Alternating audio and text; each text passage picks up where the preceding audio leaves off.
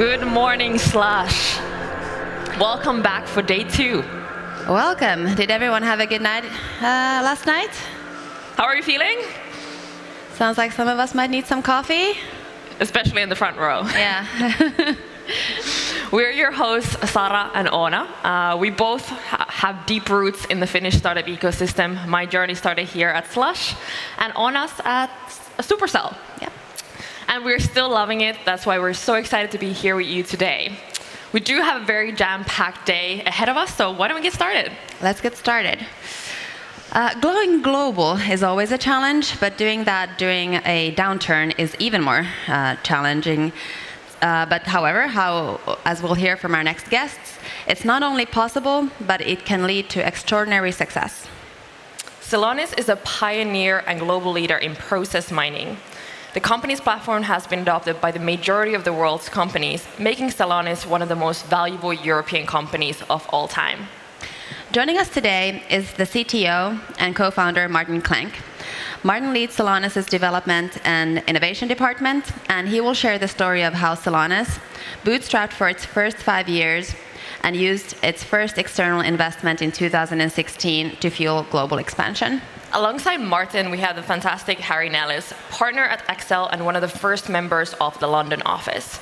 With a remarkable portfolio that includes Celonis, Miro, Check24, and Personio, Harry has a wealth of experience in partnering with European businesses on their journey to going global. This is Taking a European Company Global. Welcome on stage, Martin and Harry. Let's hear it.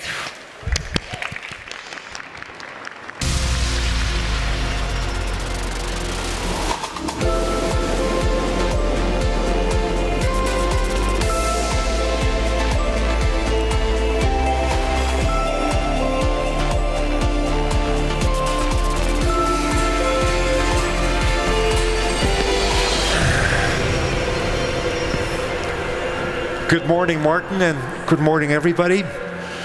We'll be talking about taking European companies global, and we're going to do it with a twist. Whereas normally people talk about taking the commercial organization global, this time around we're going to speak to Martin, who's the CTO at Celonis, about taking an engineering and product organization global. But let's start with the beginning. So, Martin, can you explain a little bit what Celonis does, just to set the context? Yeah, sure. Good morning also from my side. So we at Celonis, we're developing technology, like largely data processing technology, which we're delivering as a software as a service solution to customers. And I mean, the important question is like, what do you actually do with that technology? So what we enable customers to do is to put like a process management, process mining, process observability, and automation layer on top of their business processes.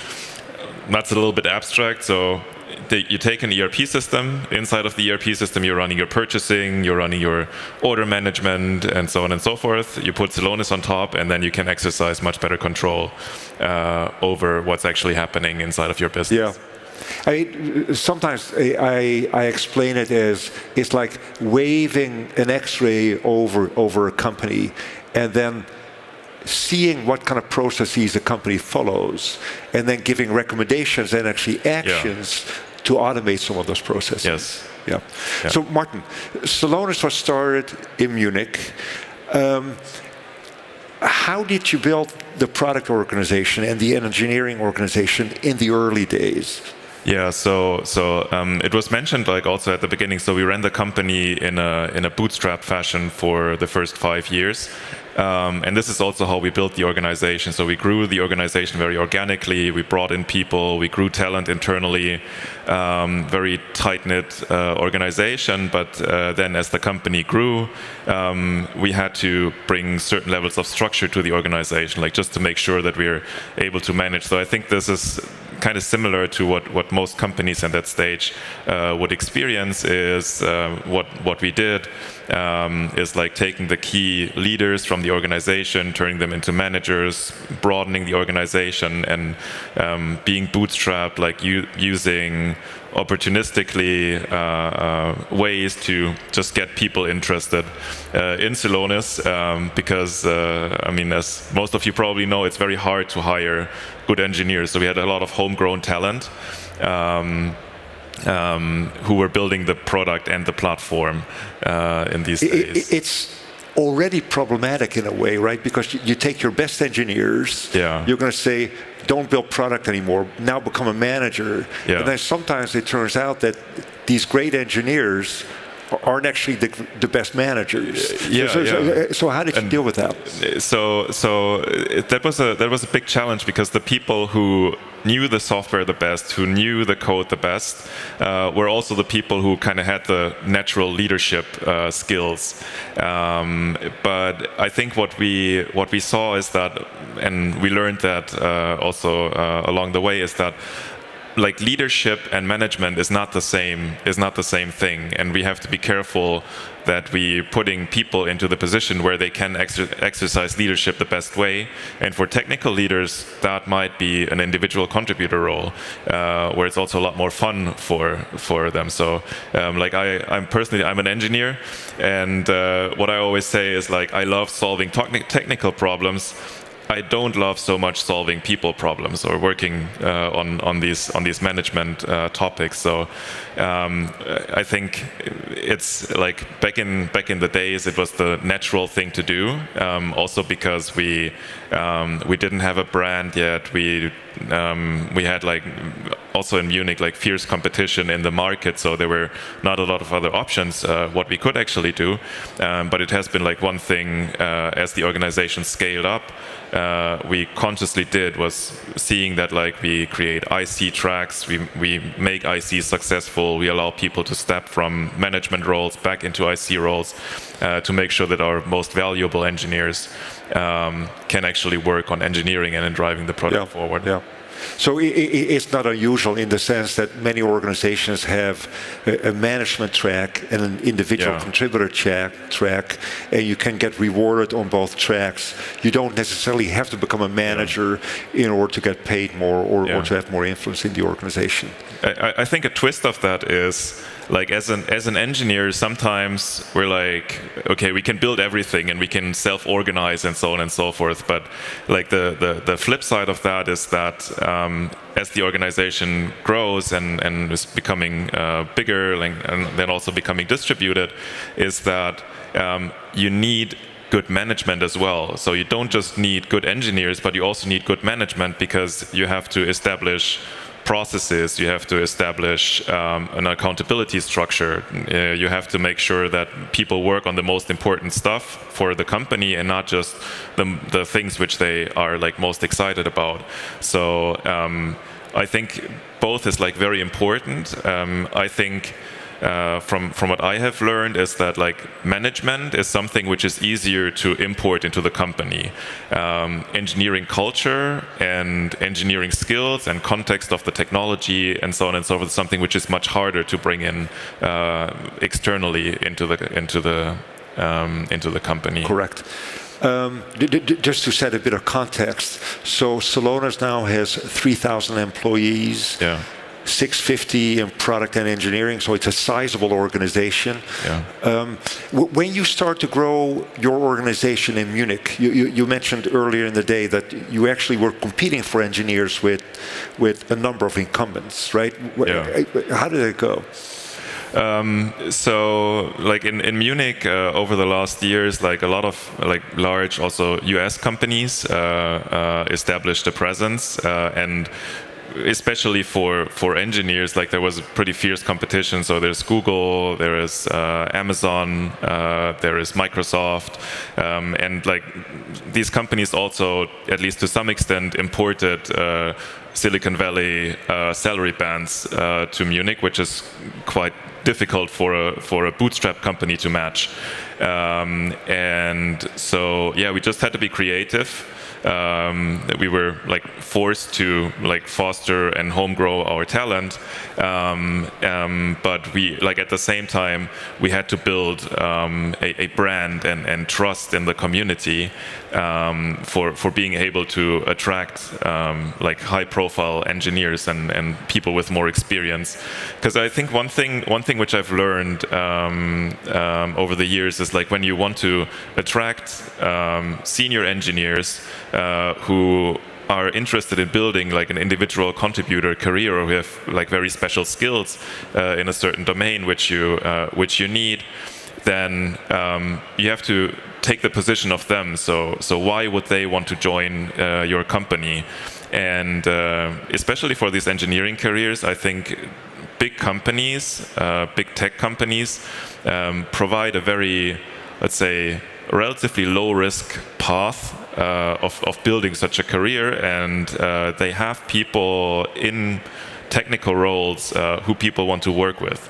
And for us, being a company with like homegrown talent, like no kind of let's say prominent profiles per se in the company, that was one factor which was pretty hard for us to overcome, to actually attract people, because they want to work with people who have a track record. Exactly. It's similar, I guess, for you on the investor side. Yeah. For you, like working with serial entrepreneurs is also sometimes simpler than putting a bet on a company like Celonis with like these three guys who don't have a clue about what they're doing. Yeah, well, it turned out that you did have a clue. But well, in hindsight, right? So Celonis services and has as customers like 20% of the global 2,000, about $500 million in revenue.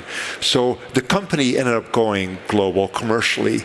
But why did you decide to also take the engineering organization global? Because you didn't necessarily have to, right? You could have tried to kind of just keep it all in one place in Germany. Yeah, I mean, I think the great thing about software is that like you don't have to ship any physical goods. You don't have to like go local for production or something. So per se, I think taking a SaaS global from a technical standpoint basically means like you might want to deploy to some other data centers or getting closer there. But for us, so we're working with like very large corporations. We're working with regulated industries as well. And so the initial push why we went to the US was because some of these companies, they have like guidelines or policies that part of the system has to be operated by US people on US soil. So that was basically driven by the business, that we have to build some kind of platform engineering presence, because one of the things we're doing is we're operating a pretty large scale distributed data infrastructure for our customers. So that was the one side. So I think in general, like if you decide to introduce a certain additional level of complexity into your organization, and internationalization is definitely, it's a big step in terms of adding complexity because of the time zone difference, because of the cultural differences, and so on and so forth. You have to do that like very purposefully. So you have to know why you're doing it. And for us, supporting the business was one key reason.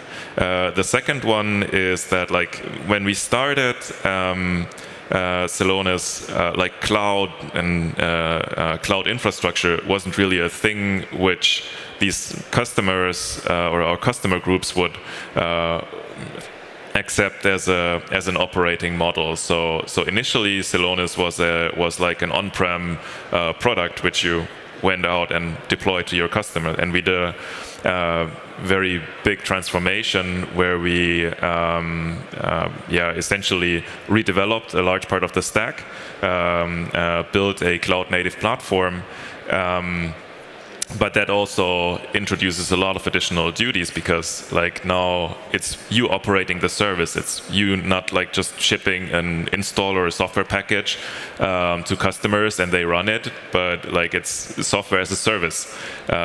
So 24 hours. 24 hours, yeah, it's a lot of additional processes in terms of what you have to do, in terms of certifications and so on and so forth. So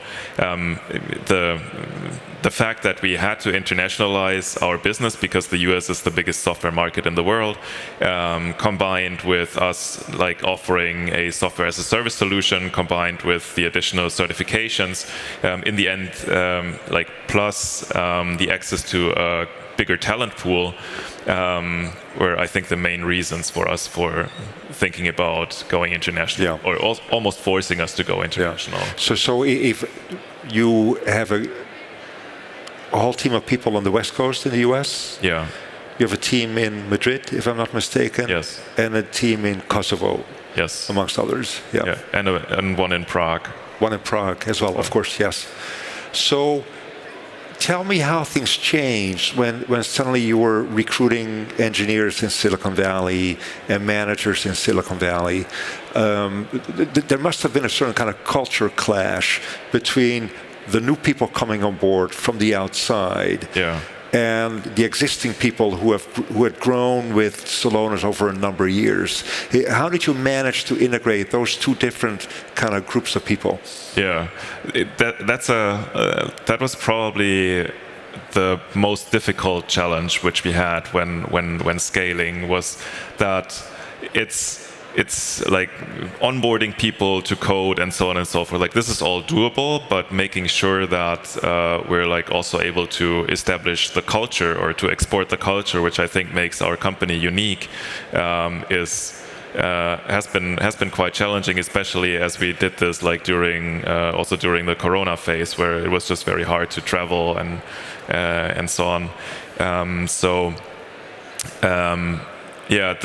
There was like a lot of, so when we hire people in Silicon Valley, for example, there's like relatively high salaries compared to the current workforce. There is like a question of how do you distribute projects? How do you do you take new projects? Do you cut projects in half or products in half? How do you distribute the responsibilities? And what we, I think, did relatively well is start with bring in a few key people, experienced people who you can build trust with, and people who have a network in these regions, for example, in Silicon Valley. And then first, like, get them on board, build a relationship with them, and then scale it up. And we also did things like an exchange program, for example, where some of our like very first engineers were traveling over to the US for some time, like meeting with the people and just giving context about the platform and the way how we are thinking about engineering. And that's also one thing which I think I underestimated the importance of that at the beginning, is we're like a very tight-knit team. So like basically everybody was friends with each other, and we have been working together in a very informal way for a very long time. So basically, if you would tell someone in the team something, okay, like we have to make this part of the software faster, we have to make this part of the software, we have to do it differently, then almost everybody would end up with the same conclusions on how to do that. Now you bring in someone who has like a very strong background in engineering, you bring them into your company, you tell them the exact same question. Most certainly they will end up with very different conclusions on how to do things, on where to do things, on how much that would cost, on how much time that would take.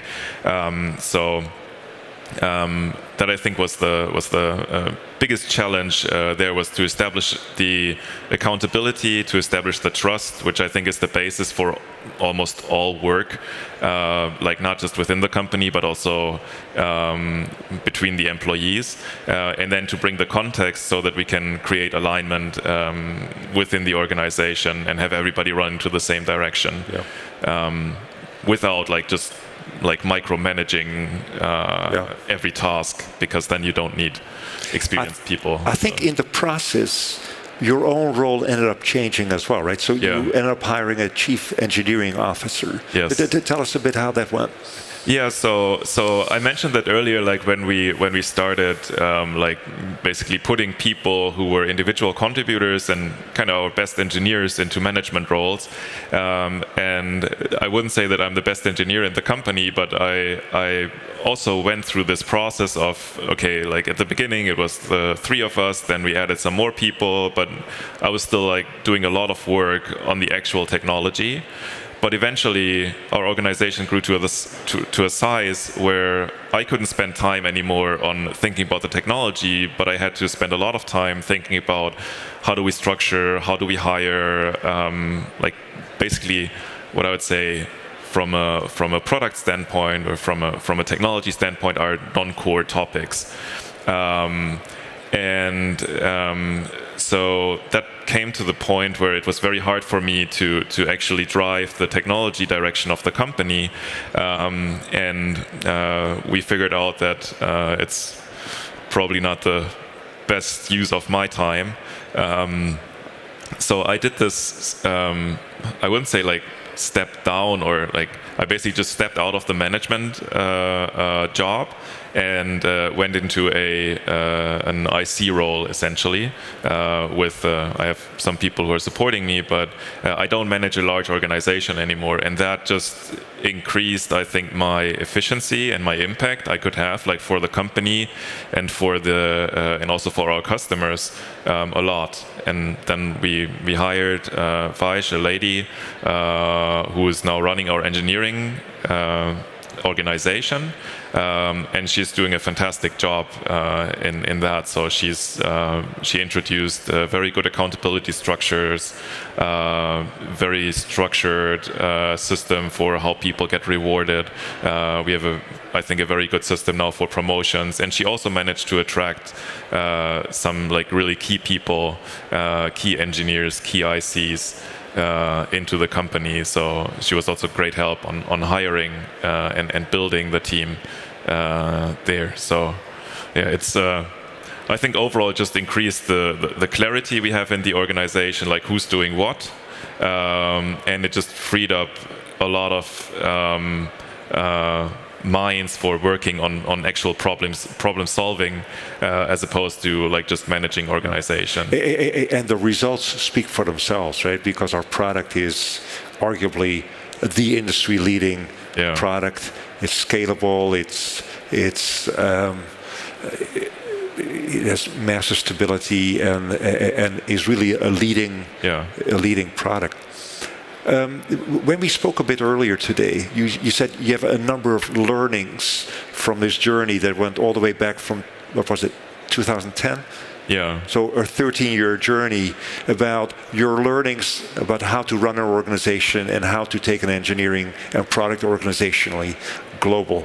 Yeah. What are some of these learnings? Yeah. So I think the first piece of advice I have is, if you're getting advice, then think about if that advice is actually applicable for you, and like interpret it to fit to your situation, because I think every company is different and has its own DNA, and the worst thing you can do is compromise your DNA because you think that you have to do something someone else is also doing. For us, like talking about bringing the engineering organization global, like from our nucleus in Munich and from our homegrown team, I think there is a lot of things which we have done right. There is some things which I think if I would have known, we would have maybe done it differently. But in hindsight, that's always easy. So one thing which is important is that, like, even though you might have a distributed organization, it's still important to bring people together on a regular basis in person. So we're doing that like when we're doing like planning phases, or when we're doing just for aligning strategy, because you have so much like subtle context which is hard to transport, like if you're not in the same time zone, or if you're not sitting in the same office even. The second thing is that what we have learned about like executing projects is it's very important for everybody to know about all the projects, but then executing the projects is much easier if you do it like locally. So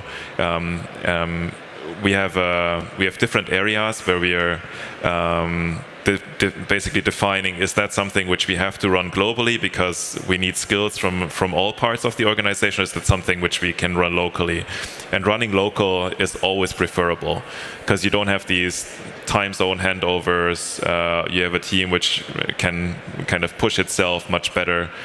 So prefer running local over running global projects.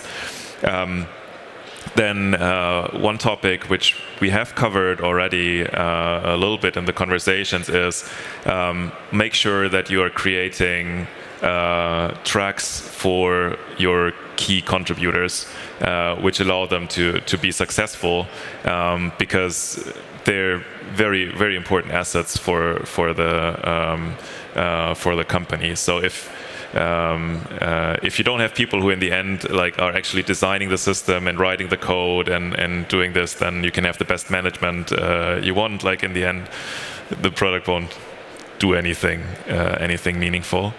And there was one as well where you said new managers tend to think that they'll have to look out for their team and defend their team. But that's not always the way they should act. So that was one. I also think one thing which we learned along the way is that if you have someone, like if you have engineering teams and then one of these people is stepping up into a manager, they tend to basically fight for their team. So they try to protect their team, try to protect their scope. Maybe to some extent they have a very strong attachment to the components which they have built. But like for us, like switching from a on-prem system to a cloud infrastructure, to a cloud system, to a system which doesn't just do analytics, but is also like driving automation, to a system which incorporates like AI components and so on and so forth. Like sometimes you just have to replace components and you have to restructure and align the organization with this. And so I think managers, like the job of a manager is to drive the company strategy and to manage the company strategy into the teams, of course also helping the people to grow.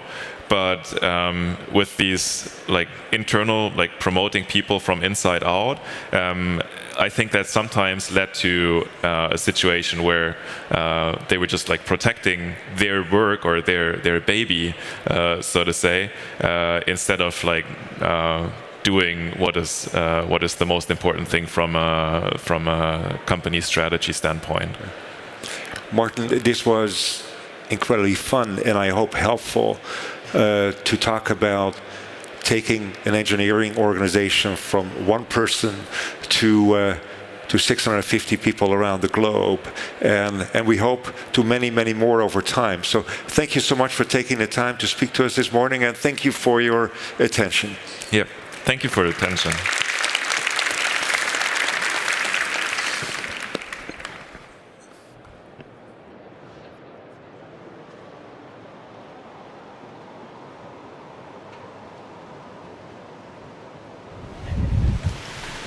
Thank you, Martin and Harry. How to build a company that not just survives, but thrives for plus 100 years. When you take a stock of some of our largest tech companies, Microsoft, Google, the Facebook, they are 48, 25, 19 years old respectively. Still quite young companies, especially in comparison to the one built by the family of our next guest. John Elkann is the CEO of Exor, one of Europe's largest diversified holding companies.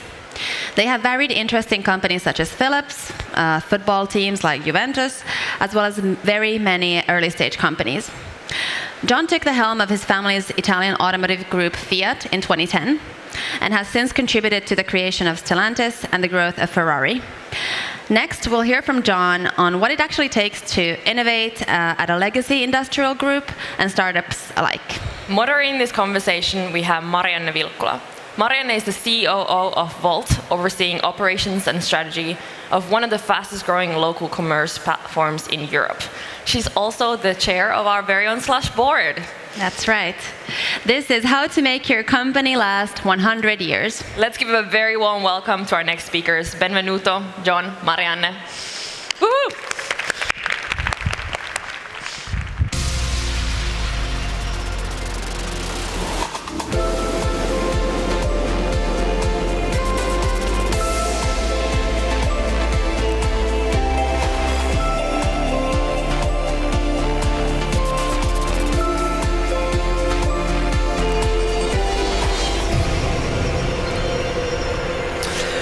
Good morning, day 2 of Slush. Hope you're all feeling well, and welcome to Slush, John.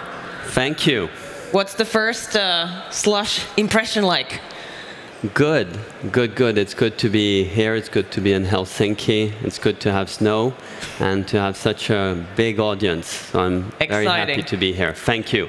So usually at Slush and events like these, we talk about the new technologies, the new products, the new services that our entrepreneurs and founders are building for the next generation.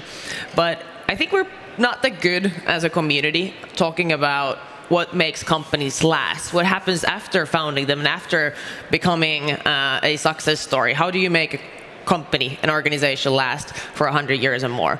And we couldn't have thought of a better person than you, John, to join us on stage to talk about this. How to make a company last for 100 years and more. So we're talking about longevity and also investing into new technology and new services to sustain and last for 100 years.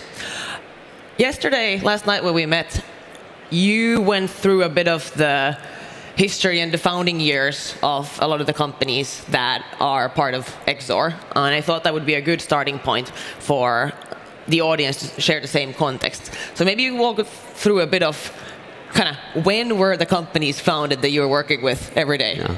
Well, first of all, Finland has a long history of entrepreneurialism and has companies that have been founded more than 100 years ago, which are still thriving, and there are new companies like Supercell and many others who are younger companies, but you also have companies like Köne and others that have been here for a long time and are very strong companies and great companies. If I look at what we are involved at Exor, and we actually trace back over 3 centuries. So Stellantis, which is a new company in some ways, as it's really been founded by the merger of FCA, Fiat Chrysler, and PSA in 2021. So it's really, we are in our 3rd year of life. It traces back in 810 when Peugeot was founded. Fiat was founded in 1899. If you look at CNHI, which is agriculture equipment, which are similar businesses that you have here in Finland, that goes back to Jerome Case, which was an entrepreneur in Wisconsin in 1842. And Philips, which is our most recent company in which we've invested, we're the largest shareholder of Philips, is a company that traces back in 1891.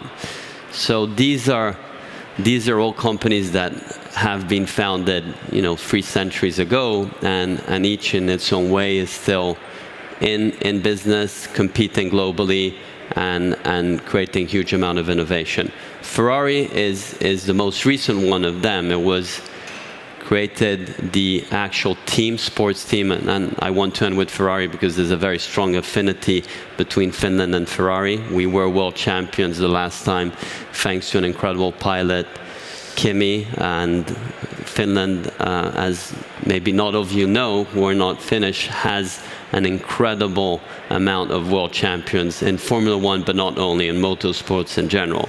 And that's where originally Ferrari was founded in 1929, And then it evolved in 1947, so we celebrated the 75th anniversary last year into the company, because the founder, Enzo Ferrari, was really driven by motorsports, and he started the company to fund his motorsports activity. Yeah. But that's pretty remarkable, right? All these companies, such a history, only a fraction of businesses survive this long. What do you think is common for these organizations? What has made them last for this long? So first of all, you need to be addressing a need in large markets, and you need to be able to compete within those large markets. And the reality is, if you last that long, is that within those timelines, there are many things that happen, and not all the things that happen are good things. And so the resilience that those companies and those organizations need to have is ultimately key in how they sustain success. So it's not that much about how successful you are, it's about how much you overcome when you're not that successful. And those are fundamentally both driven by internal problems, but equally by external problems. And the ability of the organizations of how you overcome external and internal, and they could also happen at the same time, is what makes you sustain over time, continuing to be in business. Indeed. And it's a lot about people, right? The people who have the perseverance to go through the hard times. And you've, of course, had to find all about people. It's all about the people. And you've had to find these great leaders, and the organizations have had to find these great leaders. So what have you learned throughout these years in finding people who can go through both the ups and downs?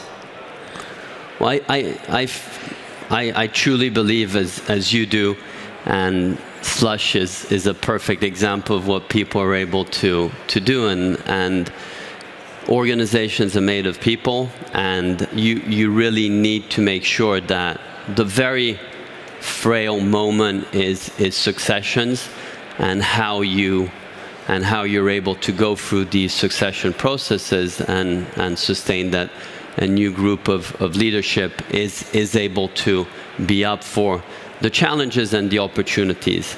And those are very delicate moments, which is why our strong belief is, if you look at companies, if you have an alignment between the ownership, so who owns it, you have an alignment between governance, and you have an alignment between leadership, that generally tends to make these transitions work.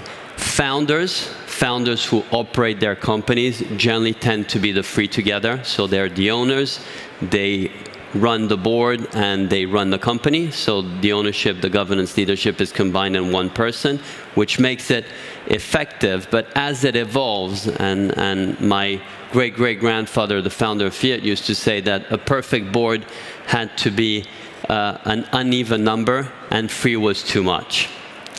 And that clearly has it advantages in terms of speed, and of course you don't have much bureaucracy if there's no one. But on the other hand, as organizations evolve, as transitions evolve, you somehow need to adapt to those. And that is really a tricky moment, where you need to try and keep that entrepreneurial spirit, but equally, as you scale, you need more structure. Indeed, and the reality is that you will have more people than 3, right, in your governance, in your management team and ownership. What advice would you give from your lessons learned on how to align these interests, right? Because there's a lot of people, and they might have different kinds of interests or opinions, but you need to just get to a common ground to last, right? Well, I feel that on one hand, you need to have clarity at inception. So in some ways, if you are starting your company, you need to be clear what you want to build, and what's the timeline you want to have, and then you need to align the ownership structure also with that, and be very clear about how that ultimately functions. The reality is that when everything goes well, it's super easy. but the reality is that it never goes that well. That never goes that way. So you need to anticipate some of the real foundational questions about what are your objectives? Is your ownership structure aligned with that? Is your governance in sync? And then there are difficult moments in which you also need to look at what happens inorganically. Like, is your company, can it sustain itself just organically, or does it need to make acquisitions, merge, be acquired? And those are really difficult moments where it's one decision, and you need to be pretty surrounded by making sure that when you have to make those decisions, you are able to make the best possible decision for the company. And where you put the priority in that is very important. And those do happen, and they can create a lot of frictions and tensions. And if you can somehow anticipate those, it is helpful. Yeah. One thing I've learned that helps in decision making is a clear set of values. What we as a company or ownership appreciate. Has there been a clear set of values that the family or the ownership is following that would have helped in the decision making? So first of all, our culture is, and I'm fifth generation, and you can trace back before that, the founder of Fiat being an entrepreneur. And we're very much ingrained in being a culture of entrepreneurial spirit with financial discipline. And we feel that that's important to have those as guardrails. We clearly are committed to building great companies, which is the purpose we have. And we have values which are really values that we feel are important because they are a way in finding the right balance. So for example, one of our values is humility and ambition. And often you could say that if you're ambitious, you aren't humble, or if you're humble, you're not ambitious. The reality is you can be both, and you should be both. And then it's a question of how you feel harmony. Or patience and drive. Often we say if you're patient, you don't drive. If you push too hard, you're not patient. The reality is that you could be both, and you should be both, and you should be both in different circumstances. Yeah, we often say it's not either or, how to find the end. So great to hear. All right, I think we could move on to talk a little bit more about technology, ventures, how to invest in new. You've recently set up a ventures unit, right? And also an early stage fund under Exor to invest in new companies. What led you in starting that? So if I look at innovation and technology and the venture space, when I was a student in engineering, which was 25 years ago, it's a long time ago, and back then the two biggest innovations that were occurring was mobile phones, right? Mobile and internet, and Finland was a big player in it with this formidable company that was Nokia, who went through a lot of transformations to really own the GSM and mobile market back then. And a lot of my friends who were students were all going in industries that were enabled by those technologies. And I was also, during that period, very interested and involved with what was happening. And I then ended up going and work within our family business rather than starting something new. But that excitement of that period of time definitely remained. And when mobility, a decade ago, started to be this big theme of innovation, so from cars, we entered the mobility space. And you feel today some of the pioneeristic spirits that you can trace back at the beginning of the car industry. So if you look at the end of last century, 1890 to 1910, those 20 years when a lot of things were happening. And just to give you an idea, in Italy alone, you had more or less 100 car companies that were started in those 2 decades, of which half of them were in Turin, which is the city I come from and where Fiat was originally founded. And that was very vibrant in terms of what was happening and all the innovation. So we ended up being approached a lot in, are you interested in starting a company? Do you want to do this?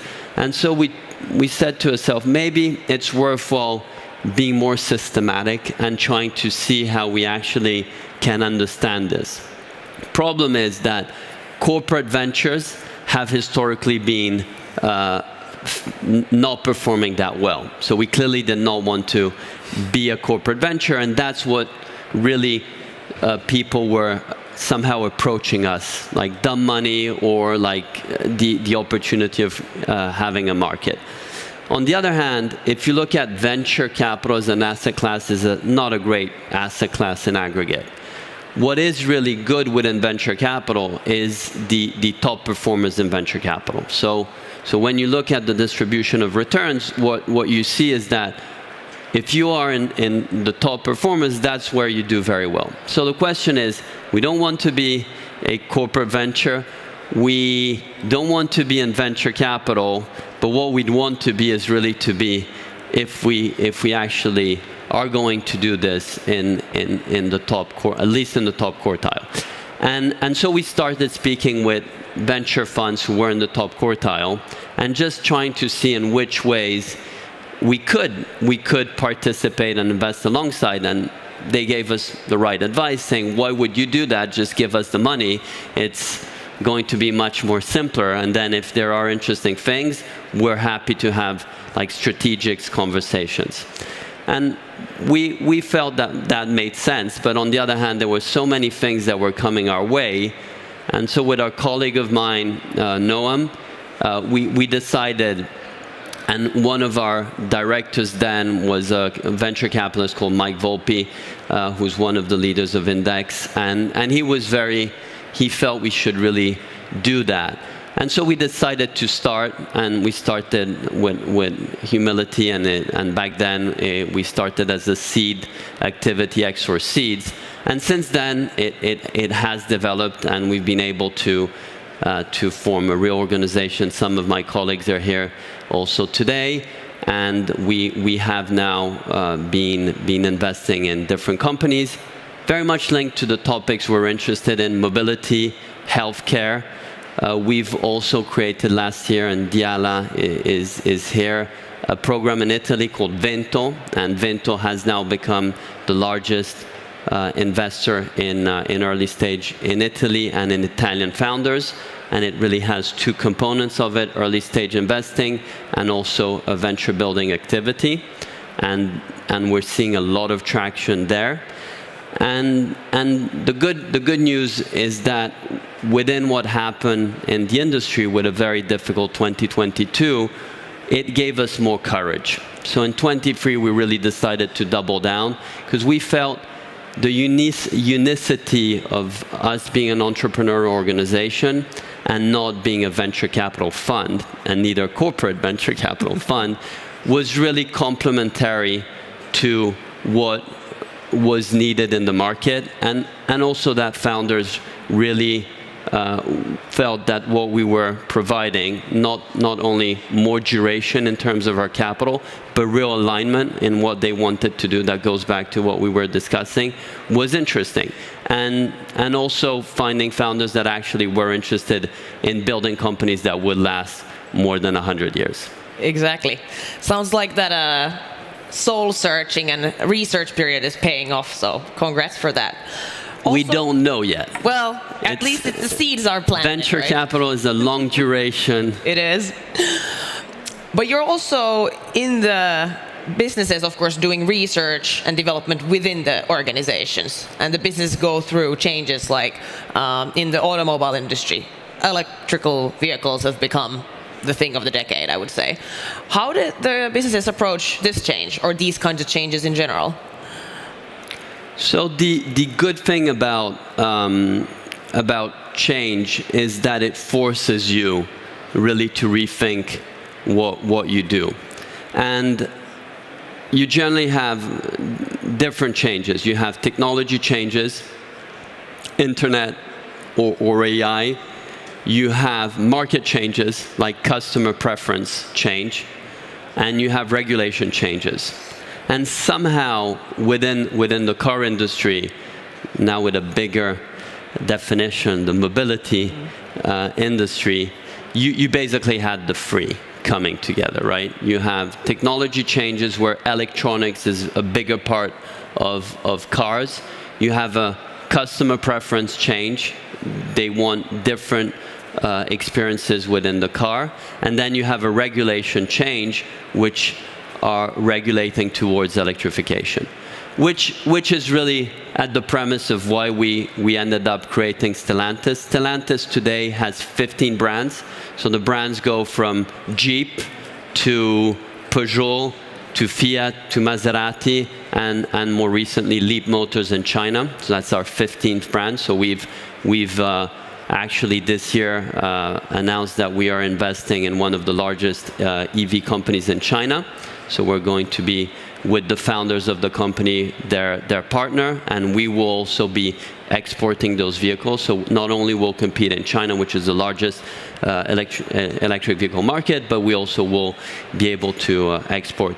It is very exciting what we're seeing in Stellantis, because we produce cars from a very small car like the Topolino Fiat, which is the smallest mobility device. So you don't need a license, fully electric, 2 places, great for.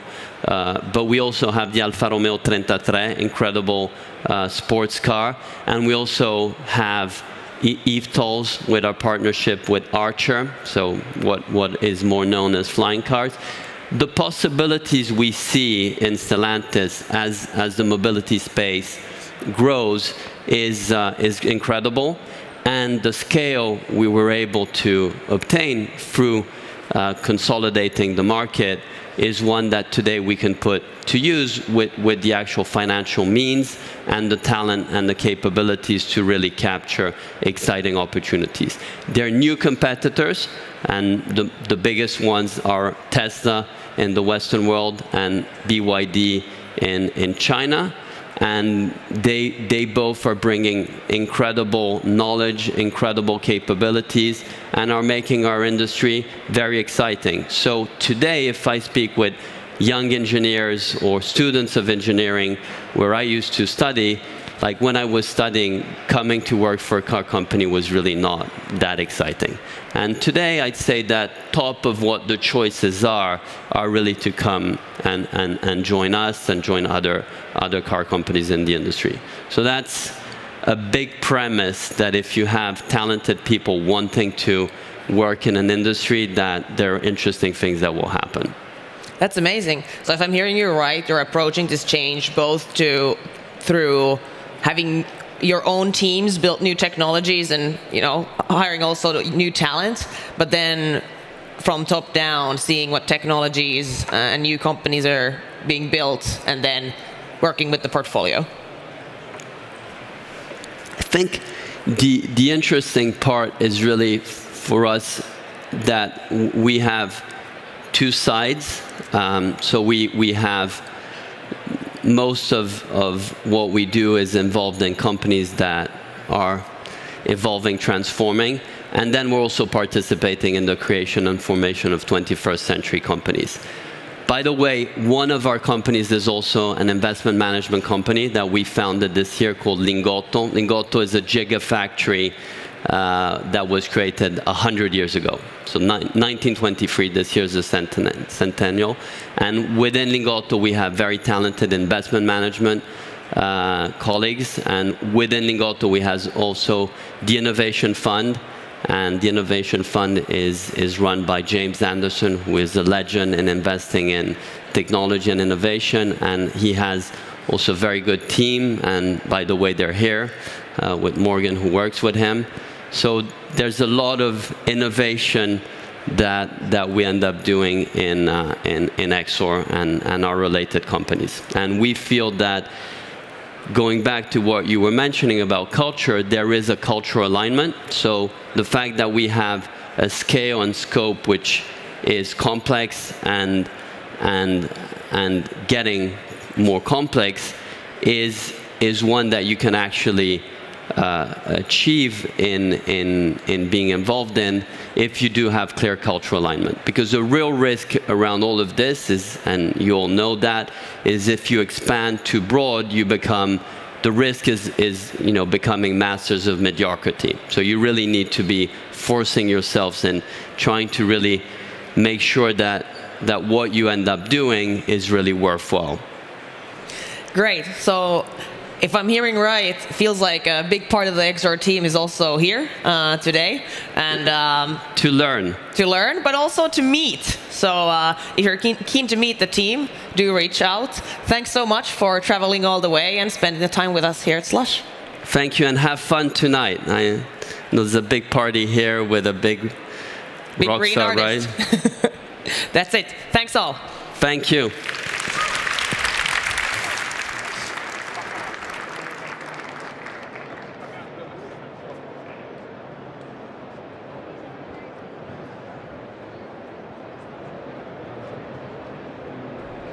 Thank you, John and Marianne. Great session. All right. Discussion on diversity has been present for a while, but the implementation in organizations, big and small, has been quite stagnant. I think the real question is, how do we actually bring about meaningful change in this matter? Gillian Tans is the former CEO of Booking.com. She joined the company in 2002, and during her tenure as a CEO, she played a significant role in the growth and success of Booking.com, especially in expanding its global presence. Next, we will hear how Gillian recommends addressing the challenge of diversity head-on, moving beyond the mere discussions to an actionable implementation, and advice useful to the entire audience here today. Joining Gillian on stage, we have Emma Lehikoinen. Emma is the CEO of Swappy, which refurbishes used mobile phones and fights against the growing tide of e-waste. Emma has been leading the commercial side of Swappy since 2021 and is personally very passionate about bringing more diversity to the startup and VC ecosystem. This is Diverse Leaders in Tech. Let's hear it for Gillian and Emma. Woo.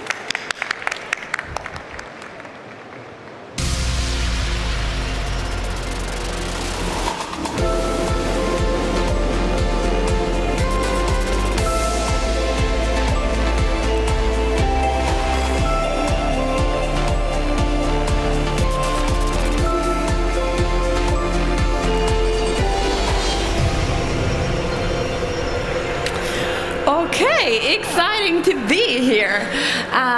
So together with Gillian today, we are going to talk about DEI, which is a topic that we are both very passionate about. And our goal for this session is that every one of you in the audience can take something very concrete, very practical with you to start building more inclusive organizations. But Gillian, let's start with your journey with Booking.com. So you spent about 20 years with Booking.com. You were the COO, CEO, and eventually also the chairwoman of the board. And you led the company's expansion from a startup to the global travel giant it is today. So can you start by telling more about your journey with Booking.com? Yeah, no, absolutely. It's been almost 20 years of my life, and it's super interesting to being part of able to scale a company from a very small startup, like lots of people out here, to a world leader in travel. And it's nice if you can go through all these phases of growing a company, right? In the beginning, where you're really trying to find product market fit, where you're setting up all the departments you need to be successful, you're thinking about your culture, and into really start scaling everything you do all over the world, world. And I think once you've scaled, you come into a new phase again where you can start thinking about real new innovations, because there's still so many challenges that people experience while traveling, and there's still so many problems that you can really solve, right, to make it a better experience. And yeah, it's been an enormous journey. And the nice thing is, if you've done that, yeah, now I've been looking at booking for 20 years, which you cannot really think about anything else. It's quite intense to do that. And after that, so it's about 2 years ago, I started really, the world has opened up, because you can look at so many other companies. I've been investing in many companies. And the other topic that I've been working a lot on is DEI, which we will speak about today. But it's nice if you're now also able to use your knowledge in a different way. Yeah. Absolutely. Can you tell us, when did you realize that DEI was important, and also why is DEI important for you?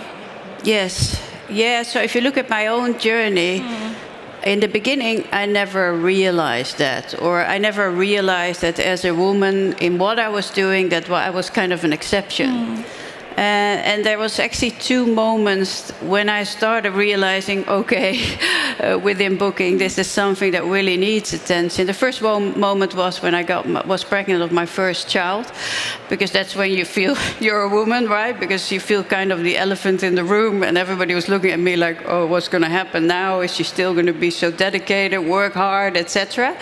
Which was all fine, but you do feel a bit different at that time. And the second part was, I think it was when I was COO at Booking. I did a presentation, and then somebody came up to me and she said, yeah, it's so nice to have you at the top, but we don't see any role models in between, so it's very hard for me to see the route to eventually ending up in a job like you're doing. And that's when I started realizing, yeah, this needs work, because to get that right, you need to really work on every level in a company to get even DEI on the top, for instance. Yeah. Absolutely.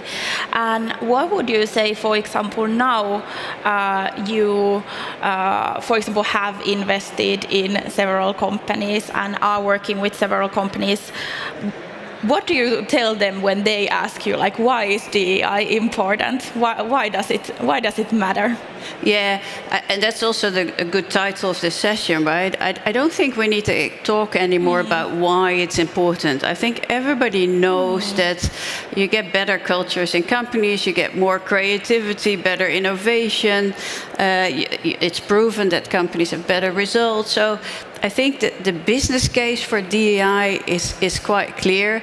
And that's also why, when I had more time, started thinking about why is this now moving forward so slowly, right? Well, everybody knows it's important. Yeah. And yeah, you see through a lot of research we've done as well that most companies really see themselves as beginner.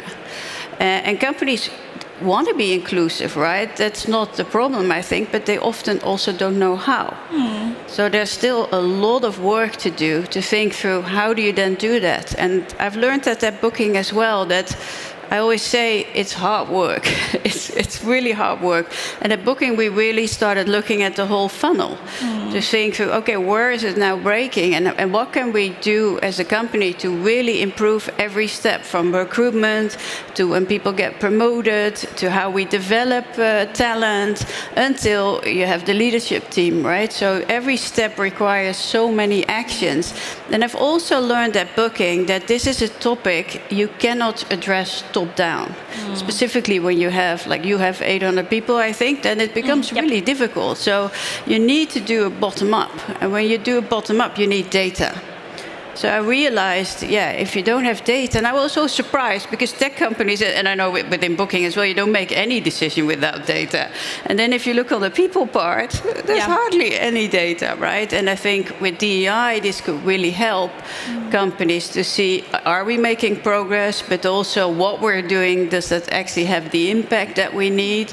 So that I've learned. Another big part is if you think about building a culture where everybody feel they belong, you can do engagement surveys, which are very important, but that in itself is not enough. You need to really listen to employees. So we started doing courageous conversations where people open up, roundtable sessions, so smaller sessions, and I've learned a lot through these sessions that I didn't realize either, right? And diverse leaders in tech did a whole research as well, where you see this. If you ask leaders, 2/3 of them think that there's no problem of building an inclusive culture, but actually 1/3 of the employees and the talent actually thinks that. So there's a big perception gap. And that's something, when I saw that, I thought, yeah, that I've seen at Booking as well, that you really need to step in and stimulate to have these conversations. Absolutely. And there's a lot of already practical stuff that I want to dig deeper into, but let's start with data. Yes. I definitely do recognize that kind of behavior in companies that are generally very data driven, but when it comes to DEI, then they don't know what to do with data. So can you shed light to what can you or what should you be measuring when you want to improve the DEI in your organization? Yes. So the first thing I started doing when I have more time is we've done 2 benchmarks to really, because I thought if I put benchmarks out, you can really help companies as to what should you measure. Yeah.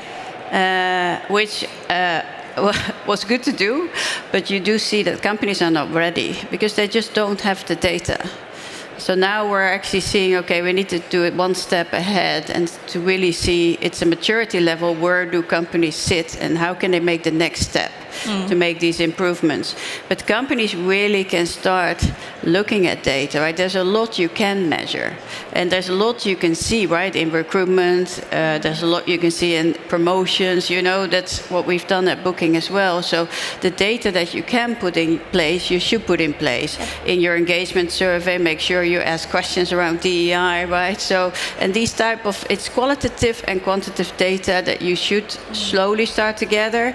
There's companies out there now that do self-assessments, right? So that can help, because then actually your employees can give you the information, because sometimes you're not able to ask the information. So there's actually already lots of things that that companies can do. Yeah, absolutely. And maybe also to share one very practical example, what I think many companies can do is implement DEI question as part of the pull service that you are already doing in your company, even if it's something you built yourself, like a very startup Google Forms type of pull survey, or if you're using a pull survey tool. Nowadays, they're very good questions. And I think what I've also, there's 2 elements which are also super crucial: role models.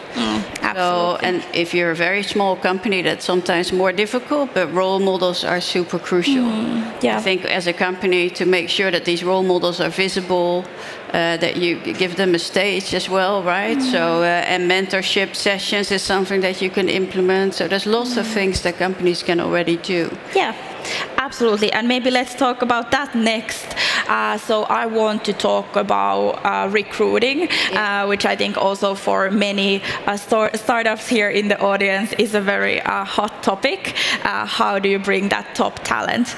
But if you are a startup or a bit larger scale up already, and you want to bring in more diverse talent, and you want to bring in more diverse talent to leadership positions as well, what are some tactics or kind of practical things that you can do to bring in more diverse talent?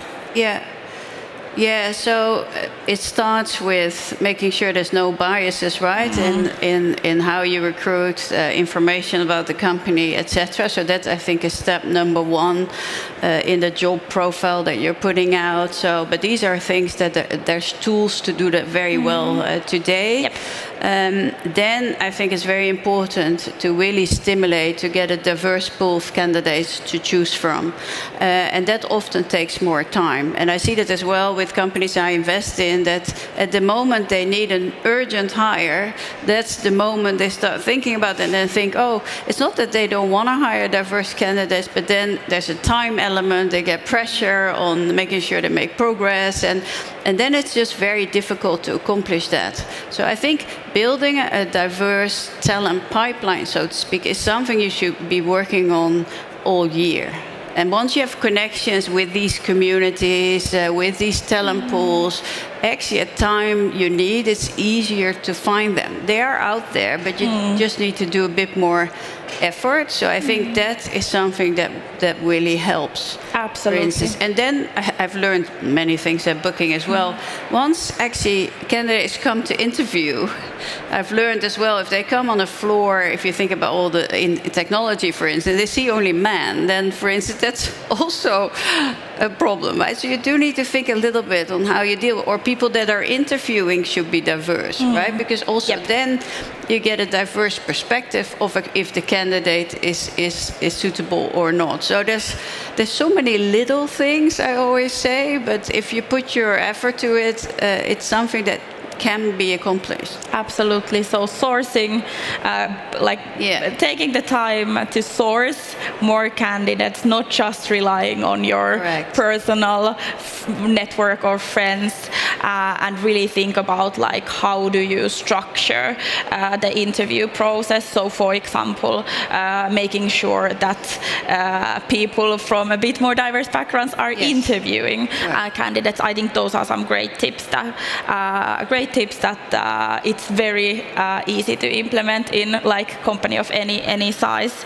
I want to talk more about building an inclusive culture, because we both know that bringing in more diverse talent does not help if you don't have a culture where people from different kind of backgrounds can really thrive and be themselves at work.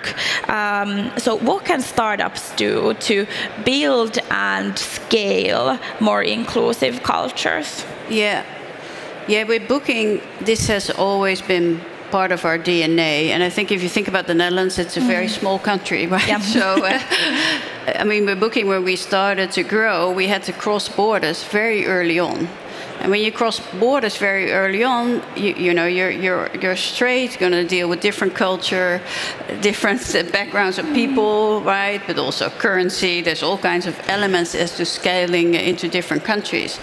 But it's very important also as a startup to really think about that. How am I going to scale, right? And there's lots of elements to think through your strategy as to how you're going to scale. But you also actively need to think, how am I scaling the culture?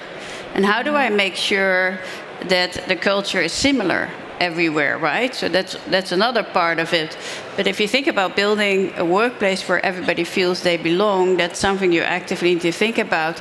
And then I think leaders are so crucial. I've seen that Booking as well, because I mean, even as a founder, you can have a certain culture, right? But then if you bring in new leaders, you really need to think, are these the leaders that are going to build the culture that this company needs, or that is good for the business? Because everybody can change the culture, and the leaders will hire new people, right? So it's super crucial to really think about that and really build that into your strategy. Absolutely. And like you are very right of like when you are bringing in leaders, and when you are in a certain scale, and I think at Booking.com you've really seen the massive scale of a company as well. You need to bring in the leaders that can lead and foster an inclusive leadership style and inclusive cultures. Do you have any like very practical examples of like how do you find these people? So what would you, for example, ask a leader, or like a leader you're about to bring in? What would you ask them in interviews, or how would you find that they fit that culture? I mean, if you think about it, for me, in interviews, there's lots of things you can already see, right, from resumes. So it's very important that you focus interviews on culture and seeing if somebody really fits your culture, right? Because that's so super important. Because I think people mostly fail because of that, because you know if people are qualified, right? That's often not even so complicated, and you need to think 3 years ahead. Because I've always learned if you're in a scale-up, then you need to think 3 years ahead. Is this person actually capable today of being part of this business in 3 years when it scales? So these are elements that for me are always super important, but culture is number one. And the questions around culture to really test as well, right? How have people solved problems, right? How are they working together with other people, etc. I mean, at Booking you saw it's a culture where it's really a joint culture. So, you need to understand, are people also able to grow other talents, right? Because they see that's how I build success. It's not when I'm successful, but it's that I actually could develop others. So these type of elements in leaders are super crucial to be successful. And and I think what's also a part, if you think about talent in the Netherlands, and that's diverse leaders in tech. It's a platform that Ingrid Tappin has built under Tech Leap. And that is fantastic because she actually has now 200 leaders and exceptional leaders. And I've learned with the benchmark that if you have the data, you need the leaders because the leaders can actually make the change. And you see that talent now is looking for these leaders that want to build these inclusive workplaces. So the leaders are quite in the center. So we're actually joining forces now because then you actually have the leaders, the exceptional leaders that you can help with data. So we're actually helping them with data as to what to measure, how to measure, see where your company stands, what next step can you make. And then we help them with training, with the tools to do it. Because I think if you get this flywheel right for companies, it gets much easier, I think, for them to make progress. And I think I'm really excited about that. That's great. And I want to ask a little bit more about the organization, diverse leaders in tech. Can you tell a little bit more about what is the mission and kind of how are you supporting diversity in tech? Yeah, so the mission really is to accelerate, right, DEI in companies. That's really the mission. And you see now, like I said, with this flywheel, you really have everything together. And many companies, I see that as well, and I speak to many companies, many CEOs, they say, I find it super important, but I really don't know where to start, and I don't know what to do. So I think this can really help because it gives companies a platform for their leaders to really be educated. And I've learned as well with Booking that even if you do everything as a company, you still need the ecosystem to help as well. So you somehow need to bring together this ecosystem. And there's lots of initiatives out there on DEI, but they're all small and focused on one single thing or one a single community, for instance. So it really needs that to come together. Because it's a topic that requires the ecosystem and even conferences like this, right, to help. And I'm super excited about how this approach and how this can truly help. Let's still get back to startup founders. They are the majority in the audience. Is there something that you would recommend that startup founders kind of start or build early on? Let's say there's someone in the audience who's like, I really want to do this, but I don't know how. Where would you recommend that they start? Yeah, so I always say with many things, and I had to do this many times in my career, it's really step out of your comfort zone. I mean, you need to step out of your comfort zone to really connect to different types of communities, because I think that's quite important, I think, to do, specifically if you want to really build an inclusive culture, right? It starts with yourself. So that's always the biggest advice that I give to do. because that will really help also the understanding of a founder on how do I now need to do this, what type of people do I need, how do I find people that really contribute to my skills, my vision, give different perspectives into the business which you need. So I think stepping out of your comfort zone, that's probably the thing to do. Yeah, and I think kind of during your journey at Booking.com, you've done a lot of things, and you've tried and tested and maybe failed in some things as well when it comes to DEI. So do you have, like, what would you say that would be your biggest learning from those years when it comes to DEI? It's a very open mindset, and it's like I said, it's really, if you have this open mindset and you want to make this work and you really listen to people, you will find out things that even myself I've learned I was not aware of, right? Because of my background. It's like we had, when we were growing our product teams, we have people from Japan that are not used to speak up. And then you have a Dutch culture that are always speaking up. So it's like, but how do you make sure that these people get heard, right? And how do you make sure that others understand that? How do we stimulate to get the whole group to participate? These type of things. We had events where we had people in Saudi Arabia that women cannot travel by themselves, right, to the Netherlands. So then we said, okay, then we bring the man as well. So you constantly need to think, how do I make this work for everybody? And once you have an open mindset to doing that, it is super fascinating. You learn a lot. You push yourself as well. I think I became a better person because of that. But yeah, I think that's super important. And you must have seen as well, because in your job as well, you probably need to step out of your comfort zone a lot. Absolutely, absolutely. And I love what you said about the open mindset, because I would also emphasize that that's one of the most important things that you need to have when you are starting your DEI journey, because it is a journey and you will not get everything right from the beginning.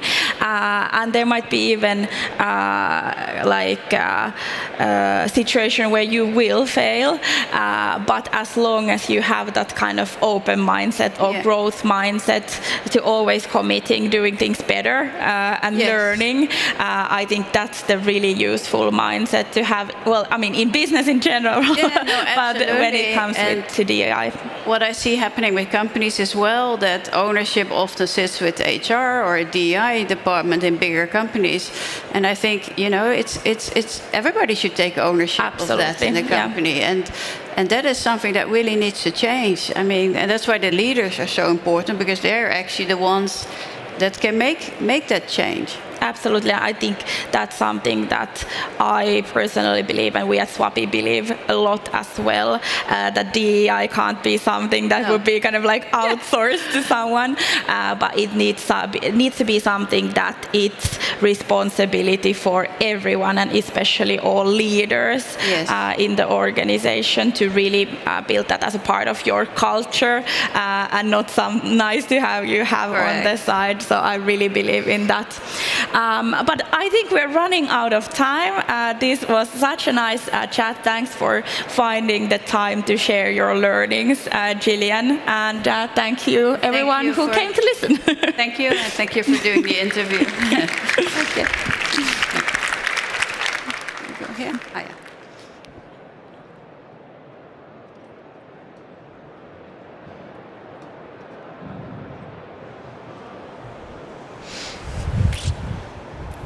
Thank you.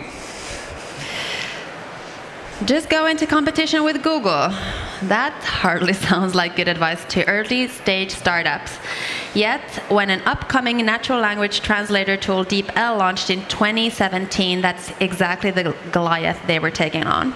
With a product that provided more natural, casual translations, DeepL managed to carve out market share from the Google Translate. Fast forward to 2023, and DeepL is taking on another, albeit a little younger Goliath, ChatGPT, with the DeepL Write product. We're excited for this conversation between Jarek Kutuliowski and Eric Liao on how exactly DeepL has been able to break into the fiercely competitive landscape of AI startups. Jarek is the CEO of DeepL, a developer at heart. He began coding when he was just 10 years old, a passion which he formalized when he earned his PhD in computer science.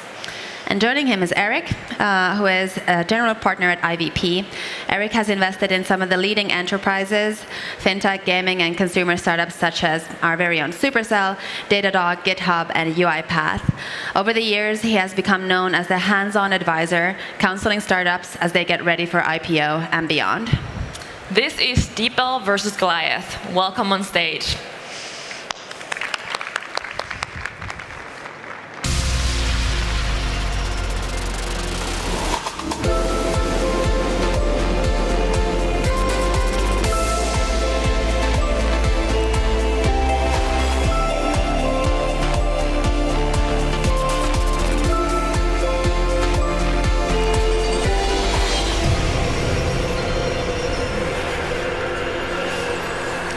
All right, good morning.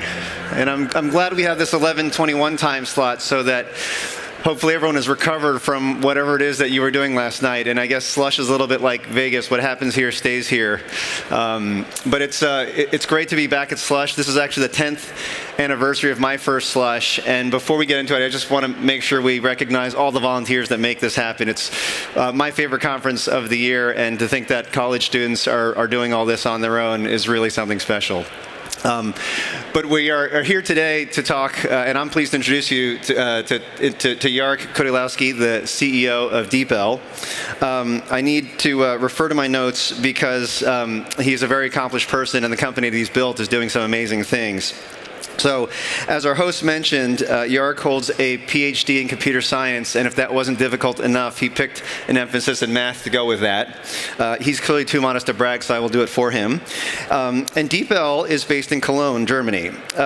Under his leadership, the team at DeepL have built the world's most accurate language translation engine, and I am going to take a deep breath. This is verified through third parties, but they now cover 31 languages, including Bulgarian, Czech, Danish, Dutch, English, Estonian, Finnish, which is quite popular here, of course, French, German, Greek, Hungarian, Indonesian, Italian, Japanese, Korean, Latvian, Lithuanian, Mandarin, Norwegian, Polish, Portuguese twice, both Portuguese and Brazilian Portuguese, Romanian, Russian, Slovak, Slovenian, Spanish, Swedish, Turkish, and Ukrainian. You're trying to take up all my talk. I'm sorry about that. If your language isn't offered yet, though, I'm sure it's on the way. But maybe let's start with a little about you to get sort of the backdrop. Tell us about what makes you so passionate about starting an AI company that deals specifically with language. Yeah, I think it's both. And by the way, it's a pleasure to be here. It's my first time at Slush, not my 10th time. So I'm pretty excited. Finland is great, and I love the snow. I think translation and machine translation is just an amazing combination nowadays of technology and languages. And I've been born in Poland. I've lived half of my life in Germany, and obviously I had to learn some English, and I have a basic commandment of French. Let's put it that way.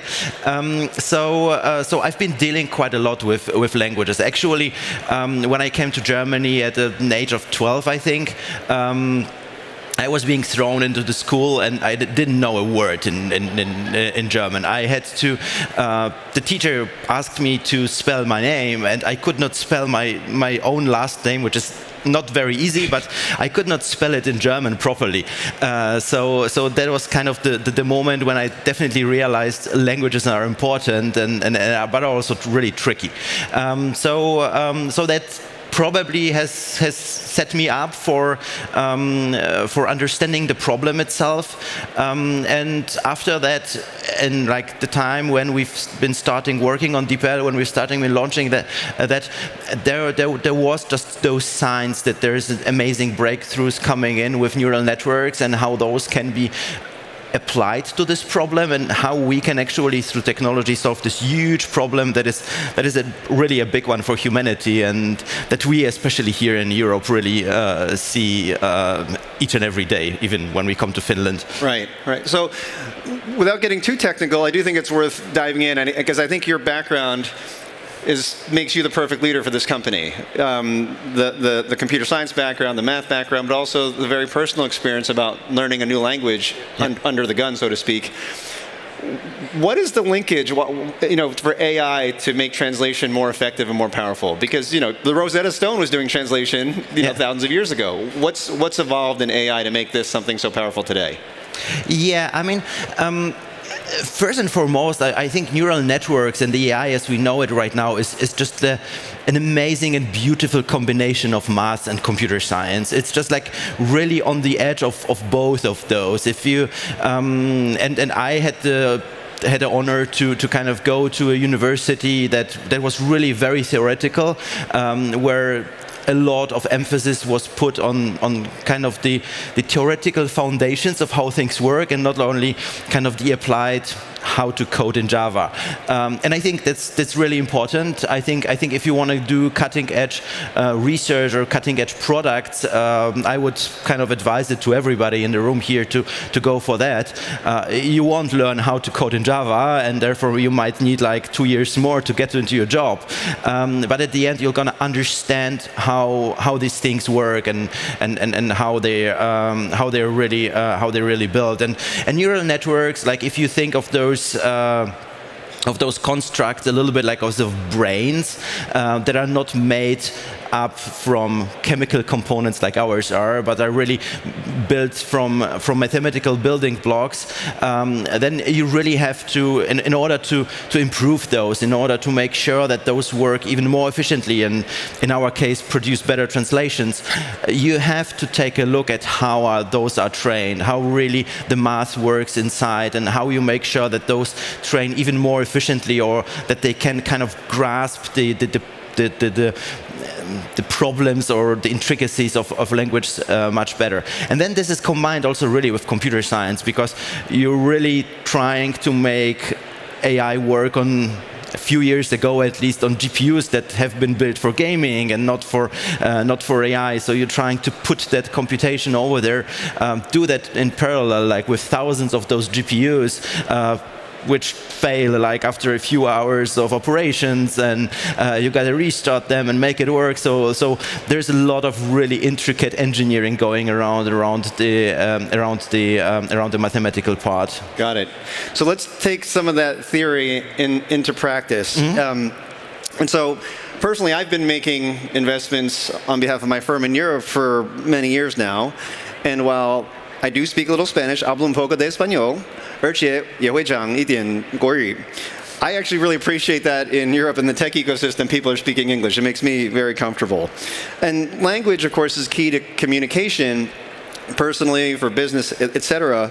But if any of us have learned different languages in school, you know that what you learn in a textbook in a school setting doesn't always translate when you're sort of in the wild.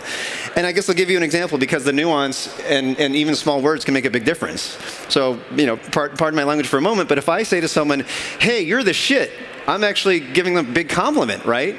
But if I say, hey, you're shit, that's a very different meaning, and that one word can lose a lot or convey a lot. And so, as you think about translating, those words and making sure, particularly in settings that are maybe sensitive, how do you continue to build a model that's accurate and as objectively better, particularly when we have some large competitors in the business, including one that's got a big logo right on the other side of this stage?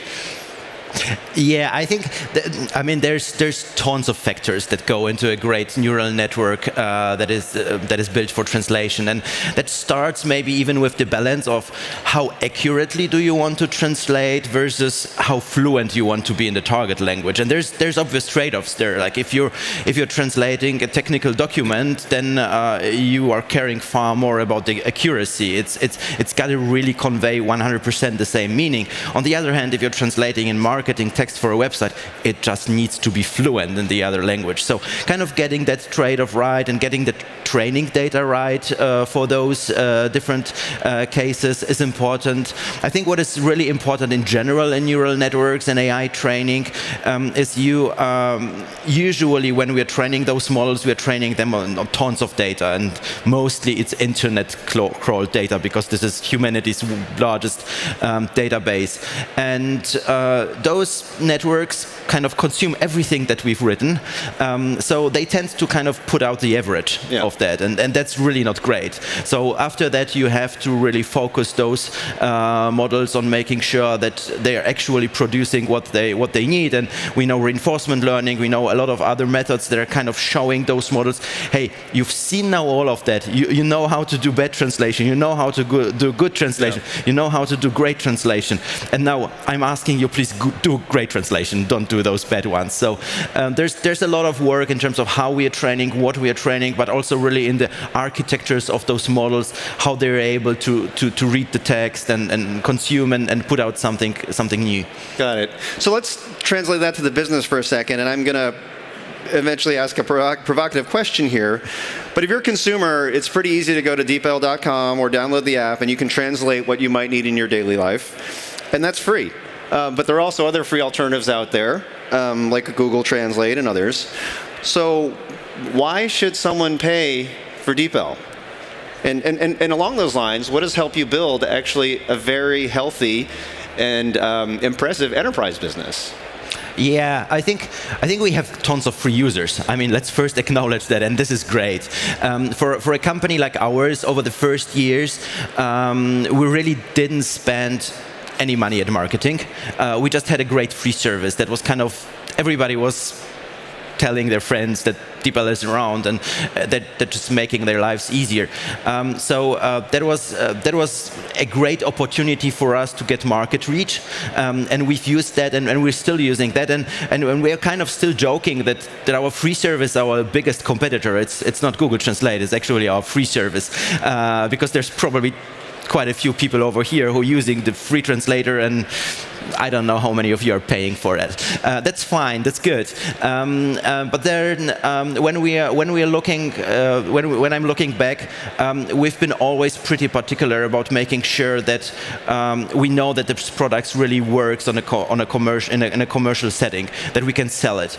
And like kind of a few months after the first launch of the service itself, we've added the option to kind of go for DeepL Pro, and that has allowed people to consume more of a translation. Like if you're dealing with it each and every day, if DeepL is the first tab you're opening in the morning, then obviously you're going to benefit from higher quality translation, from things like security, from the ability to customize your translations more. So there's far more beyond the free service itself, but it is a very tough question, I think, for every company that is doing a freemium model to distinguish what is available in free, and therefore what drives your viral growth versus how hard are you monetizing. Right. And this is obviously a big problem that people have had for millennia, as long as people have been speaking, and therefore it attracts new customers. A year ago, we weren't really talking about ChatGPT, of course, the obvious obligatory ChatGPT question. And now they've got translation built in as well. So the market's getting more competitive. How do you respond to that? Because I think originally when we were talking about putting this chat together, it was about Goliath, but now there's more than one Goliath. Yeah, I mean, it's not very much of a different setup for us as a company. I mean, with one Goliath and two Goliaths, I mean, what's the difference? Maybe it's. You need more slingshots. Yeah. I think that's fine. I think competition drives us forward also as a company, and it's really a good motivator from that perspective. But yes, the technology is going forward, and it's even not the competition itself as from a commercial perspective, but the technological competition, how this whole field of AI is advancing, that is putting our teams on the edge. That's definitely a hard one, and with kind of the advent of LLMs, we had to revamp a little bit of our research agenda and put our teams onto making sure that we can also master all of that, and that we can put LLMs into operations in our translation. Fortunately, all of those technologies are really near to each other. So whether you're translating or whether you're building an LLM that is kind of like ChatGPT, that's pretty similar. So I think we're kind of in a very fortunate place either way. Got it. Now, also when you think about AI and large competitors, I think in the popular press, there's a debate, is AI a expansionary force, or is it kind of a contractionary force? Are jobs being created, markets being expanded, or jobs being lost? One of the favorite stories I have about one of the companies in our portfolio using DeepL is that they were paying millions of dollars a year to translate their product and services into 5 languages. And now, with DeepL, I think they're doing 20 more languages for a fraction of the cost. Do you think, DeepL is expanding the market, contracting the market? Is that generally true for AI? I think in general AI is expanding the market quite a lot, and I think of us as really democratizing access to translation, because think of a lot of our use cases. I mean, sometimes we just have a quick translation to do, and like, I don't know, in the very early stages of DeepL, I had to translate our terms and conditions into English. That's been crafted. Yourself? Yeah, it's been crafted by a German lawyer. I had to either to give it to that lawyer, and they're gonna take like a lot of money for that, or I'd have to give it to an agency, and I'm not that great of a translator. I kind of speak fine English, but I'm not great at doing the job itself, and I just threw it in DeepL, and it kind of worked. I mean, so I had that instant access to that, and I didn't have to ask anybody for the translation. I didn't have to go anywhere. It took half an hour during a break at the McDonald's, actually, and that makes our lives really easier if we get that access. On the other hand, all of the professionals, everybody who is working in the language industry, is really utilizing AI for their own job. I mean, this has been our early adopters, users, everybody who was a translator. It just makes their lives also so much quicker. And through that combination, I think we can only through that we can cope with this huge increasing demand for content in this world. Like, companies are building more and more content. Marketing is more and more important. You have to talk to customers. Like, the whole business is getting larger, and therefore also through that the localization industry can kind of cope with these increasing demands. Got it. Okay. And I want to go back to something you said about the different foundational models, the proximity to them. You are building your own models. That is a core part of your IP. Should everyone be doing that? Who should be borrowing from the available public models? Who should be building their own? Well, we didn't have really another opportunity, another chance. Like, there was no models available on the market. Like 2017, when we've been coming out to the market, there was no transformer. There was not a lot of all of that has been built after that. So we had to start with that. I think it's at the core of DeepL's DNA to kind of build our own stuff. Sometimes we're building a little bit too much, but in general, if you want to really advance a certain area and be the best one, then probably you have to have control of that whole stack of technology. You have to own the models, you have to be able to understand them, and you have to be able to kind of build them in a way that they're going to be just better than your competition. If your product idea does not depend on you having the best technology, then obviously this does not make sense. This is a huge investment. You have to have.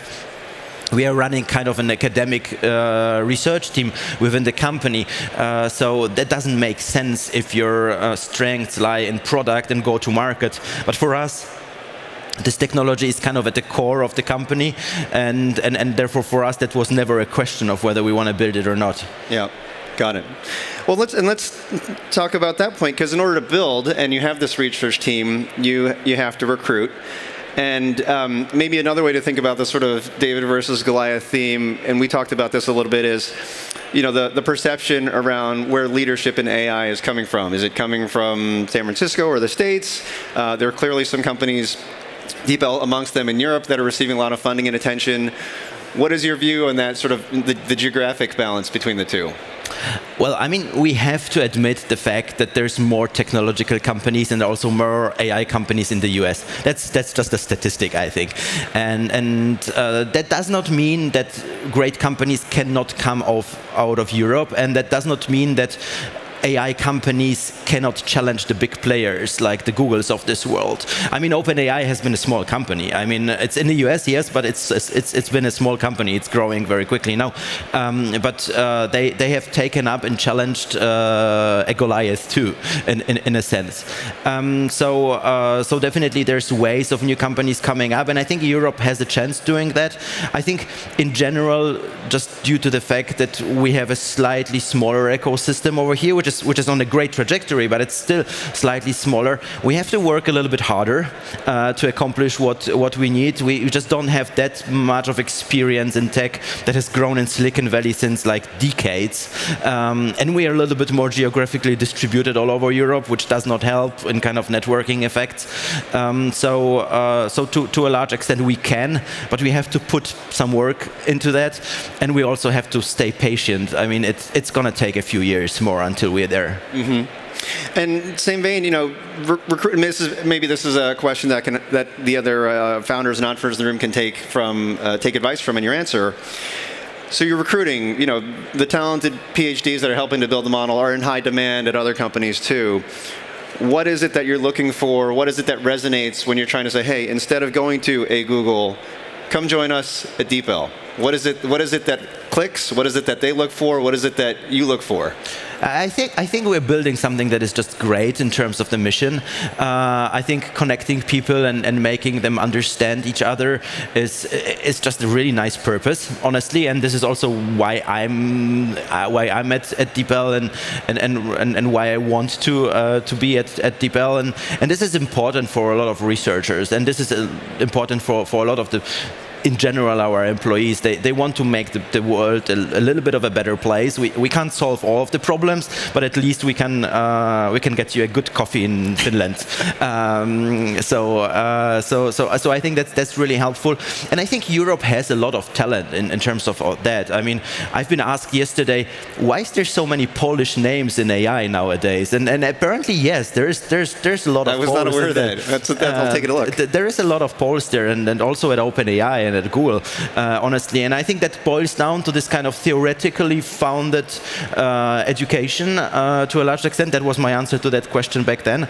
And I think that also helps us in kind of the recruiting. Like we have a lot of countries that are really setting focus on that in Europe, and this builds like kind of the talent that we really need. Yeah, and I would have to admit, if I can poke fun at my own country, the fact that your business is about translation is probably better suited to be built in Europe, because as we all know, the vast majority of Americans don't know that there's any other language out there except for English. I didn't want to say that, so well, I'm leaving this up to you as an American. Yeah. Maybe to wrap up, because I think also a lot of times people like to think about AI, what's going to happen in the future. Maybe a little bit of that disruptive question. If you think about entertainment and translation, you know, right now Disney Plus is in a lot of languages. They hire staff. You can see it in the credits at the end of every episode of all the different voice actors and actresses. And then you have some multilingual actors, you know, a couple Germans come to mind, Diane Kruger, Michael Fassbender, excellent actors, can do work across geographies. Are we getting to a world where, and now that the writers' strike is over in the States, are we getting to a world where maybe the writers can put the script out, DeepL translates it across languages, so you don't need an agency anymore, and then, you know, an 11 Labs takes the text and makes it voice, and that becomes the soundtrack on some DALL-E or Synthesia video, and that's just what we're going to consume as media content?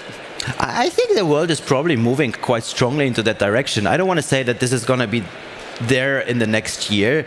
I think there's parts of translation that are easier, and there's parts of translations that are harder. And actually, movies are really hard because, like, if you're looking at a journal in the New York Times, I mean, it's really nicely written. It's complete. It contains all of the context. So if you're translating that, like, DeepL is going to be practically flawless. Like it's going to be a perfect translation of that. If you look at a movie, like the text and the subtitles, they're just so usually very, very, very, very small without context. Like you have to watch the video itself to understand what's happening with the text. So this is a really hard translation. But yes, I think like looking at the trajectory and how things have been developing and how translation quality has been rising over the last years, I do feel strongly that that we're going to be able to really have a lot of the translation being done by computers than by AI. So maybe we'll actually have more content to watch because it'll cost less to create. Yeah, and kind of you're not going to be watching movies in English with subtitles anymore, That's but true. maybe you're going to have them dubbed as they're doing in Germany, for example. That's true. That's true. Well, I think that takes us about up to our time. So I just want to say thank you, gracias, merci, dankeschön, kiitos, and thank you in any other ways. But really appreciate the time, Jarek, and congrats on the success so far, and more to come. Thank you very much, Dziękuję. And it's been a great pleasure being here at Slush with you guys.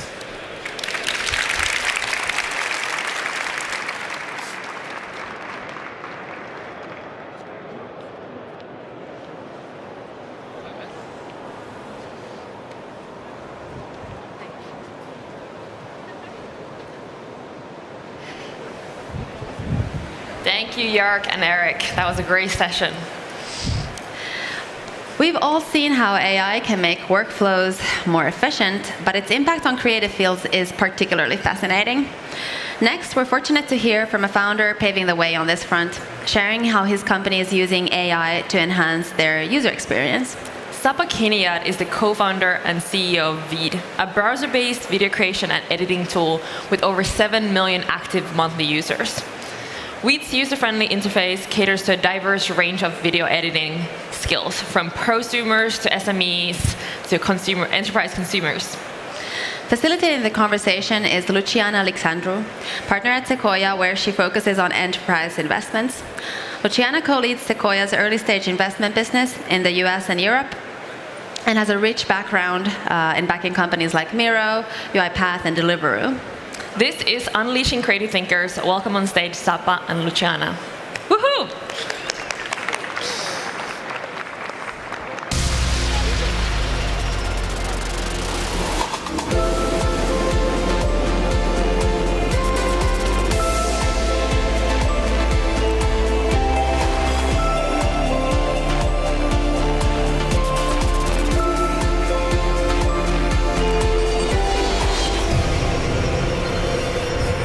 Good morning, Slush.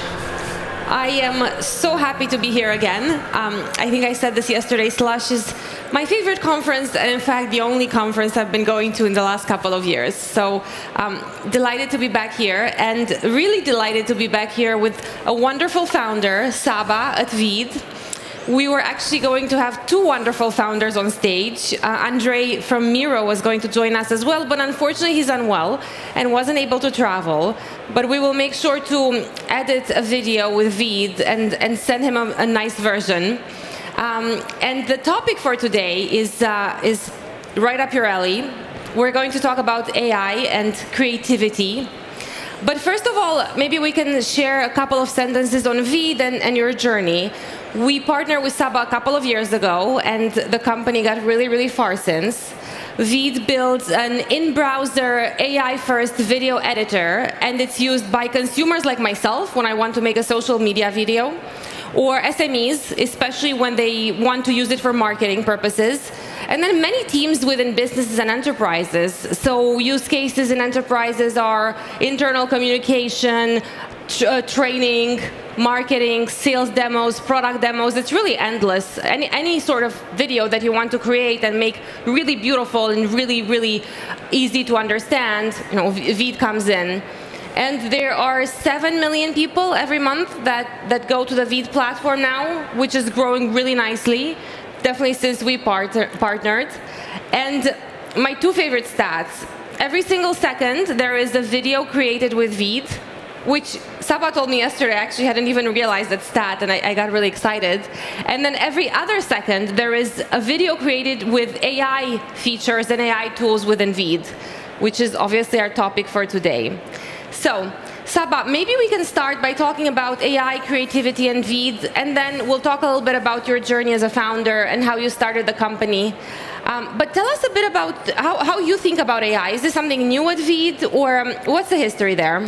Thank you, Luciana, and thank you so much for joining us here today. So, at Veed, we build a collaborative browser-based video editing platform, and the mission that we had at Veed is always to lower the barrier to creating content. And as you can imagine, AI plays a huge part in doing exactly that. And 5 years ago, the first paid feature that we ever built was automatic subtitle generation. You would upload a video, click auto subtitle, and in one click, it was done. And this created a lot of value for our users, and they absolutely loved it. And what we kind of realized through this process is that editing before was really dumb. It was an offline experience. And by having it and building video editing in the cloud natively, you can utilize the power of AI in the video editing workflow. And this is super cool. And so as we kind of like looked at it, we realized that if you can build workflows with AI, save your users time, really speed up what they do and how they get their job done, then of course you should do it. So since then, we've built a slew of AI features within Veed, and honestly, it's some of the most popular tooling that we've built to date. When we partner with you and when we were doing our homework around the space, people loved the subtitle feature. There were so many positive reviews and it saved people time, et cetera, et cetera. Tell us a little bit about some of the new AI features that you've introduced since, how you chose them, what are your favorites, what should people try? I can share my favorites. Sure, yeah. So, I mean, some of my personal favorites is eye contact correction. The reason why is because, I mean, when you're kind of speaking to someone, keeping eye contact with them is so important to make it an engaging conversation. And that's true in video too. And so one click, that happens, it's awesome. Magic Cut is also a great tool that we've built, which basically automatically edits the video for you. It kind of understands the transcript, what you're saying, removes all the mess ups, the bad takes, the ums, the ahs, and every time it kind of breaks the video. So that's awesome too. And there was one more that is my favorite, but it's completely... Magic Cut is my favorite. Is it? Yeah. Yes, because I'm embarrassed to say that I do say and a bit too much. So that one's my favorite. I think voice cloning is really cool too. You know, like and that's newer, right, on the platform. That's newer. I think like if you have to always set up the mic and record yourself, it's just a bit laborious. But if you can just type it out with your voice cloned, it's just it's kind of a magical experience, you know. And Saba, I'm thinking we're almost exactly a year to the day since ChatGPT was launched. The world and the consumer experiences have changed so much in the last year. If I'm running a large company that already has distribution and already has consumers, on the one hand, I could think of this as the most exciting thing that can happen, and it would give me the opportunity to improve my product. On the other hand, this can also be a risk to many, many businesses, obviously. If you were the CEO of an incumbent company today, what would you do?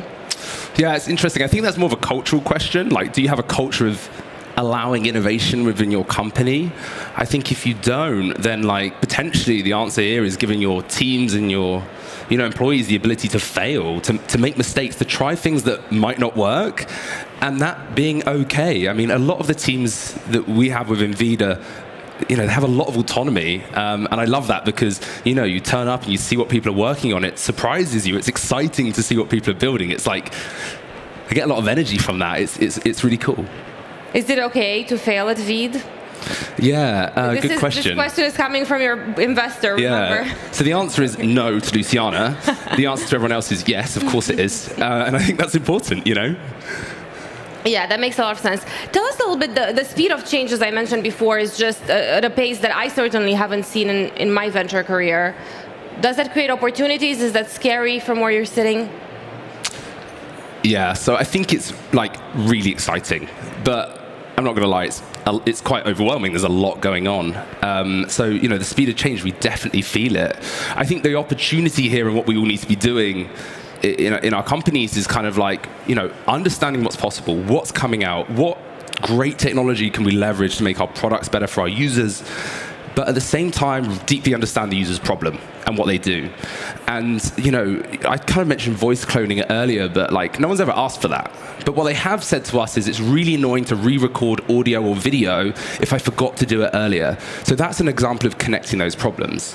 And for me personally, I'm very passionate about having this deep connection with our users and understanding who they are, to the point where in the first 2 years of running the company, up to the point where we had 50 employees, millions of users, any paid user could book a call with me, and I would be on like 8, 9, 10 calls a day. And it was really exciting because I could really understand, even before I went on the call, who the user was, right? I didn't know that, actually. That was new information to me. I'm pretty impressed. That sounds like a lot of work. Yeah, it's really tiring. But I think that it's incredibly valuable. Did it actually guide your product roadmap? Oh yeah, completely. People are very articulate about what they love, what they don't love, what to work on, what's important to them and what's not. And I think, we've all got our ambitions and our dreams about what we want our products to be, but at the end of the day, we need to build a business here, and that's supported by our users loving the things that we build. So do users even know that they're using AI features, or do they just know that their problem is being solved and the product is better? How do you think about that, both from a product perspective and from a branding and communication perspective? Yeah, it's an interesting question. So I think it really depends on the type of user that you serve. For us at Veed specifically, we kind of use naming conventions like auto and magic, because that kind of connects with our user who's not as technically savvy, potentially. But some products actually really lean into the fact that it's a GPT, an LLM, and an AI, right? And I actually had a look the other day, the top 10 apps on the App Store, 5 of them had AI mentioned in the title. Right. That's unbelievable. But is that a positioning thing for startups and tech companies, or is that actually demand driven by the market? And another thing that I saw, which was really interesting, is when I'm looking at search trends and search traffic, there's been a huge increase in people looking for specifically AI tooling. So, for example, people used to Google looking for a video editor, but now they look for an AI video editor. Oh, interesting. So there's actually definitely a groundswell of consumer demand of people looking for more AI tooling, specifically in different industries. And I think it's really important to be visible there. So that's on the user side. Let's talk a little bit about the creator side. So if I'm a creator in 2023, I think generative AI took everyone by storm and by surprise to some extent. We probably thought that repetitive tasks would be automated first, not necessarily creativity. But we're actually seeing creativity from artificial intelligence. How do creators feel? Is this a threat? Is this exciting? Are they jumping on the bandwagon? What are you seeing? Yeah, so I think for me, and I believe this is going to be true, is AI is a tool for us to be creative, and it's a tool for creators to use to express themselves, and I think that's awesome. So I don't think it's replacing creativity. It's a medium way of communicating, right? And video didn't kill radio, and animation didn't completely remove the need for filmmaking and motion picture. So I think it's just an extension of the toolkit that we have as creatives, and I think that's really cool. It's democratizing and allowing more people to get stuff done. I'm all for it. I think it's a stimulant. It's a catalyst for creativity. You don't think it replaces some of the magic? No, I think it makes the magic. Really? Yeah, completely. Magic cut, right? Magic cut. I should mention that Saba actually studied art, and that takes me to my next question. So you wanted to be a creator growing up, is that fair? Tell us a little bit. You're not the typical engineering CEO running an AI company. You studied art, but are technical enough to be dangerous, and you wanted to be a creator. Tell us a little bit about all of that. Yeah, so I went to art school in London, and I spent 3 years thinking about visual communication and storytelling. And the thing that, I was so sure at the age of 18 or 19 or whatever that technology was the future. So I wanted to combine the discipline of creativity with technology at the same time. So I spent a lot of time working on projects that involved computer vision, making interactive installations that moved as your body kind of reacted to it. And that was kind of the in for me. And I think it served me really, really well. I think the next kind of part of that story, though, is my observation around how video was changing. And that made me really excited. I was connecting with creators on YouTube, and I learned how to code through YouTube. And I was like, wow, this is super powerful. What a powerful medium. Shouldn't more people be able to create videos, So I took that dive myself, and I started creating content. How did you make the jump from this point to actually starting Veed? Tell us a little bit about the founding story, why you decided to do it, your co-founder. Yeah, this is a can of worms. Let's open it. Let's open the can of worms. Well, where to start? The observation here was video is really hard. There's professional software, and I'm trying to make this short form content, right? So the idea was, let's make, the future of video editing, browser-based, collaborative, utilizing AI to help people get their jobs done. But with your background, arguably you could use the professional tools, one would think. Yeah, but I found it challenging. I mean, the tools are called like iMovie, Premiere Pro, Final Cut Pro, Right. but I wasn't making movies, I wasn't Right. screening premieres, Right. and I wasn't a professional. So you wanted to democratize that sort of, that access. Exactly, yeah. So, professional. Yes, exactly. So, you know, me and my co-founder Tim, who I'd knew for a long period of time, we built an MVP. We quit our jobs. We sat down with all the money that we had at the time, which was, you know, quite a, you know, small amount. This gave us runway for a year. We built the product. And it was just the two of you? Just the two of us, Okay. yeah. And at the end of this year, we had a product and no users, right? And so. But a great product or Wow. a product? A product. Okay. MVP. Okay. Lovable. And at this point, we tried to raise our first pre-seed round, and it didn't work out, unfortunately. So my co-founder Tim, he got a full-time job, and he then sent me half of his salary every single month. That's incredible. Yeah. That's dedication. Well, this is it, and I think at this point, this kind of signaled two things to me. My co-founder Tim's like really in, and wants this to be successful, and we're not going to give up on this opportunity. Like, we're going to see this through. So that was actually a really cool moment in the journey. And then what happened next is we get some users, and then After a year. After about a year, Yeah. it starts bubbling up, and at the end of that year, we had about 30,000 monthly users. That's pretty good. Not bad. Not bad, yeah. It's a good start. And then this is when we thought we'd try and, you know, get funding again. So we interviewed for Y Combinator. We think this is a great opportunity for us at this point. And they rejected us. So like 2 years in, we've like spent all the money we've ever had, been rejected so many times. And this is when we thought, look, let's just bootstrap the company.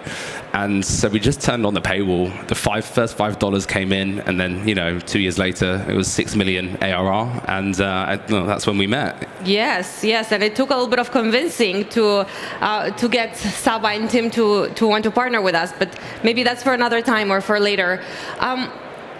Tell us a little bit about those couple of years of bootstrapping. Do you feel that it was harder? Do you think there were positives to bootstrapping and not having endless amount of capital? What would you advise other founders? Because at the end of the day, we're talking to founders in the audience. What would you advise them to do? Yeah, I mean, like, it was invaluable. We built an incredibly cash-efficient business that, even to this day, has that DNA of being really cash-efficient. And you can only focus on a few things. You have to be very, very intentional about where you spend your resources. Right. So it's, yeah, very, very valuable for us. We learned a lot, and I think a lot of that DNA still retains in the company today. So, discipline, focus, that makes a lot of sense. What were there must be some drawbacks as well. Yeah, I mean, you're not paying yourself very much at this point. I can imagine. Are you still splitting a salary with Tim at this point? Yeah. Okay. No. No. Okay. No, but I think the biggest stress for me when we're bootstrapped is like, to unlock your next hire, you have to make the revenue. Right. And you only have enough runway in the bank. This is how we did it. I don't recommend this. We had enough runway in the bank to pay the next month's salaries. Right. So if anything happens, there's no margin for error. Right. Keeps you up at night. No, I can imagine. But it also keeps the mind focused. And that's something I've seen working with you and Tim since we partnered.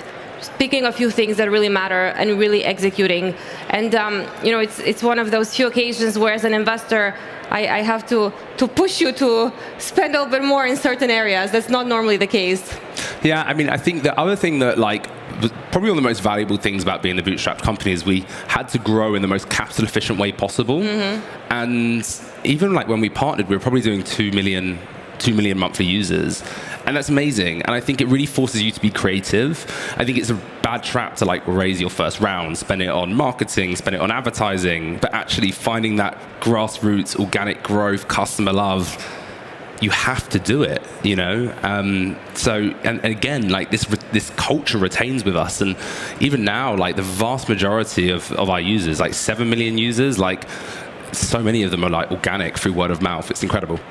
What did those fears teach you about hiring? And how many of those early employees are still with Veed?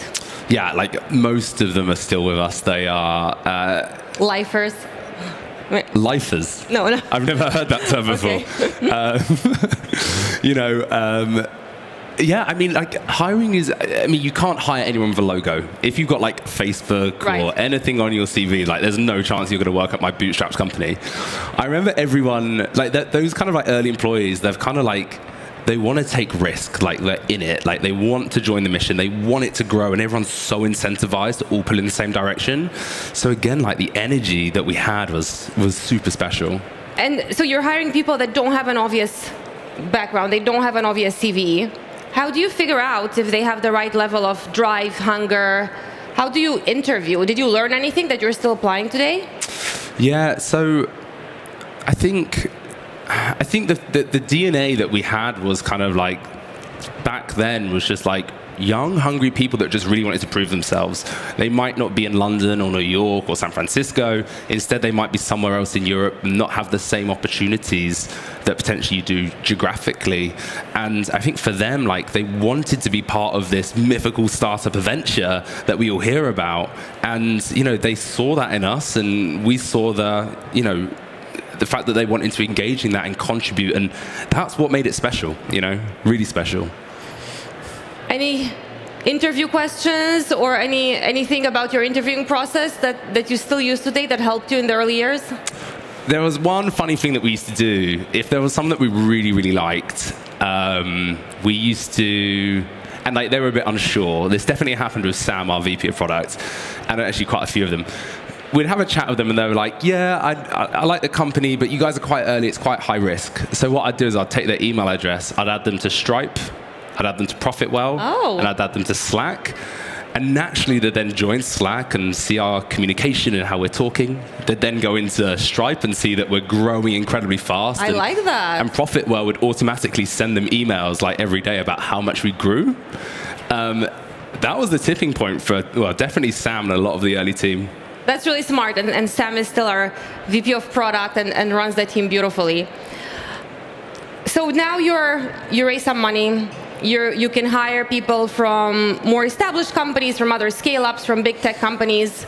I do want to say that Saba still keeps this first principle thinking when it comes to hiring, and he's a lot more focused on the person than on the CV, which I really, really appreciate. So how has your role changed from, and again, I'm talking to all the founders in the audience, from those early days where you're splitting your salary with Tim and it's just the two of you, to then having 50 people of missionaries that really want to make V the most successful company possible, but that might not be joining you from big scale-ups, to today. How has your role changed as a leader of this company? Yeah, so like what we, I mean, the way that I look at it is like seasons, right? Like the initial season of Veed was build product quickly, fastly, make it work. Season 2 for me was grow the company as fast as I can, get users. And then the next season was like hiring and learning how to do that and interviewing properly. And I think the season that I'm in is like trying to understand deeply, like, what does it mean to build a mission-driven company? How do you align the organization so that everyone pulls in exactly the same direction? And it sounds easy, and we hear these words all the time, but actually doing it is something completely different.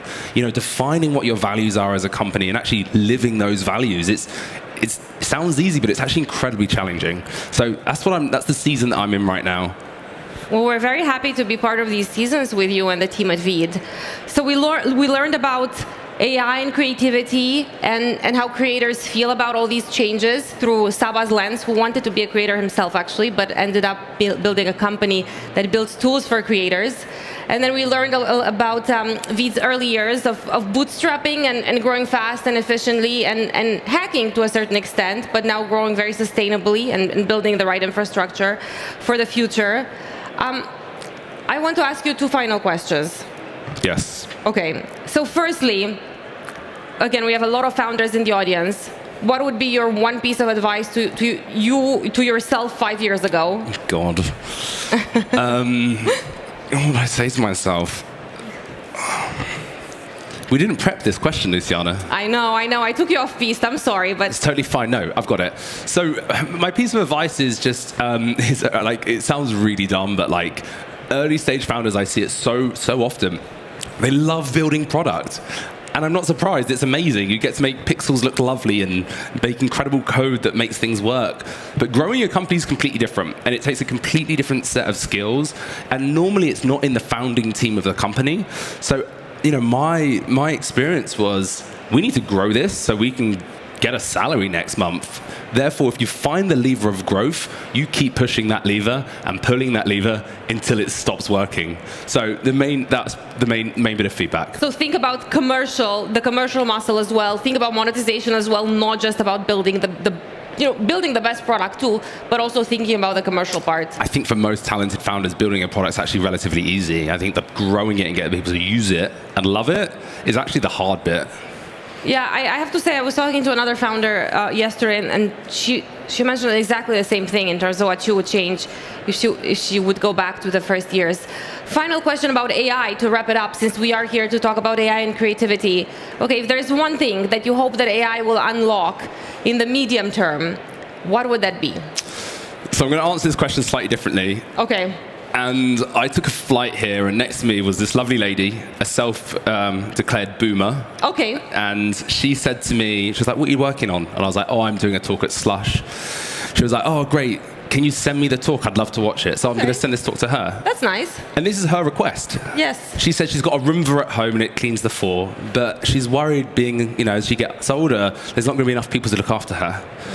So she was like, "Saba, can I please get some sort of robot in the house that's going to help me out?" Aww. So my wish is for the lovely lady that I met on the plane to have her personal assistant robot at home. Well, I certainly hope that you'll have that. And I'm so grateful to be part of the VEED journey and to get to share a little bit of your journey today with our founders in the audience. Thank you so much. Thank you.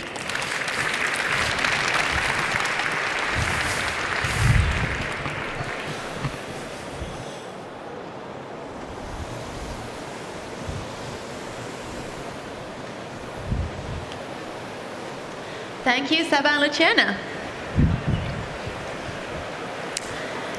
It's better to have a small group of hardcore fans than a large base of lukewarm users. This is the widely shared startup advice from Paul Graham at Y Combinator, or a version of it. And that is exactly what the Discord co-founders did when they built their game's first streaming platform. 8 years later, Discord has blossomed into a diverse meeting place for practically any type of niche and not so niche group. We're excited to next hear from the CTO of Discord how companies can adapt to the needs of an ever-evolving and fast-growing user base. Stan Wisniewski is the co-founder and CTO of Discord, a voice, video, and text communications platform with over 150 million registered users. Stan's own roots are squarely in the gaming scene, and he previously led the highest-ranking Final Fantasy XI team and built a web hosting service Guildwork for multiplayer role-playing games. Joining Stan today, we have Danny Reimer, a partner at Index Ventures. Former art digitizer, Danny's always looking for design-first companies at the intersection of technology and culture. This has served him well, and Danny has reigned the Forbes Midas list for almost a decade now. No wonder, having been an early-stage backer of Figma, Dropbox, Discord, Etsy, Glossier, and so on. This is by Gamers for Everyone, Discord's journey to a wider audience. Let's hear it for Stan and Danny. Woo.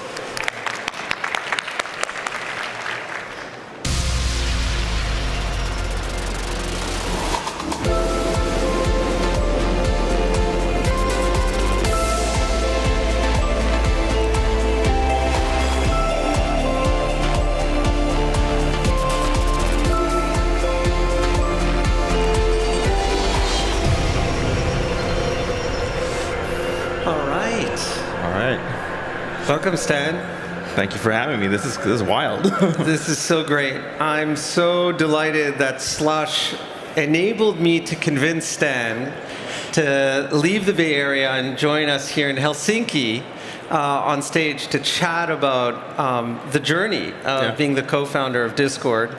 How many of you folks in the audience use Discord, just before we start? Are familiar with Discord? There's quite a bit of people in the audience. Pretty good, pretty good. It was also kind of cool yesterday. I was tweeted at, are you still allowed to say that? That whoever's operating the lasers is like sitting on Discord at the same time. It was kind of cool. All right. No wonder it's doing so well. Well, cool. So really happy to have you. I think one of the most interesting aspects to talk about, I mean, Discord today has 150 million active users on a monthly basis.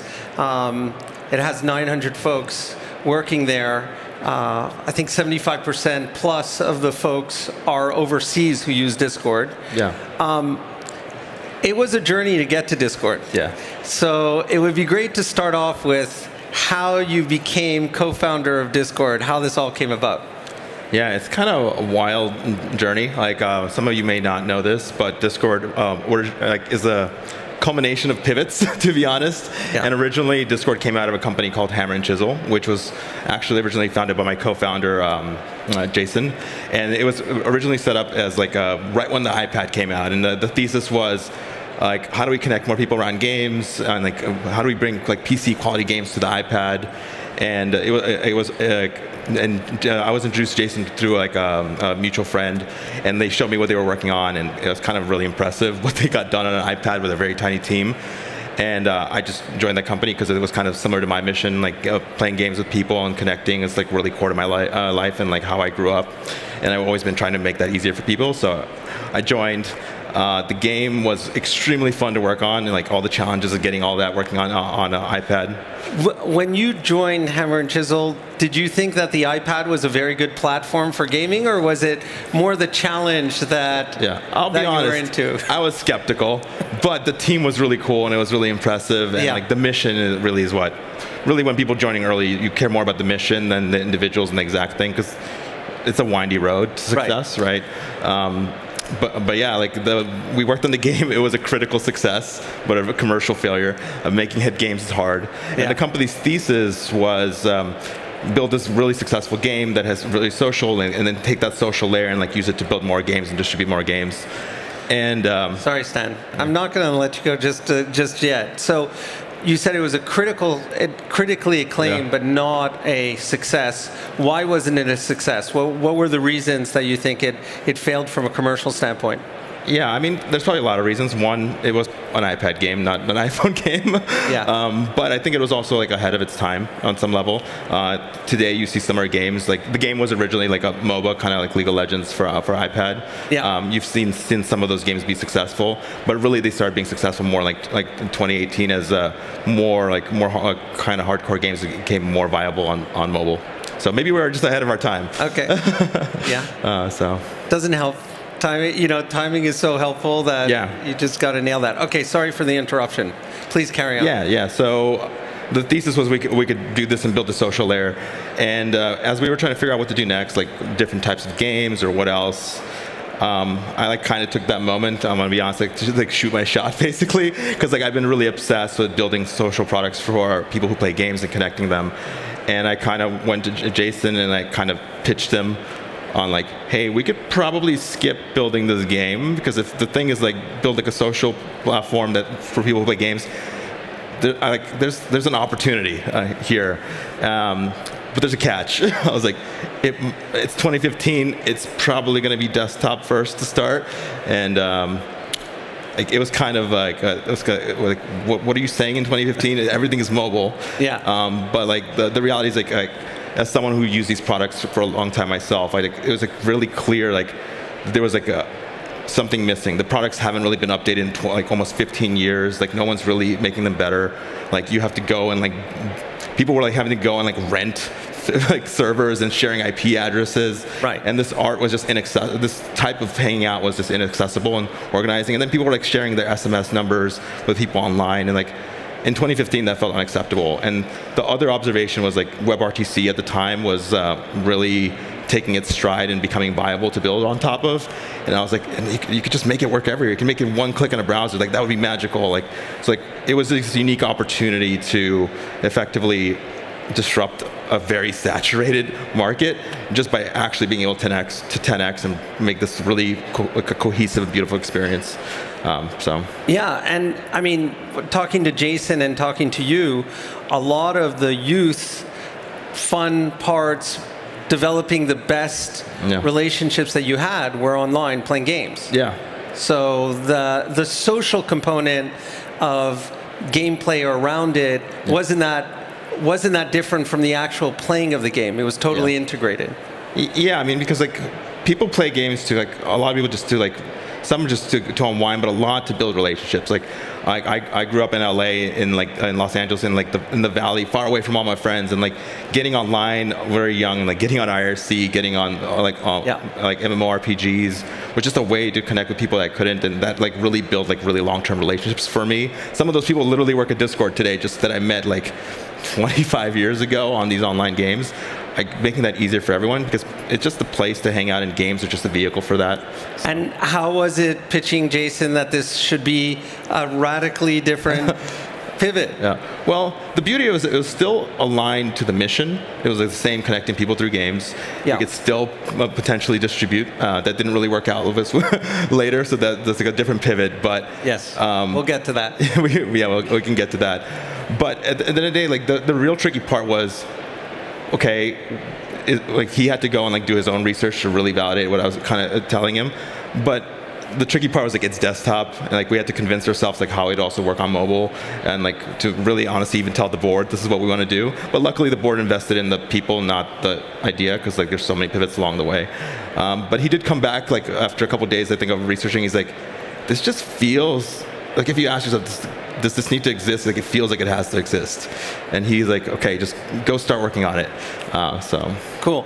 And so we were hearing from Riccardo Zacconi earlier, who was talking about how essentially before it was King, it was Midas Player, they basically divvied up the team.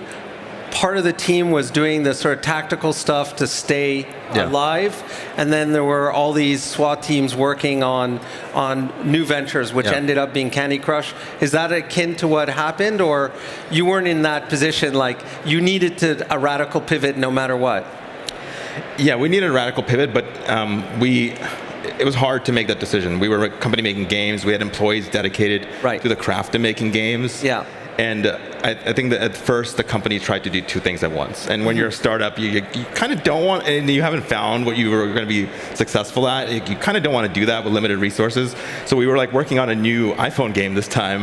And at the same time, like there was like me and our designer and a couple others working on what would become Discord. Okay. But we were slowly siphoning people. Eventually I siphoned Jason onto the Discord project because he's also an engineer. And then Jason like rightfully like made the tough call. He's like, this feels like it's going to work. I'm going to just kind of bet on it. And he pivoted the company to Discord. Cool. Yeah. And were all the developers on board? Because some of them, at least in my experience, are pretty dedicated. Like, I want to be in gaming. I want to develop games. If I wanted to develop a communication platform, I'd probably not be joining. Yeah. Well, luckily, I don't think like no one was like, I wouldn't work on this. Yeah. But just with any time when you try to make a drastic change, people were like very, very like, is this really going to work? Does the world really need this? Like one of our employees who's still with us today famously like kept his Ventrilo server, the old product, running for a year after we launched Discord. He's like, no one's going to switch to this. And he was doing amazing work on the product, but he was just very contrarian. That's amazing. And by the way, in terms of timing of Slack, because obviously Slack also was a radical pivot to a communications platform. Did you think of that at all? Were you folks aware of that? So the thing that's probably lesser known is like before I ever pitched this to Jason, like a year prior is when I made the first prototype of what would become Discord on the side. Okay. And it was before Slack existed. It was actually inspired by a product called FlowDoc, if anyone ever remembers that. And I was like, I don't. it was pre-Slack, but when we were using it at Hammer and Chisel, and I was like, wow, this would be so great if it was like really gaming centric and had voice chat. Then Slack came out. It was a little bit demotivating because it's a very polished product that I highly respect. Yeah. Okay. But it wasn't close enough for you to sort of. It's a different like you win by like really hyper like delivering for a specific customer, and Slack is really focused on like the workspace, and we're really focused on like the unique needs of people who play games. And there's things that Discord does people really weird, and people are like, why are you doing this? I'm like, well, here's the reason it makes sense for people who play games, and like you can only do that if you really focus and win over a specific customer. And so then it was like many years of coding for you. Yeah. When did you as a team realize, okay, Discord truly is finding product market fit? So it depends. Like you can always like find product market fit at like earlier stages, but like can you get to the next stage, like the crossing the chasm thing? I mean, when we were building it, we did the usual thing of like, can we get our friends to use it? Yeah. That was the first milestone, like because it was hard. Our friends kept churning, and then we once we got them to use it through like iterating on feedback for them, we got like extended people to use it, like people that I knew from my like gaming career. And then really when it really felt like it hit product market fit is like when we did this Reddit post and we kind of got people to try it en masse. And from that, it was like, I think it was in May 2015. And that point, like we would talk to people, they would try it out, and then they would go and use it with their friends. And every day after that, the chart went up and to the right. And like organically, like we of course learned how to fuel it and all this other stuff, but like people were spreading it. They knew they loved it, and it was just like, how do you just throw more fuel on this fire? Right. So what's pretty amazing is that actually that Reddit post was the marketing budget. Yeah, I mean that's really what started it. Like before the post, it was like, does anyone care? Like we got our friends to use it, but how do we actually promote this? And it was very like grassroots. Like I posted I had a friend post the post. It's like, oh, has anyone tried this? Right. And then no one actually cared actually. So I dropped a Discord link. I was like, what if they click on it and they get on voice chat and they hear me in a browser? Because back then that was kind of novel still. And like, oh, I make this, and then Jason joined, and then that was the marketing thing, and that actually seeded how we built our marketing as well as our customer experience. Like our whole strategy became around superfans. How do we create superfans? Because if we can like touch people and delight them and like show them that we care, they will go tell their friends, and that's like the most scalable marketing.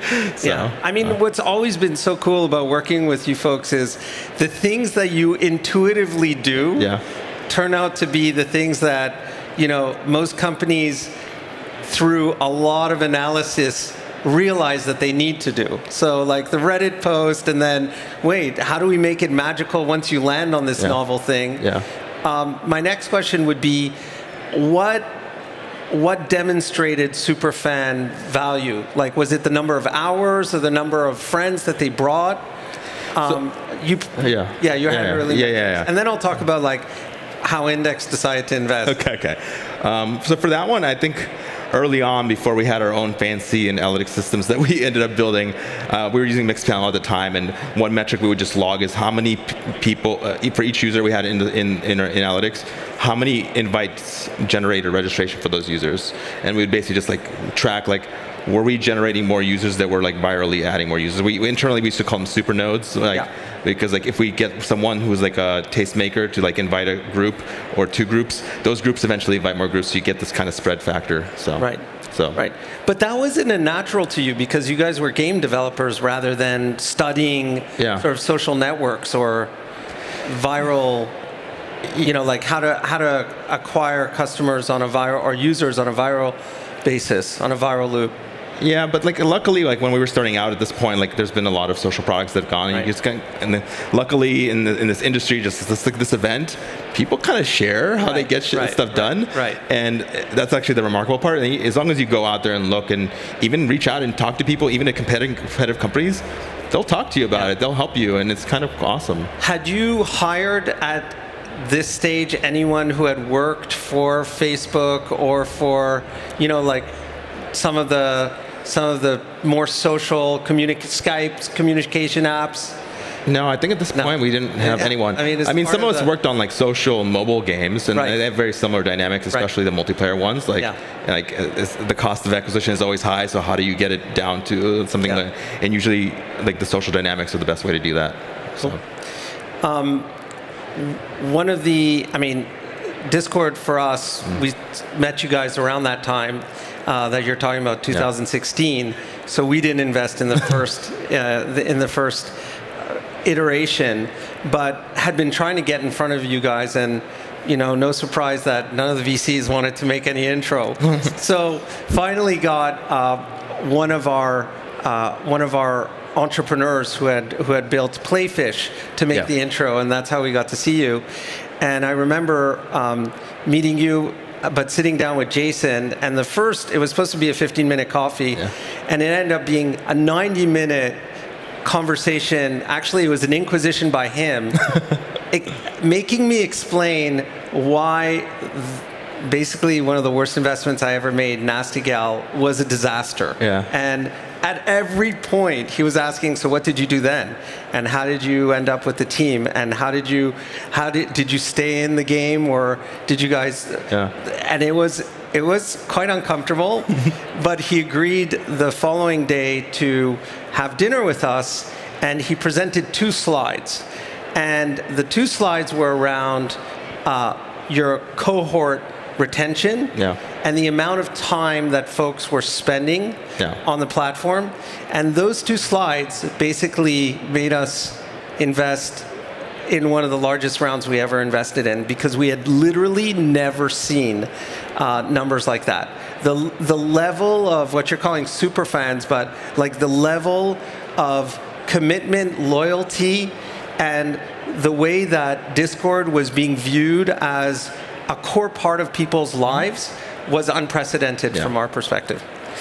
Okay, so then we invested, and things are going well, and then you continued to grow, and then you raised a lot more money on the basis of another idea that you folks had on how to take advantage of the fact that Discord was growing so well, and you had so many natural gamers on the platform. Can you walk us through that part?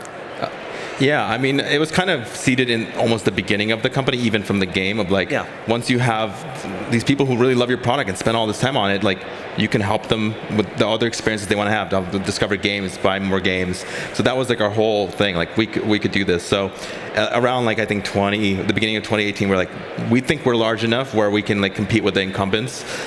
Let's do this. And we took the whole company. We're like, this is the year, and we built everything from the game SDKs to the store to, that was actually the first time I came to Helsinki, because I was meeting all the game developers here that are super awesome, just to get them to like come to our store. And we worked so hard on this. We like the whole company, like this is what we've been building towards for many years. And which was a Steam alternative, basically. It was effectively a Steam alternative. Like we believe like maybe with some hubris that we build great products and we can build a better game store and we can help people discover things in the social network that we have. But in retrospect, we didn't have the 10x product that we did with Discord itself. And when we ultimately launched the store, it didn't work. Almost in days, we were like, yeah, this is not going to work. And it was also everything is timing, and this is also the year that Fortnite blew up, and Epic had all this money to also launch a game store, and we were like, well, that's like not great. Now we're not just competing. We're trying to compete with Steam. We're also trying to compete with Epic, and we kind of had to step back and be like, is this really where we want to keep digging? That's something I think is the proudest moment in the company, internally viewed, is like most companies would have just grinded for another year, and we were like, this is not something we can continue. Like, let's step back. Let's think from first principles. What is our home turf? How do we win? And this is also where we had this reflection of like, people like really love Discord. And we had this subscription product on the side that we built called Nitro, which is a more premium Discord with just like cosmetics and stuff. And it was doing pretty well. And we're like, what if we just kind of doubled down on that? And it was kind of crazy. We had to convince everyone that was a good idea, but it's totally worked out for us. Yeah. I mean, there are so many lessons there. I mean, the first is, I remember the development path to build the Steam alternative literally did happen in a year. And I was blown away by how much you delivered within a year. And we should talk about that, because that was just incredible execution. And then you raised all this money to go after it, and the premise of the money raising was to go after it. And just after a few months, as you mentioned, you folks took the tough decision of like, no, we're actually not going to do this, which 99% of the companies out there and entrepreneurs would have said like, well, we raised the money on this basis, we have to follow through. But it was a lot of money, and it's not like you couldn't have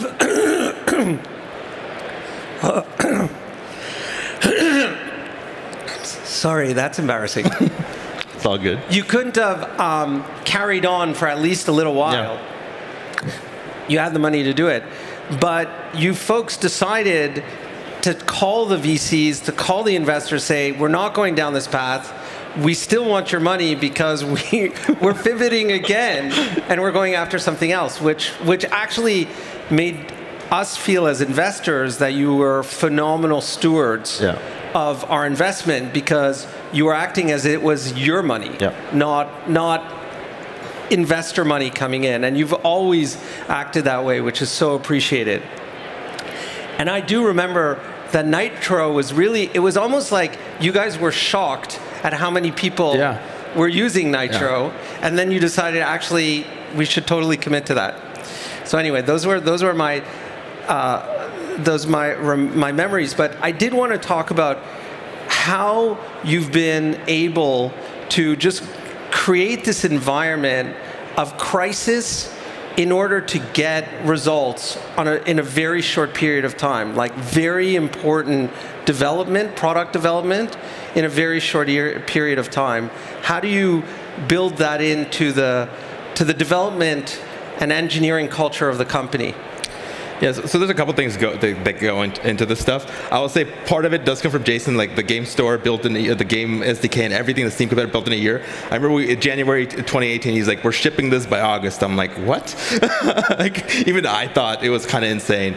But like from the very beginning, we had this mantra of small and mighty teams. Like let's really hire slowly, intentionally, and just really people who are here for the right reasons, but also like, it's better to have less people that are like really good than like a lot of people, and if people are also here for the right reason, they'll like you'll get like a multiplicative output from them just because they're super passionate. So like and at the same time, we've been very, I'm going to say, lucky with the technology choices we've made that kind of allow us to move quickly as well. Like we don't have to build on multiple platforms because we reuse a lot of code. We have a lot of systems to test and get stuff into production super quickly, and we're just not afraid to take risks. Like for example, the example I'll give for building the game SDK. Like we were a company full of like honestly front end and back end distributed systems people. We had some people that knew C++ for our audio video tech, but they were really hard to hire.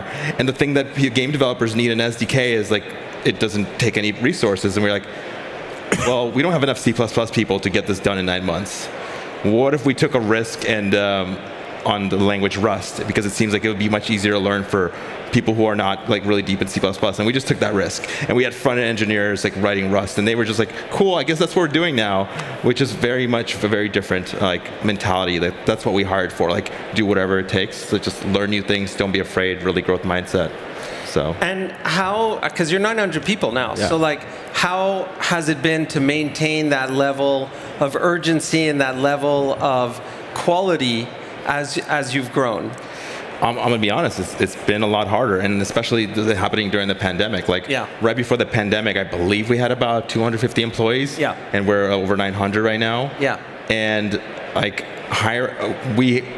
our service exploded, and we didn't want people overworking. That wasn't fair to them, so we like immediately went into hire mode.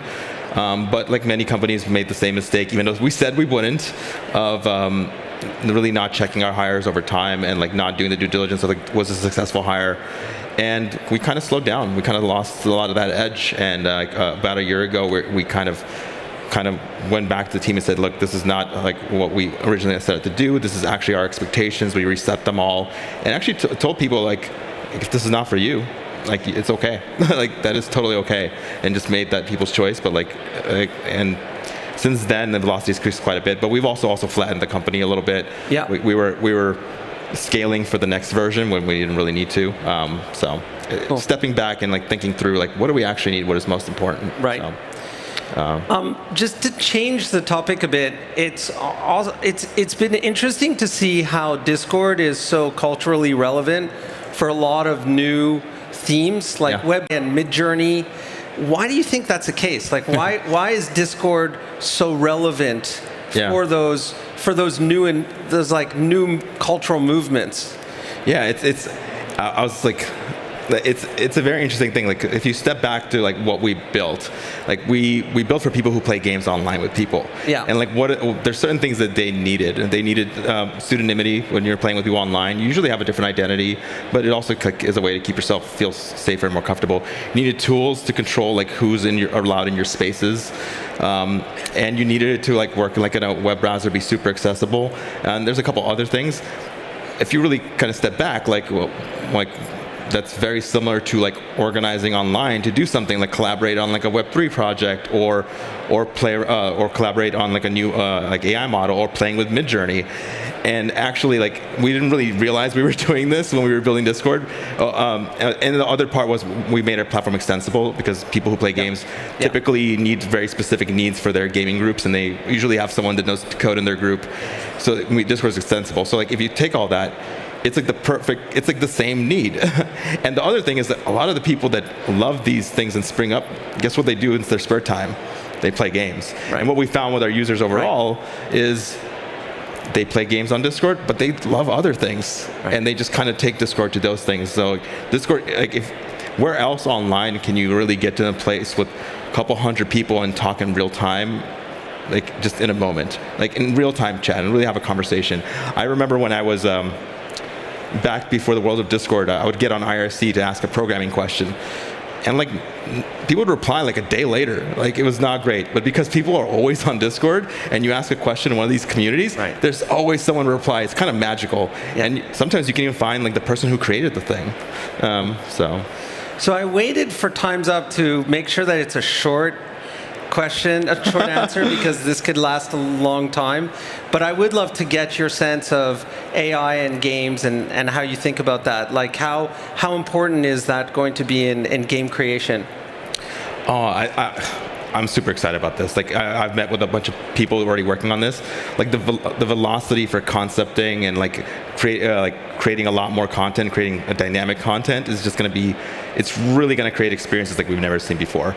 And like first you'll see it, and you're already seeing it with like how do we concept faster, like and then turn it into models. How do we get into playtests and playing stuff? And then it will probably turn into fully dynamic worlds.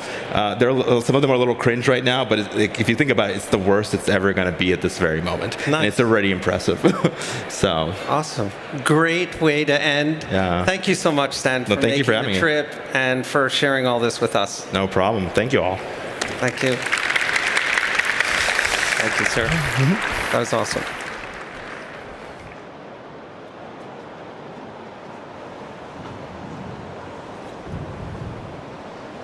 Thank you, Danny and Stan. What a great session. Thank you. Tesla's impact extends far beyond the realm of electric vehicles.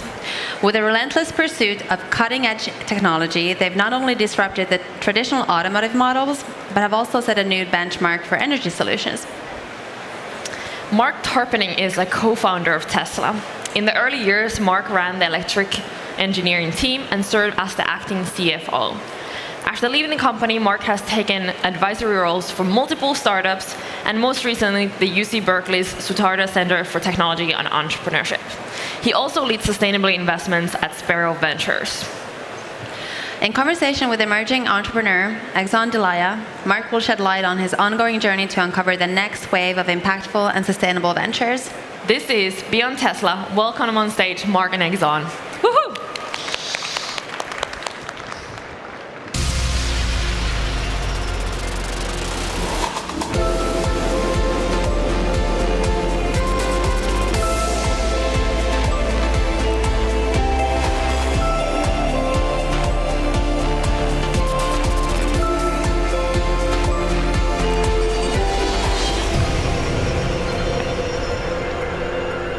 Oh, wow.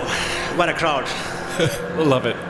Mark, it's an absolute pleasure to have you here today. Thanks for coming all the way from SF to Helsinki. It's been great, yeah. We've been given a rather wide topic to discuss today, which is how to build the next big thing and predict what is the next big thing. So since we only have 25 minutes, I would suggest that we focus more on the how to build the next big thing part and a bit less in the predicting what it is. How does that sound to you? That sounds good. Predictions, They're too hard, and somebody always comes back and says, you totally blew that. Right. So before we dive deeper into the topic, I'd like to ask you something else, though. During the last few days, me and you, we have been visiting quite many teams here in Helsinki, both domestic and teams from abroad. But I'm especially curious about the teams that you have met here in the Finnish teams. What do you think of them? What's the state of the Finnish tech based on what you've seen so far? Yeah, so I had the opportunity of visiting VTT, as you know, before Slush, and that was amazing because it's everything from quantum computing to synthetic biology and all kinds of crazy stuff in between. That was super inspiring. I didn't know, frankly, I didn't know Finland was doing that kind of stuff. And this is, ignorance from being in Silicon Valley where all things, are supposed to be there. And then now that I've been at Slush, I'm just blown away by this whole operation. I mean, from every aspect of it.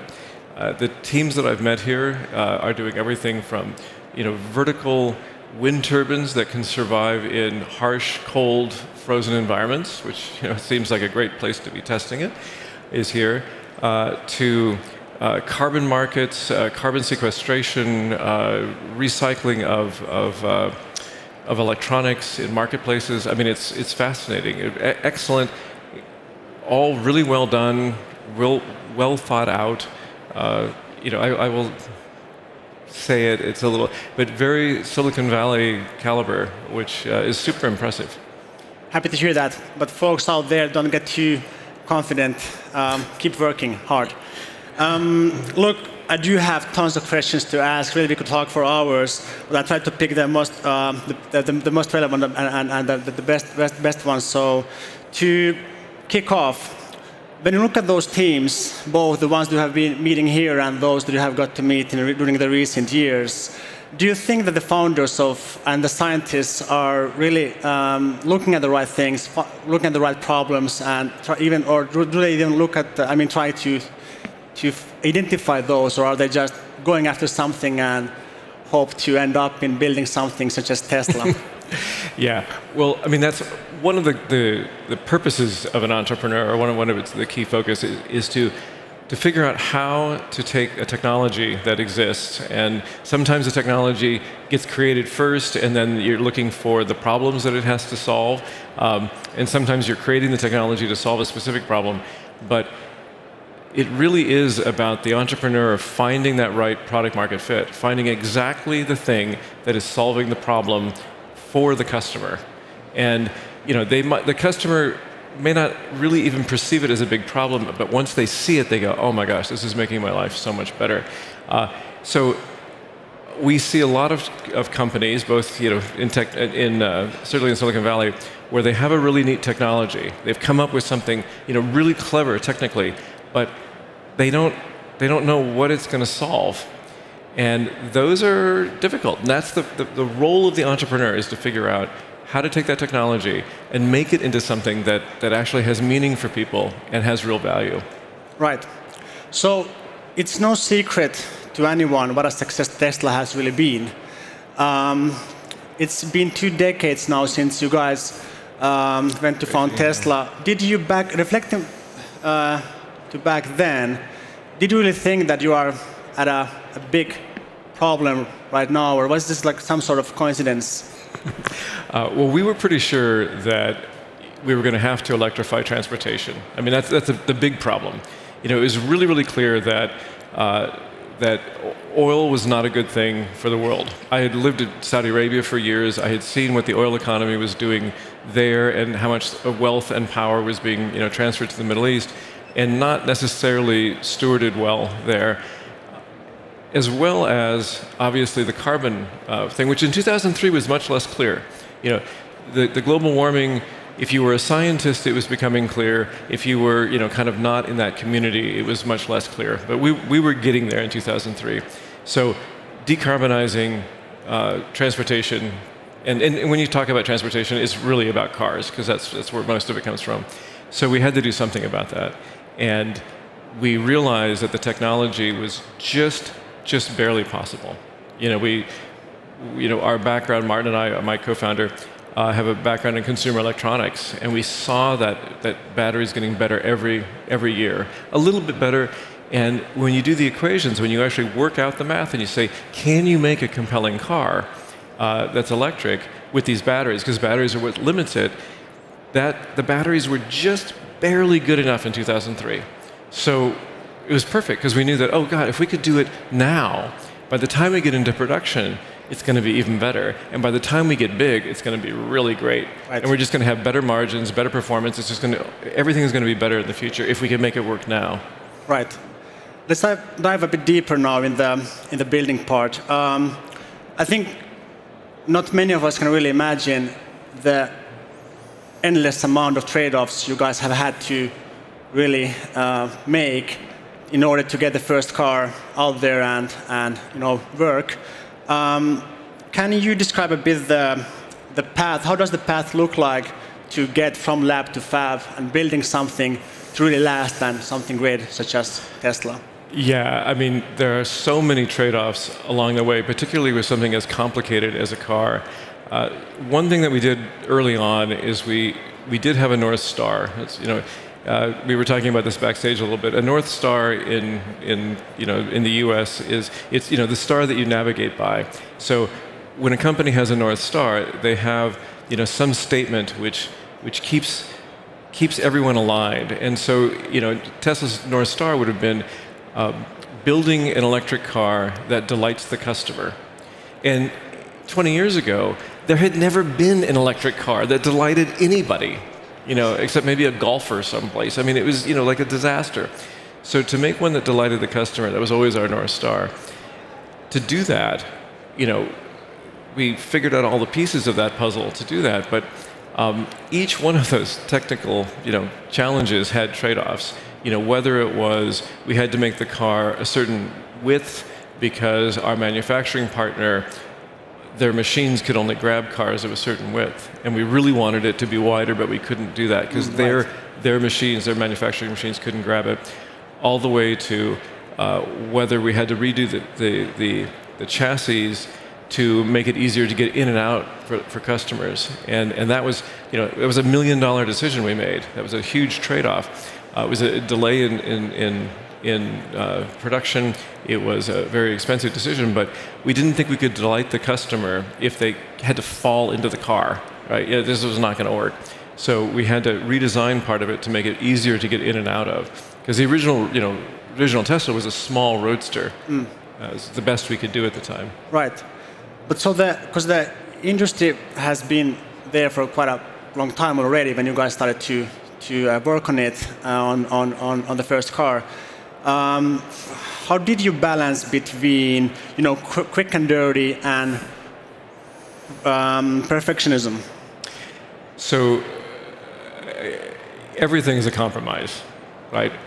And the most important thing is getting a product out into the marketplace and getting that feedback back from the customer. Now, for something like a car, there are things you can't compromise on, safety being the obvious one, right? Safety, we made certain compromises on performance in order to make it happen, in time. But, you have to get the product out because you just don't know how your customers are going to use your product. And whether that's, on a website or a physical object, we were really, really pushing to get the production as quickly as we could because we wanted that feedback. We even, when we had prototypes, because we didn't, we only had, 10 of them to drive, we would send them on sleepaway program is what we called it. So any employee could check out one of the cars and take it home. But the deal is that they had to take it home and drive it around and park it in their garage and plug it in, and then they could come back the next morning, and they had to report on everything that didn't work the way they expected. And we ideally would have different employees each time who had never gotten to really experience the car, because we wanted to have that sort of feedback, at a time before we could actually sell a car to somebody and ask. And by the time you sell it, it's kind of too late. So we were always tweaking things, trying to make it more perfect, if you will. But we weren't going to wait. We weren't going to not ship cars once they were safe and certified. because we felt the interior paint wasn't right or something. We really, really had to get them out. And there was, of course, economic reasons for that as well. But you just got to have that customer feedback. Right. The time seems to be flying. I try to be faster with my questions. I'll make my answers shorter. No, don't worry about that. I'm going to be jumping a bit from one thing to another. Please bear with me. So moving forward to, came to my mind this one interview with Jeff Bezos, and he was describing the strategy, which their M&A strategy and their approach in acquisitions, and he was saying that how Amazon really looks into every time they purchase a company, they look whether it is run by missionaries or mercenaries. So my question really here is that which one does he like? Well, good question. The mercenary one or the missionaries, according to him. That's good. But you can ask him, as I guess you know him better than I do. Yeah. But founders often operate with certain assumptions, and my question really here is that what's the balance between clear mission and some sort of bias coupled with optimism and curiosity?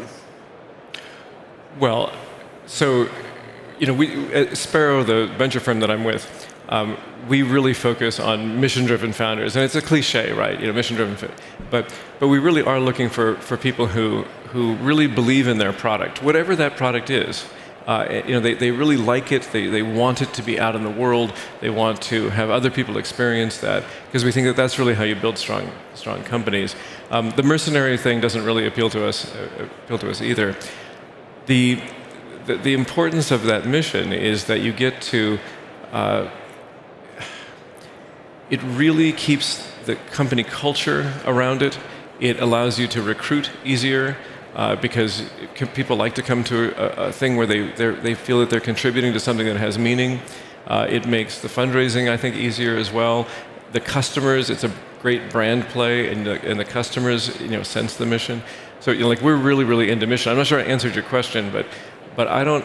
You're going to spend all of your time on a startup. Startups are really hard. You're going to be working and working and working at the startup to do a startup that you don't really care about it in some sense, and you only want it to have a high acquisition value. It just seems hard to believe that anyone would do that. Right, but you do, I guess, some sort of forecasting as a founder. I mean, you might under forecast or over forecast. Up and to the right. It's always up and to the right. Right, of course. However, but should you as a founder do some sort of forecasting where the industry is going, where what are my chances, and where we might be as a company and as a team in the near future? Yeah. So forecasting is extremely hard, particularly if it's a product that you're not competing with other products that are kind of very similar. So the market metrics are not very visible. As a founder pitching, you want to make sure that the investors believe that there's a big market for it. Right. But it has to be realistic. And any decent investor will do their own forecasting as well. They'll do a sort of a bottoms-up thing of how big is this market. And if you say you're going to be selling $10 billion of the product, and the grounds-up thing says that the whole market's only $1 billion, I mean that is not providing trust for you. However, some founders are really conservative, and they really want to keep their numbers really, really small so that they can beat them potentially.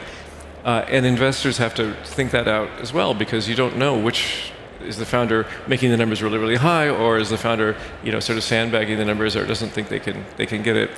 So we always do our own grounds up. As a founder, what you want to do, in my opinion, is come up with something realistic as best you can. And you want to be looking at what the market is doing. Like, we knew that batteries were going to get cheaper and better because they had over 50 years. We had a lot of data to support that. And we had some idea of how many cars we could sell, which we were basically production limited, it turned out, the whole time, because the demand was good for that. But, forecasting is important. It's difficult. Figuring out the future thing is super hard. No, of course. But that's kind of like close to forecasting. But let's move just a bit to risk-taking from forecasting. When I look at those teams that I've been meeting with lately, and I mean those very early stage startups or just teams like team of scientists and stuff, it seems to me that, and maybe this is a bit tough, but it seems to me that perhaps the biggest risk they have taken is jumping into the cold water and become an entrepreneur. And what I basically have expected is that you would see that to be the first risk, but not the biggest one. Do you think this is the case that startup entrepreneurs already at the early stage stop taking big risks, and would you advise them to actually bet more on things? Well, if they bet on things that win, they want to be doing that a lot. Yeah, right. That's the problem. What you don't want to do, you've taken the big risk of being an entrepreneur, and you're working on your mission, you're working on your product and everything, and you want to get that out and get the feedback. If you're taking a big risk on that, is that you're coming out with a new product offering? Well, that could be really good. So what you don't want to do is sort of bet the company on a particular product where you don't have any feedback yet. And when you do take risk, or at least technical risks, in the case that I was most involved with, when we took technical risks, we kind of made sure that we had a backup plan. We really want it to work out this way, but if we can't, well, we can still do it in molded, carbon fiber or whatever, or not molded carbon fiber. We can still hand lay the carbon fiber if we really, really needed to. Yeah. But we wanted to do something, different that was more efficient or cheaper or whatever, or stronger, whatever the issue was. So, there's always risks. What I find interesting is how big companies that have unlimited resources and can, absorb lots of losses almost never take any risk at all. And that's the thing that allows entrepreneurs to take them on and crush them potentially. Right. I think we have to move forward with some other questions I have here in mind. So I'm going to jump a bit quite far from the topic we were discussing now here. But I got to meet with the chief advisor to the NASA's boss back in 2018. I remember him saying something very fascinating, and I just picked up the quote here, pretty much a direct quote, and he said that back then that in order for people to come up with new things, they need to be able to do whatever they want, meaning innovate freely, because this is how people invent, and everyone is needed to complete the big picture. So what is really needed to build a great company such as Tesla, keeping this comment in mind?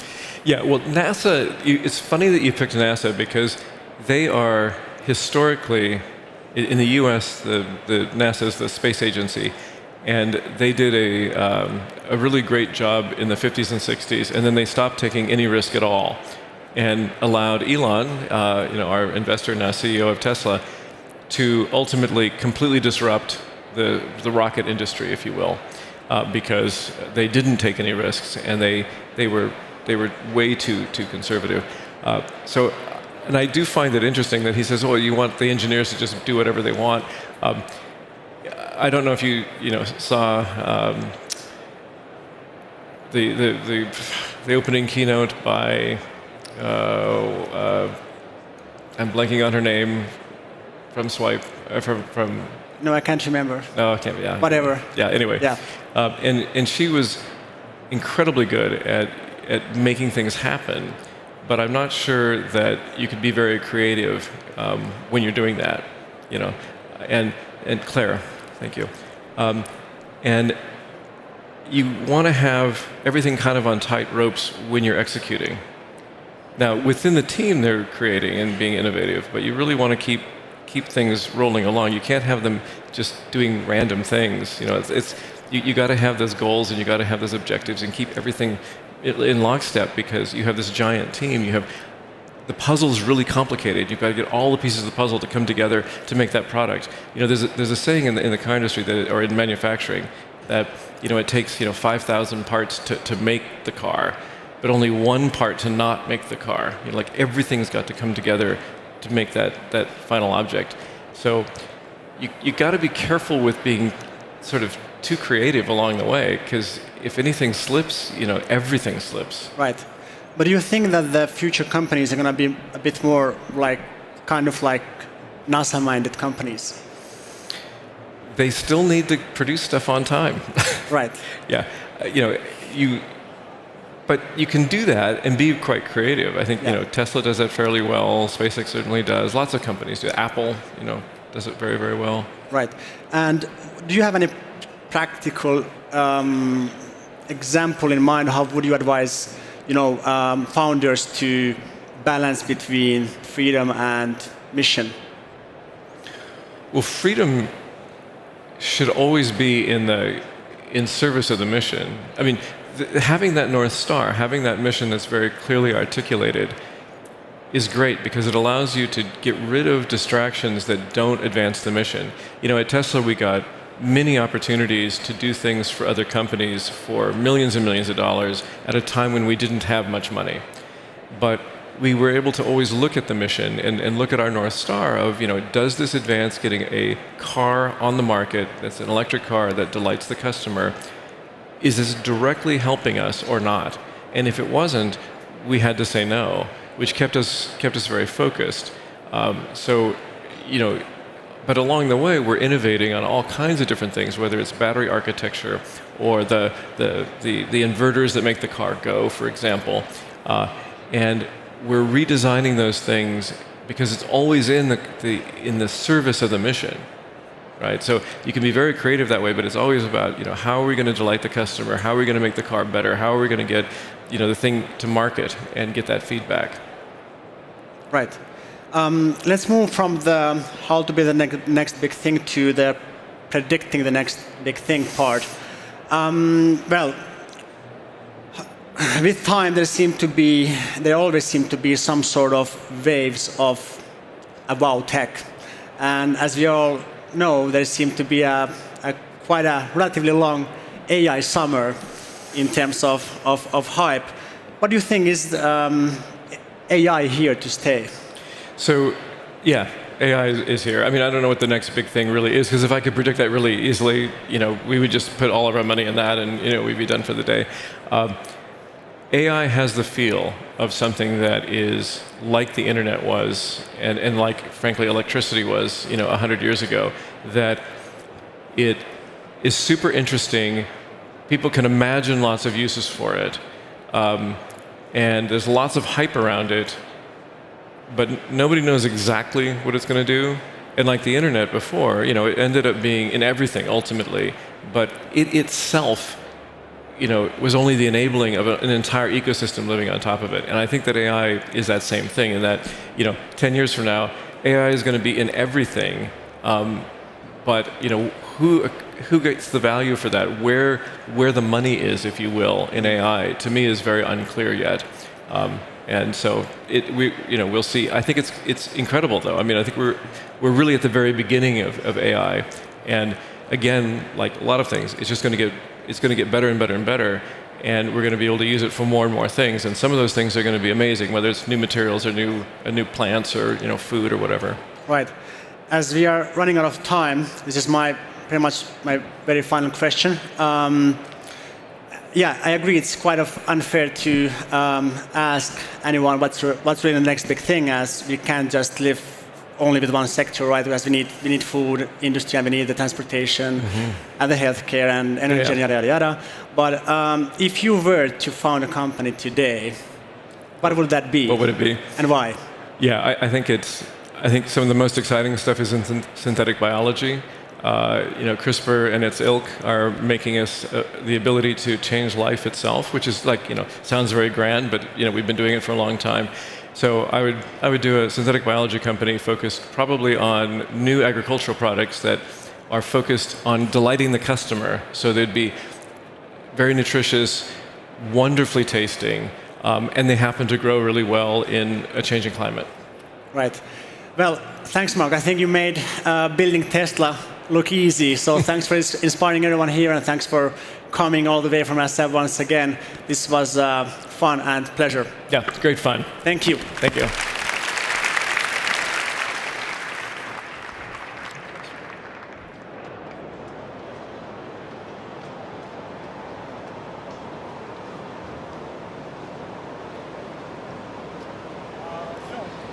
Thanks, Mark and Exxon. Next up, we have a product announcement from OpenBCI, a company focused on cutting-edge technology in brain-computer interfaces. Taking the stage, we have founder CEO Connor Rusomano and Joseph Artuso, CCO and President, who met each other at Columbia University. OpenBCI has been a worldwide leader in low-cost neurotechnology hardware and software for over a decade. Now they will share their latest product, Goliath. We'll also get to learn a little bit more about OpenBCI's plan to build a new operating system of the mind, incorporating brain-computer interfaces, spatial computing, and AI. Really looking forward to this one. Welcome on stage, Connor and Joseph. Woo.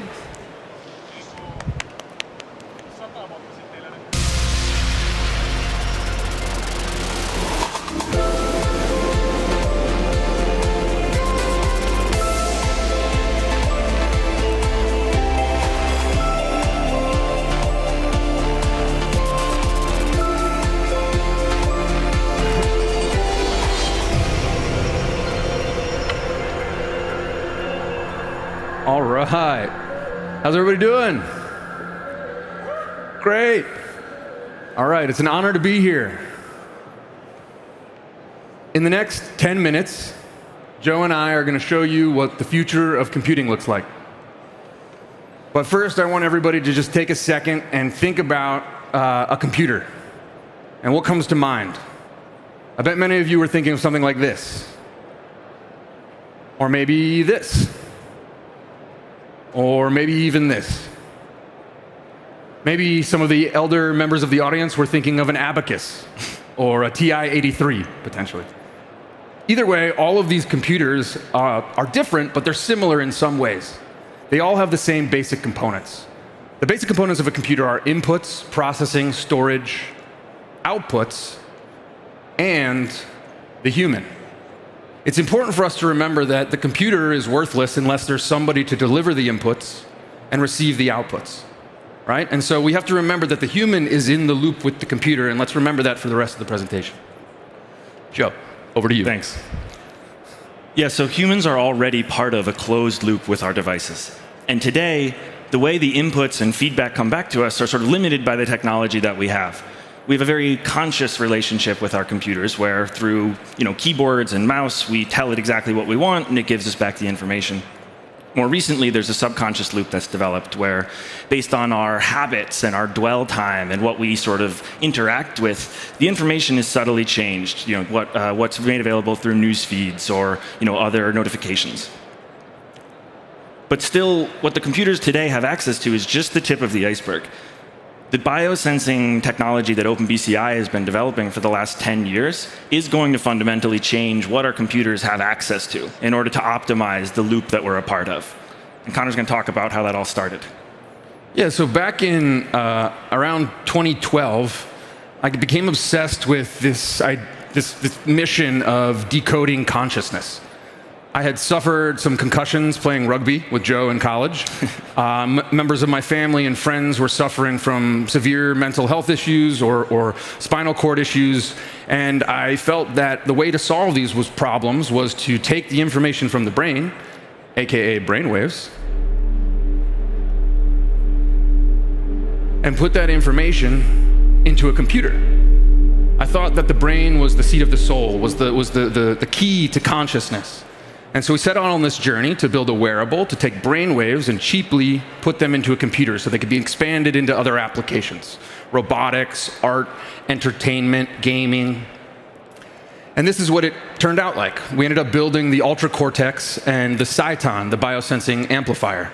For the past 10 years, these have been OpenBCI's flagship products. They've been worked with in over 100 countries around the world. They've enabled low-cost education, research and development, and even deep tech innovation in the laboratories of major consumer technology companies. But there's been one shortcoming, and we've learned this over the past 10 years, is that we built a one-directional brain-computer interface. We didn't build a practical brain-computer interface because we didn't close the loop. We only provided the system with the ability to send information into the computer. What we learned is that to have a true brain-computer interface, you need to close the loop, just like the computer. The brain needs both outputs and inputs. In addition, we learned that brain data by itself is actually quite boring. It needs context. In order to truly understand the mind, the brain is a very important part of the mind, but you have to listen to the body also. Things like your heart, your respiration, your movement, the sweat on your skin. Right now I'm sweating, and it's because I'm a little nervous. So all of these things matter, and they add context. Over the past 10 years, OpenBCI has been, innovating nonstop. We've been working with members inside the company and outside the company, leveraging the power of the open source movement to maximize innovation and access to the technology. We used the knowledge that it needed to be a closed loop system and it needed to be multimodal, meaning lots of different types of sensors, to work on a new type of product. It's called Goliath. So Goliath is a sensor fusion super tool. It's packed with sensors. It can measure the user's heart, skin, muscles, eyes, and brain. And it couples that capability with audio and visual feedback, or the ability to kind of close the loop by AR, VR headsets, and high-resolution audio. One really cool thing about Goliath is that it is not just a concept. We've actually been working with the system for the past few years. Our alpha partners, there are only a few of them because these things are difficult to build, have been helping us do things like create hands-free control schemes, replacing the mouse and keyboard in the context of AR, VR, or even 2D screens. But on top of interaction, we're also interested in this more passive form of brain-computer interfacing, which is looking at quantifying the qualitative. How do we take these squiggly lines coming out of a computer and turn them into things like emotions, intentions, your digital twin? And so with that, I'm really excited that we're about to unveil what we've been working on for the last 5 years. This is the product, the Goliath beta system that we're going to be shipping to customers in Q2 of next year. So Joe, take it away. Yeah, here it is. So this is the latest form of our headset that we've been building. This is what's going to go out to customers starting in Q2 2024. And we're very excited by what these early adopters are looking to accomplish with this system. These are enterprise teams focused in entertainment, gaming, and training situations that are looking to build adaptive experiences that can change based on the real-time reactions of the user's brain and body. Product development and human factors research teams in the automotive and aviation industry that are looking to do product research on products that haven't even been built yet. They're using VR and they want to augment their surveys with quantitative data from sensors. And it's also, in the healthcare space, there are people looking to develop new biomarkers for disease and analyze the effectiveness of treatments. Inside of OpenBCI, we've been using Goliath for our own assistive technology projects that Connor can talk a little more about. In 2019, a legendary neurohacker by the name of Christian Bayerlane reached out to me, and he asked if we could help him realize a vision of flying a drone. This is something he'd never been able to do. And at first I was very skeptical. I didn't know if we'd be able to do it, but we started listening to his body and we tapped into his body and we realized that he had residual intention, these kind of little buttons riddled around his body that he didn't even know he had access to. So we connected electrodes to them, we amplified them, we built a control scheme for him that allowed him to learn how to use his muscles for the first time. We then translated that into some square bar graphs and kind of circle visualizers and then mapped that system into a two-dimensional joystick. At that point, we multiplexed it and essentially built a joystick system, two joysticks that he was able to use to fly a drone on the TED stage earlier this year. It's wild. This was one of the most meaningful things that I've ever been a part of in my entire career. But it took $100,000 of equipment, 6 years of 6 months of focused R&D and system integration, and it doesn't need to cost that much. And that's really our goal for the next 10 years is to take everything that we did with Christian and everything that we're building with Goliath and bring it into one system. This is our other announcement, is that we are going to be working on Goliath Unlimited for the next however long it takes to make it.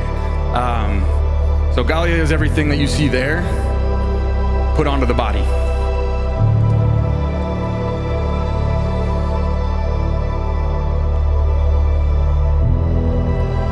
Love that video.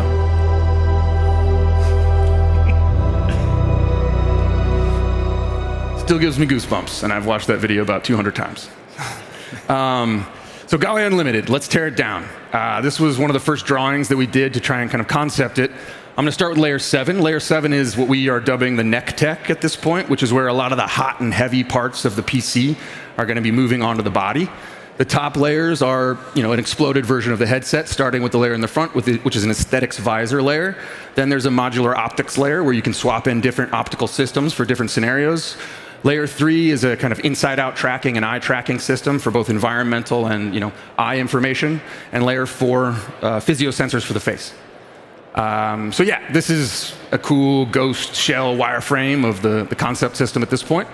And now I'll just jump through these guys wait, let's go back to this one. This one's cool. Everybody loves one of these, right? All right, jumping through. So these are those layers that I was describing, but in higher resolution. So I'm just going to click through these for time. Some ear sensors, and here's an exploded... So, Joe, what does this help? What does this all accomplish, though? Like I said, let's go back to that loop.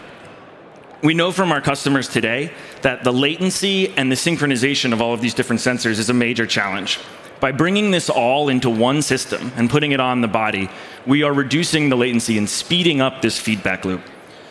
When that loop reaches the point where it's happening faster than our ability to perceive it, that we can't necessarily keep track of the ways that all of these sensors and inputs are adjusting in real time, it's going to unlock an entirely new form of human-computer interaction that feels like a natural extension of our bodies. And this is going to have a lot of unforeseen potential, but it's also going to have a lot of risks. In order to realize the immense positive potential of neurotechnology, we need to change the current unhealthy status quo that we have with our personal data and our personal devices. We're not in control of that today. We believe that users need to be firmly in control of all of their data and given the keys to a mental vault.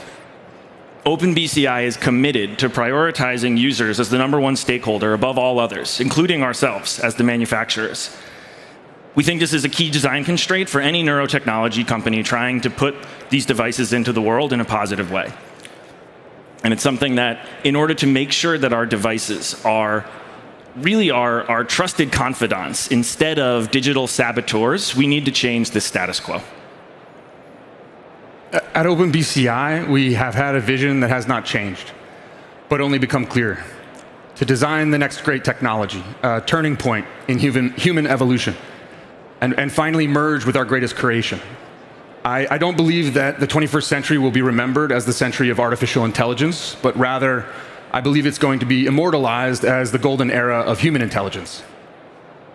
At OpenBCI, we are building the first computer that leverages all of the vast and ever-expanding capabilities of AI with a contained and controlled objective to put you, in control of your mental vault and protect your mental health, safety, and freedom to flourish.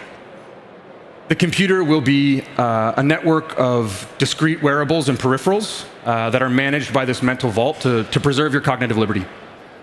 And in every way, this computer will behave like it's part of your body, brain, and mind.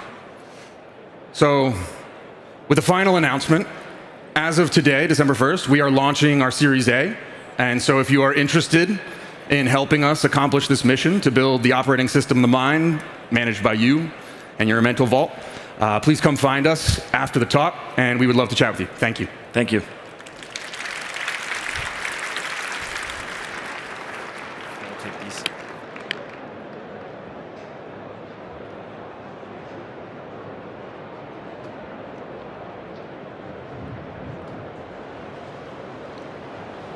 Thank you so much, Connor and Joseph.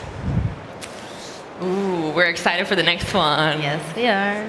Last time these two co-founder CEOs, Tony and Mickey, were together here on Slush Stages on 2021, they were strictly forbidden from answering any questions related to the newly announced $7 billion partnership between DoorDash and Wolt. To make things right, we have brought back the duo to feed our endless curiosities. With over 32 million customers, 500,000 merchants, and 6 million delivery partners, DoorDash and Wolt have risen to the forefront of the local e-commerce and delivery sector in their respective regions. Leading us through the intricacies of this partnership, we have the incredible Alfred Lin, partner at Sequoia Capital. He's a seasoned investor who has worked with founders from an idea to an IPO and beyond. Alfred sits on the boards of some of the most iconic tech companies of the world, such as DoorDash and Airbnb. Let's give a big round of applause for Tony, Mickey, and Alfred.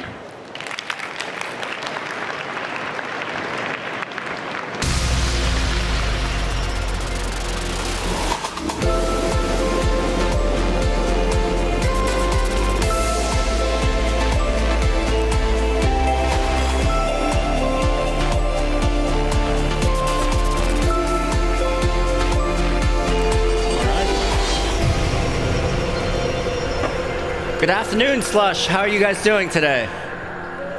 Good. Awesome. How are you two doing? A little jet lagged? Great. We won an ice hockey match, founders versus investors. Founders won. Fine. That was this morning. Founders always win. Great morning. So about this partnership that you couldn't talk about the last time that you two were on stage, but Mickey, why don't you give us a little background on how it came about and what happened before announcing this partnership? Yeah, so we had known with Tony, I think we met for the first time in 2017. So we knew each other and we knew of each other. But I remember when we started having like a deeper conversation during the summer of 2021. The reality was we were raising a round of financing. And it actually, when the DoorDash transaction was signed, we were supposed to sign that transaction's definite agreements the next day. So we couldn't obviously tell our investors that we decided to go with DoorDash instead. So they found out in the media that we are not raising a 1.1 billion euro round to Wolt as they thought that would be. You're raising 1.1 billion? Yeah. So we had term sheets signed, definite agreements done. Was that cash or crypto? Or? That was cash. And the reality was that when we started the conversation, I don't think I've ever really said this to Tony, but I was super uncommitted. For me, it was having heard from a lot of investors that there's a lot of similarity between DoorDash and Wolt. We didn't know each other as well because you guys were focused on the US, we were focused on Europe. So I figured there's a lot to learn, and it made sense to build the relationship. But we were not really looking to do what we ended up doing, and that's really something that in the process of getting to know each other better, I also realized that actually there's more here that we can do than we could do on our own, and that's why we're here. If the partnership didn't come together, what would you have done? I mean, we would have signed the round of financing. I think the biggest change for Wolt would have been that we would have had to be a lot more short-term focused. I think the biggest benefit from a Wolt perspective out of the DoorDash partnership has been that we can be a lot more long-term focused. We launched 2 new countries this year. We're doing dark stores in 20 different countries. We've launched Drive in Europe. We've launched Wolt Plus in Europe. We continue to expand and we continue to obsess on not just how to build a better service, but also how to serve more customers, more couriers, more merchants around the world. So long-term focus. And Tony, how much did you end up paying for Wolt, and how's it going? 10% of the company. 10%. Dilution's permanent. Dilution is permanent. No, I mean, and so obviously it's something that we took very, very seriously, as it was a very consequential decision. But many times, I think in these kinds of decisions, it's a conviction-oriented bet, because as Mickey said, before you enter any sort of marriage, it's very hard to know a priori whether or not you're going to make the right decision or what life is going to be like, afterwards. And so, the biggest question in my mind was, how are we ever going to manage a founder, especially one that is in 23 different countries, many, many thousands of miles away from us, and someone we just really got to know, seriously in the last few months. I think that was the burning question. But I think the thing that always came up for us was, from the first interaction where, we were talking about different markets and how they were performing, and Mickey's instinctual reaction, as well as Riku and others on the team, was just to pull up the dashboards. Very, very reminiscent of a DoorDash value of operating at the lowest level of detail, or the fact that we went back to the Wolt office and I saw Mickey literally cleaning up, shreds of trash that was laying around, from a late night that the team was probably working hard after. And that sense of humility and servant leadership that we look for in anyone that joins the team at DoorDash, that ownership mentality. And so I think very quickly we found ourselves meeting a team that always just wanted to find the right answer as opposed to care about who got credit for it. Someone who had a very similar long-term view. And how is it going? I mean, we've effectively retained everyone, at the company, 2 years after closing, and I think that's a great, sign and leading indicator of what has happened, what's going on in the future, and they've tripled the business, since we've teamed up. I don't know. I think it's going pretty well. I mean, they're growing at rates that are multiples of their peers in this geography and many others. Sounds like it is going pretty well.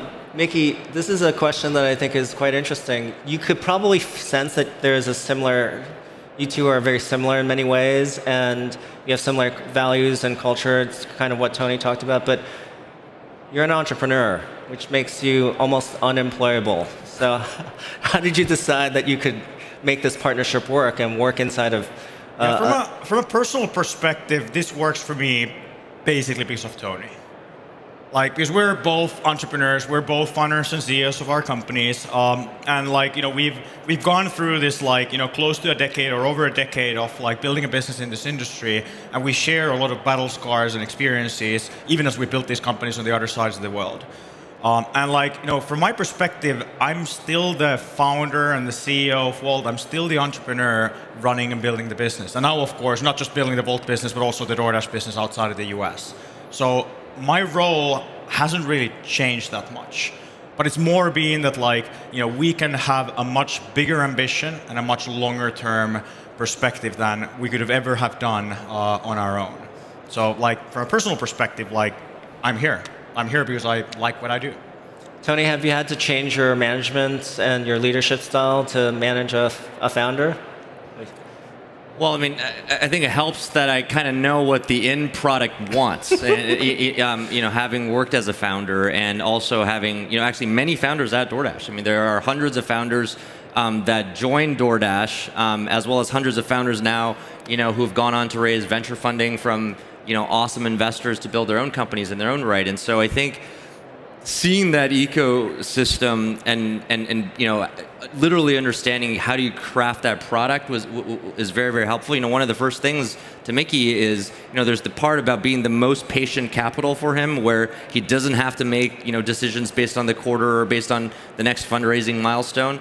But then there's also the partner, aspect to it, where we gave Mickey and team the ability to run all of DoorDash outside of the US, including many of DoorDash's markets, which I think took a leap of faith from everyone on the DoorDash side, but I think it became obvious. It's almost like when you hire someone excellent into your team and you see how much better they are than you, that you get pretty excited to just try to win together.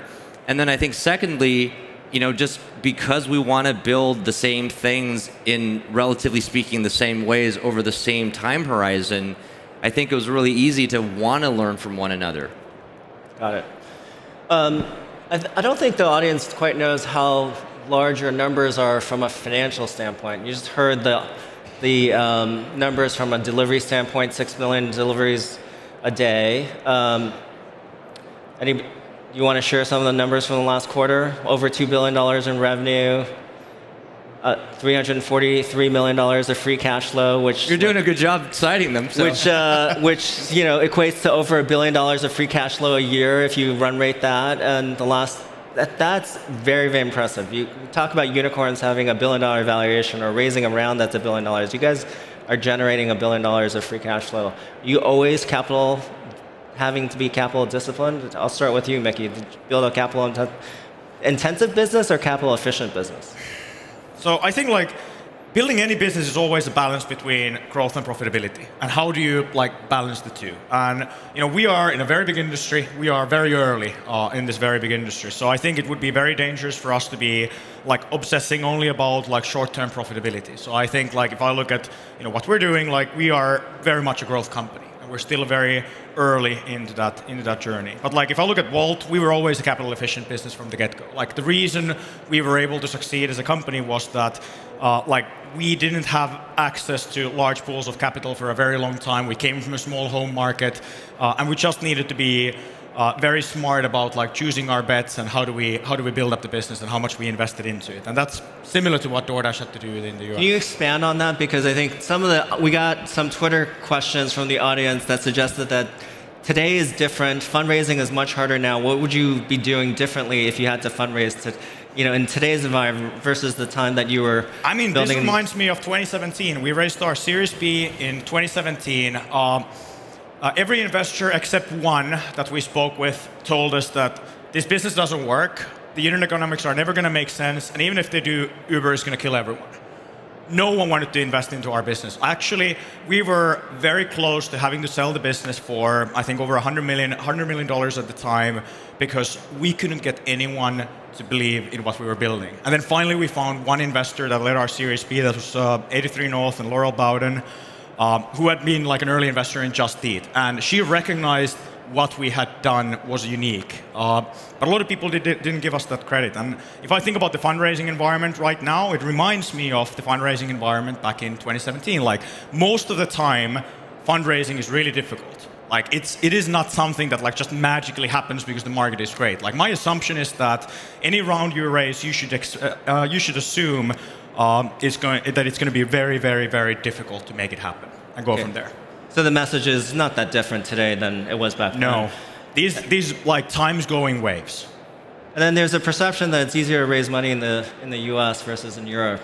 Tony, was fundraising easy for you? I mean, it was similar to Mickey's journey. I mean, in the same time era of 16, 17, parts of 18. I mean, DoorDash had about 1,000 days where I was wandering in the desert, asking for a penny of cash, and I came up empty pretty much for 1,000 days. So it was 1,000 days of wandering, and so no, it was definitely difficult. And I think especially if you're an early stage founder, the most important thing is to find that bet that gives you the disproportionate outcome, which is going to be finding product market fit. So the best advice I think in a tough fundraising environment right now is to focus on building the product and making sure that you truly have built something that people want, so that and product velocity and how fast you ship your experiments is going to help you achieve that the fastest and the earliest. And if you can do that, then the rest will almost take care of itself. The money in some ways will find you,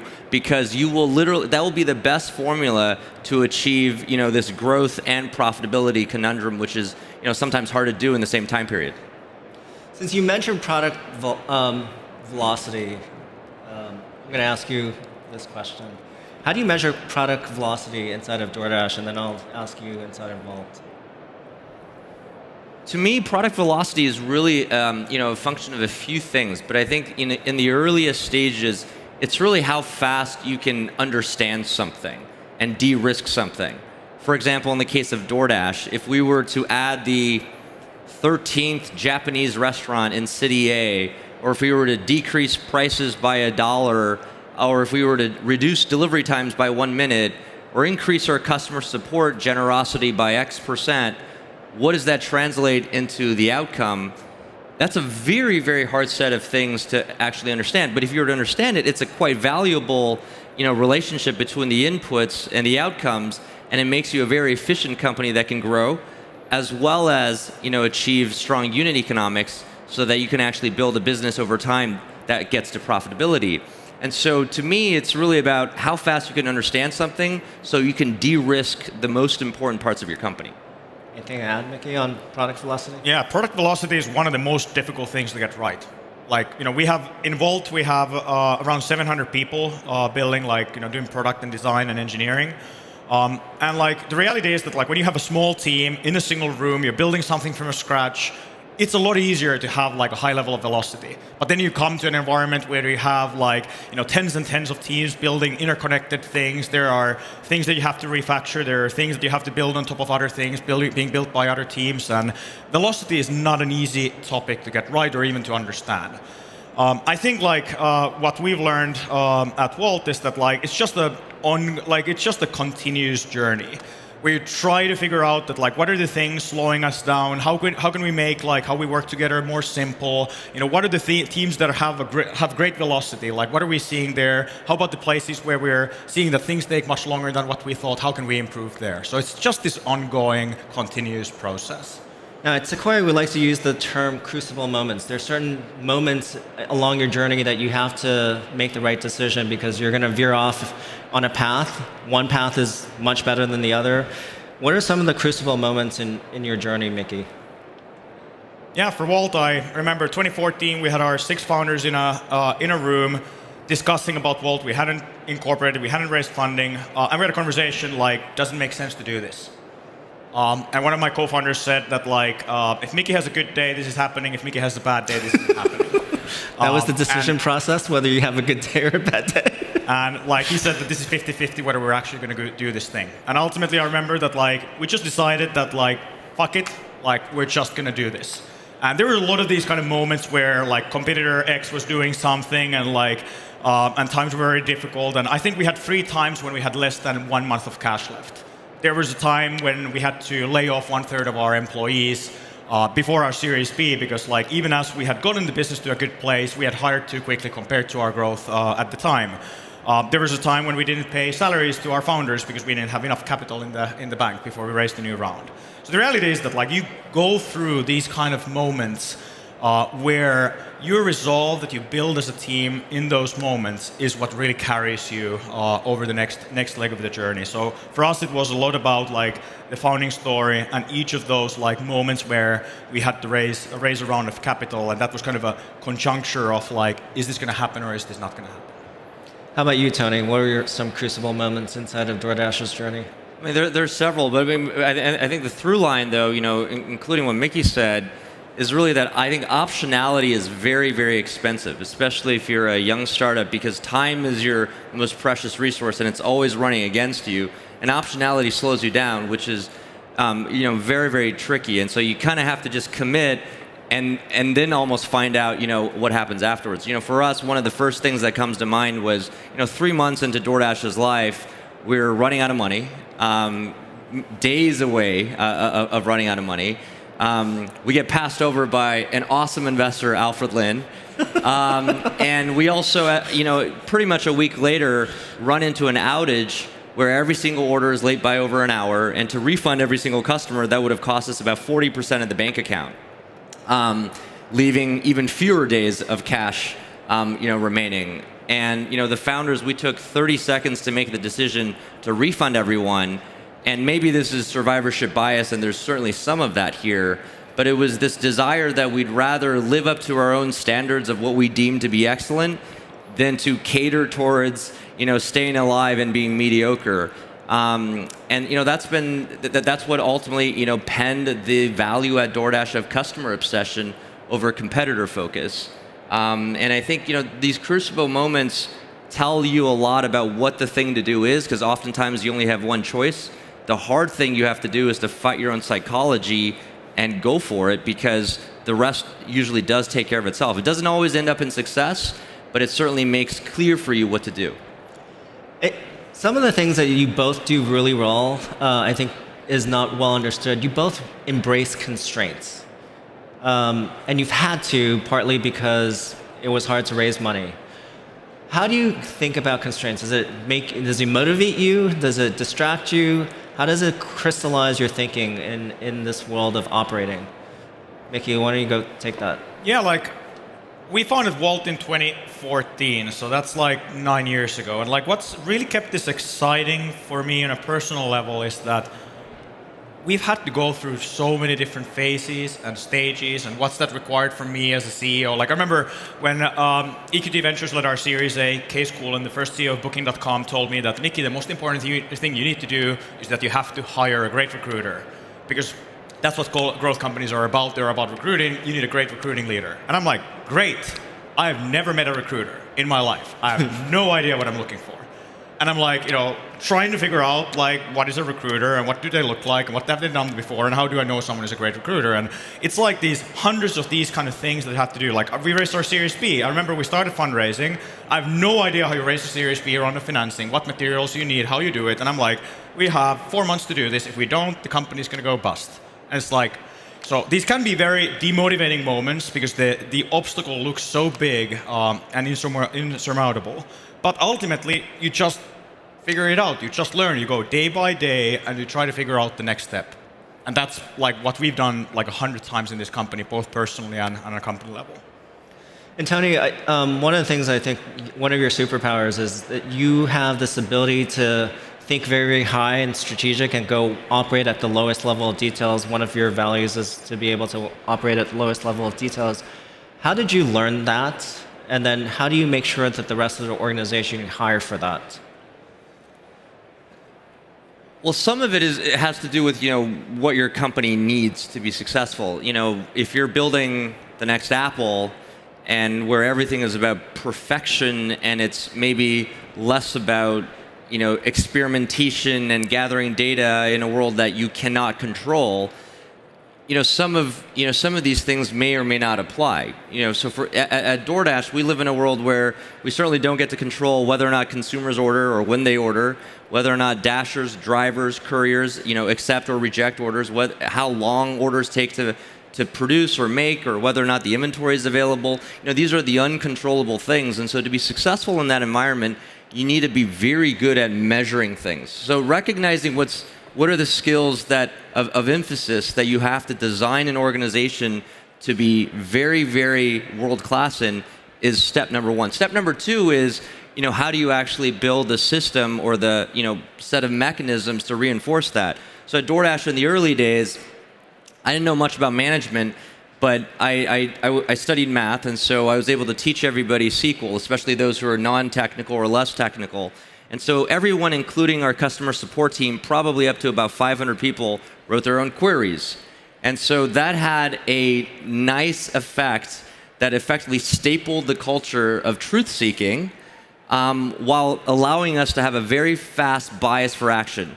So a very, very fast experimentation velocity, shipping velocity, again, trying to understand what were the important questions, which things didn't matter. That was one way in which we were to staple down the details. But sometimes you also have to understand where you are in the game. Mickey said a lot of times all you can do sometimes is just to improve your position. But sometimes you have to know when to bet big and maybe relax some of those constraints so that you can disproportionately increase your movement, whether it's to serve your audiences better or to potentially take share on the field. And so knowing which of those muscles can get used and what are the mechanisms that are authentic to your organization, and then when you deploy them on the field, I think those are the important parts to getting it right. And how do you, so that sounds like the system that you're trying to build. How do you recruit exceptional talent? Well, this is hard.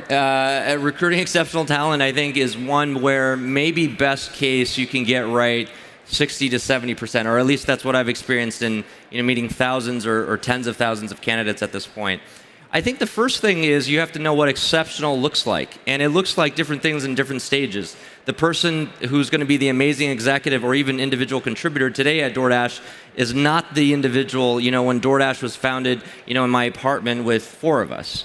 And so I recommend, especially for the founders in the audience, to spend time with whoever tells you is exceptional in their field at a stage that might be 1 step or 2 stages ahead of you, and just watch them, observe them, to understand what exceptional looks like. The second thing is to understand, what are the hallmarks of your culture that's going to make the exceptional person who's awesome in one type of system also fit your system, whether you have it written down or it's just organically developed. At DoorDash, we have 6 of these things. These are and we look for them, pretty carefully. But that took a while to understand, these are the 6 things that we really need to be successful at our company. That may or may not be what was true for this candidate in their previous environment. If you can get those 2 things down, I think you're batting a pretty good score. But it's going to take you probably dozens of hours with each candidate to actually get to that level of understanding. Coming short on time, I have to tell you, Mickey, I'm very impressed with Slush. It's really, really impressive. You started this how many years ago now? 2011 was the first one we did with our team. So, there's probably 20 to 50 people that work on it full time, but 2,000 people that volunteer. The fact that you can get this production quality is pretty amazing, and it's run by students. What did you learn through that process about entrepreneurship? Yeah, Slush. I think Slush was a funny combination of having a big ambition level, we saw that, it felt like the tech ecosystem in Europe was broken, that there's a lot of talent, there's a lot of good companies all over the place, but there wasn't like a good ecosystem for these companies to learn from each other, to raise capital, to have this ambition level to build not just like locally relevant companies, but globally relevant companies. And that was the ambition level of Slush since the start. Like, we want to help fix the ecosystem. We want to help create more successful companies out of Europe and increasingly globally. But at the same time, we had no idea what we were doing. Our average age was 21 years old. We had no background in event production. It was very much like a don't worry, be crappy. How do you organize an event? You need a speaker, you need an audience, you need a stage, you need a microphone, maybe some food. And you go from there. And if I look at what Slush has become over the years, there's been this incredible culture of learning and perfecting things over time. I was looking at people bringing the chairs and tables and how many were there, and the coordination and everything. I was like, this is impressive. And it's just this incredible improvement that has happened, even as the organization has changed 10 times in the last 10 years. That's awesome. Scale of ambition. What's your scale of ambition for DoorDash? Well, I think this is one of these questions where the answer in year 10, heading into year 11 at DoorDash, might have been different, than day zero. Although it's, even in the pitch deck at Demo Day in the 2013 summer class for Y Combinator, the pitch for DoorDash was to be the FedEx of local, and that's largely stayed, exactly the same, because I really believe that it's a much better world to live in when you have every local business, small, medium, and large, be successful than maybe just buying things from the hands of one or two large organizations. And the reason for that, well, A, it's great for the economy. I mean, local businesses still are the backbone of every city, every economic GDP growth driver around the world. And number two, it also represents the personalities of the cities that we live in and why we love living in them. And so, for us, it's always been about how do we ultimately become the infrastructure, for every one of these cities. And the lane that we've chosen to do that is to power every single transaction, connecting every possible local merchant to every possible local consumer. We're a long ways from that. We've done, a nice job maybe in chapter 1 of the company in food. We're starting to branch out, into other categories, but there's a lot of work to do to make sure that all of these businesses will be successful. So the scale of ambition, I think, has, certainly grown since day one, but I think the mission of growing and empowering local communities has always been true. Mickey, you can answer the same question either for Wolt or for Slush, or for both. Beg your pardon? Scale of ambition. Scale of ambition. For Wolt or for Slush or for both? I mean, for Wolt, we share the ambition with Tony that we want to build globally the most relevant company in our industry. And we're now apparently the second biggest company in the world, or the biggest company in the world outside of China, which is still the second biggest company in the world in our industry. So there's still a lot of things to do. And relevant is not just size, but it's also about relevance to our merchants, our couriers, our customers in all the different cities that we operate in. For Slush, I think about 2011, we were organizing Slush, and I wanted to invite all these scale-up entrepreneurs to speak at Slush to talk about things that younger entrepreneurs could learn from them. And definition of a scale-up entrepreneur for me in 2011 was they raised over 10 million in financing. I think I was looking at Northern Europe, and I found 10 companies when I stretched that definition and tried to get the founders of those companies to speak. And I look at what we see in this ecosystem today, a 10 million round of financing is not even a thing anymore. And we're talking about hundreds of millions and billions of revenue these companies are making, and the funding rounds are in the hundreds of millions, if even billions. And I think about where this started a decade ago, how things looked like, and where we've come, and I think about how things look like right now and where we're going to be in a decade. And that's what makes me incredibly excited about Slush. That's what makes me incredibly excited about the tech ecosystem that we can all witness here during this week. And a final question for the both of you. Before you started as a founder, what would you have liked someone to have told you before you started on your founding journey? Well, I know everyone's getting probably lots of advice. I mean, 10 years ago, maybe there were less content available. And it's an awesome thing that you can learn from so many different people and their shared experiences. And I think communities like this one are so great. At the same time, don't forget, that instinct that you have that probably already knows the answers to so many questions, but it's fear that's allowing you to take your gut and trusting it. So trust your gut. And just obsess about building something that your users or customers or whoever you are serving can love. Like, it's so easy to start to obsess about competition and fundraising and all these things that go on around building a successful company. But this just comes down to doing something amazing for the people that you serve. And I think that can't be reminded many times enough. So that's a great way to wrap up. Do something amazing for your customers and trust your gut. So thank you both, Mickey and Tony. This is a great conversation. Thank you for all your story and your advice. Thanks, Alfred.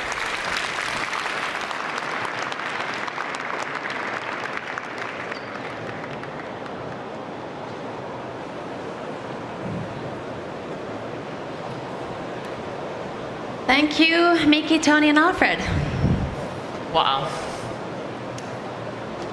It's relatively easy to come up with the demo for an AI product, but making sure that that product is operational at an enterprise scale is a whole another story. How do you make sure that your product can scale beautifully across use cases? In a market with an oversupply of demos and promises, Bhavin Shah has been ahead of the AI game for years. Bhavin is founder and CEO of MoveWorks, the leading AI co-pilot for enterprise. MoveWorks is currently serving over 300 enterprise customers, including massive companies like Spotify, Salesforce, and Toyota. And prior to MoveWorks, Bhavin served as CEO at Refresh.io that was acquired by LinkedIn in 2015. Together with Bhavin, we have on stage Josh Coyne from Kleiner Perkins, who focuses on enterprise software and financial service investments. Prior to joining Kleiner Perkins, Josh was at Catalyst Partners, where he helped advise on multi-billion-dollar acquisitions, leveraged buyouts, and financing across a variety of technology sectors. This is From AI Demos to Delivering AI Products. Welcome, Bhavin and Josh. Woo.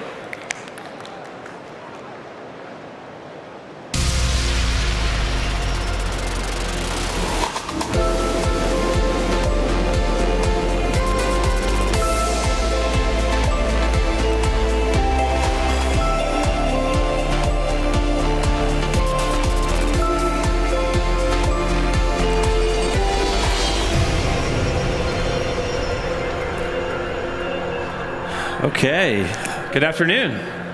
My name is Josh Coyne. I am a partner at Kleiner Perkins. We're a global venture capital firm that tries to find technology startup founders that we think have a shot at making history.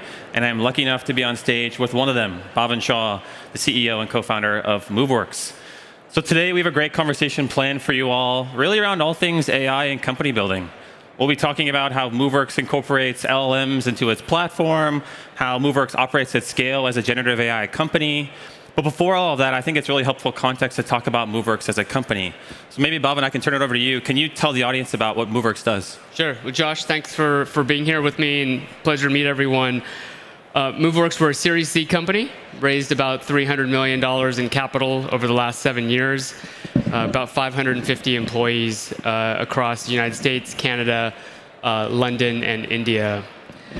In terms of what our product does, so we're an enterprise co-pilot that employees use to get help, to find information, to take action across a variety of different business systems. So if you think about ChatGPT and what it does in terms of finding information and reformatting that and answering questions, imagine something like that, but for the enterprise that has all of the context of your business policy, your rules, different systems of record that you use and take advantage of, and it brings all those together so that employees have a single interface across all of the different business systems, essentially a generative AI help desk across topics like IT, HR, facilities, finance, and the like. Awesome. So I thought a fun place to start for this conversation was to focus on what's become an increasingly buzzy word, and that word is co-pilot. Yeah. We've seen companies, both large and small, talk about launching some permutation of a generative AI co-pilot. How do you, from Moveworks' perspective, how do you think about differentiating in what is increasingly a noisy and crowded world of AI copilots? Yeah, well, look, I think we know that there have been a lot of announcements this year. Microsoft has 5 different copilots. Salesforce has 5 copilots. And the world is slowly evolving to everyone providing a copilot as an extension to their core platform. And I think our view of the world is that there will be a mass proliferation of these copilots all across these different applications. In a sense, you'll have the desktop version, you may have a mobile version, but you'll also have a copilot that you can leverage and use as a way to sort of extend that user experience and the product. And so, as we see that world emerging, we ourselves have been looking at how we play a role as this thing evolves. Now, if you think about your mobile phone, you have lots of apps on there, probably 150, maybe 300 apps. But there's only so many apps that sit on your homepage. And the job of any organization, the goal that we have, is we want to be on that homepage of your essentially new set of copilots that you use. So our product is thought through in terms of it being a independent copilot that sits across all of these different systems that employees can talk to, employees can ask questions from, and then we actually then coordinate getting that information through these systems of record, sometimes talking to other copilots. So one thing that you'll start to see as this world of copilots becomes quite noisy is the ability for copilots to talk to copilots. Now, we're not there yet, because most of these copilots aren't very good. And you'll still continue to see that. Some will be great, some you'll use on a daily basis, some you'll use once and never use again. But those that continue to persist and companies continue to invest in, will see that sort of collaboration across these ecosystems, because ultimately we're all here to solve these different problems, but to serve the same end user at the end of the day. Awesome. I look forward to the Slush Copilot, hopefully be launching next year. You mentioned Microsoft and Salesforce launching copilots, and there's been increasing rhetoric that we're hearing that copilots is for the incumbent. It's a sustaining advantage. It is not a disruptive advantage for startups. Like, what's your reaction when you hear that? I think that's absolutely incorrect in sort of its premise, because you do have this incredible force of these incumbencies. And especially in the last year, in 2022, with rapid inflation, businesses were under tremendous pressure to reduce costs. And one of the ways you reduce costs is you essentially consolidate on a single vendor or on fewer vendors than you had before. And so there is that fact, which is these folks have their incumbency and they're protecting that. But when it comes to the Copilot, one of the strategies that we've taken is to really be this independent Copilot. We don't have a bias, right? If you think about every other Copilot, it has a preference for you to use their system of record, their tools, as a basis for how you do business. And that's great. But when you have to do things across different systems, those copilots become ineffective.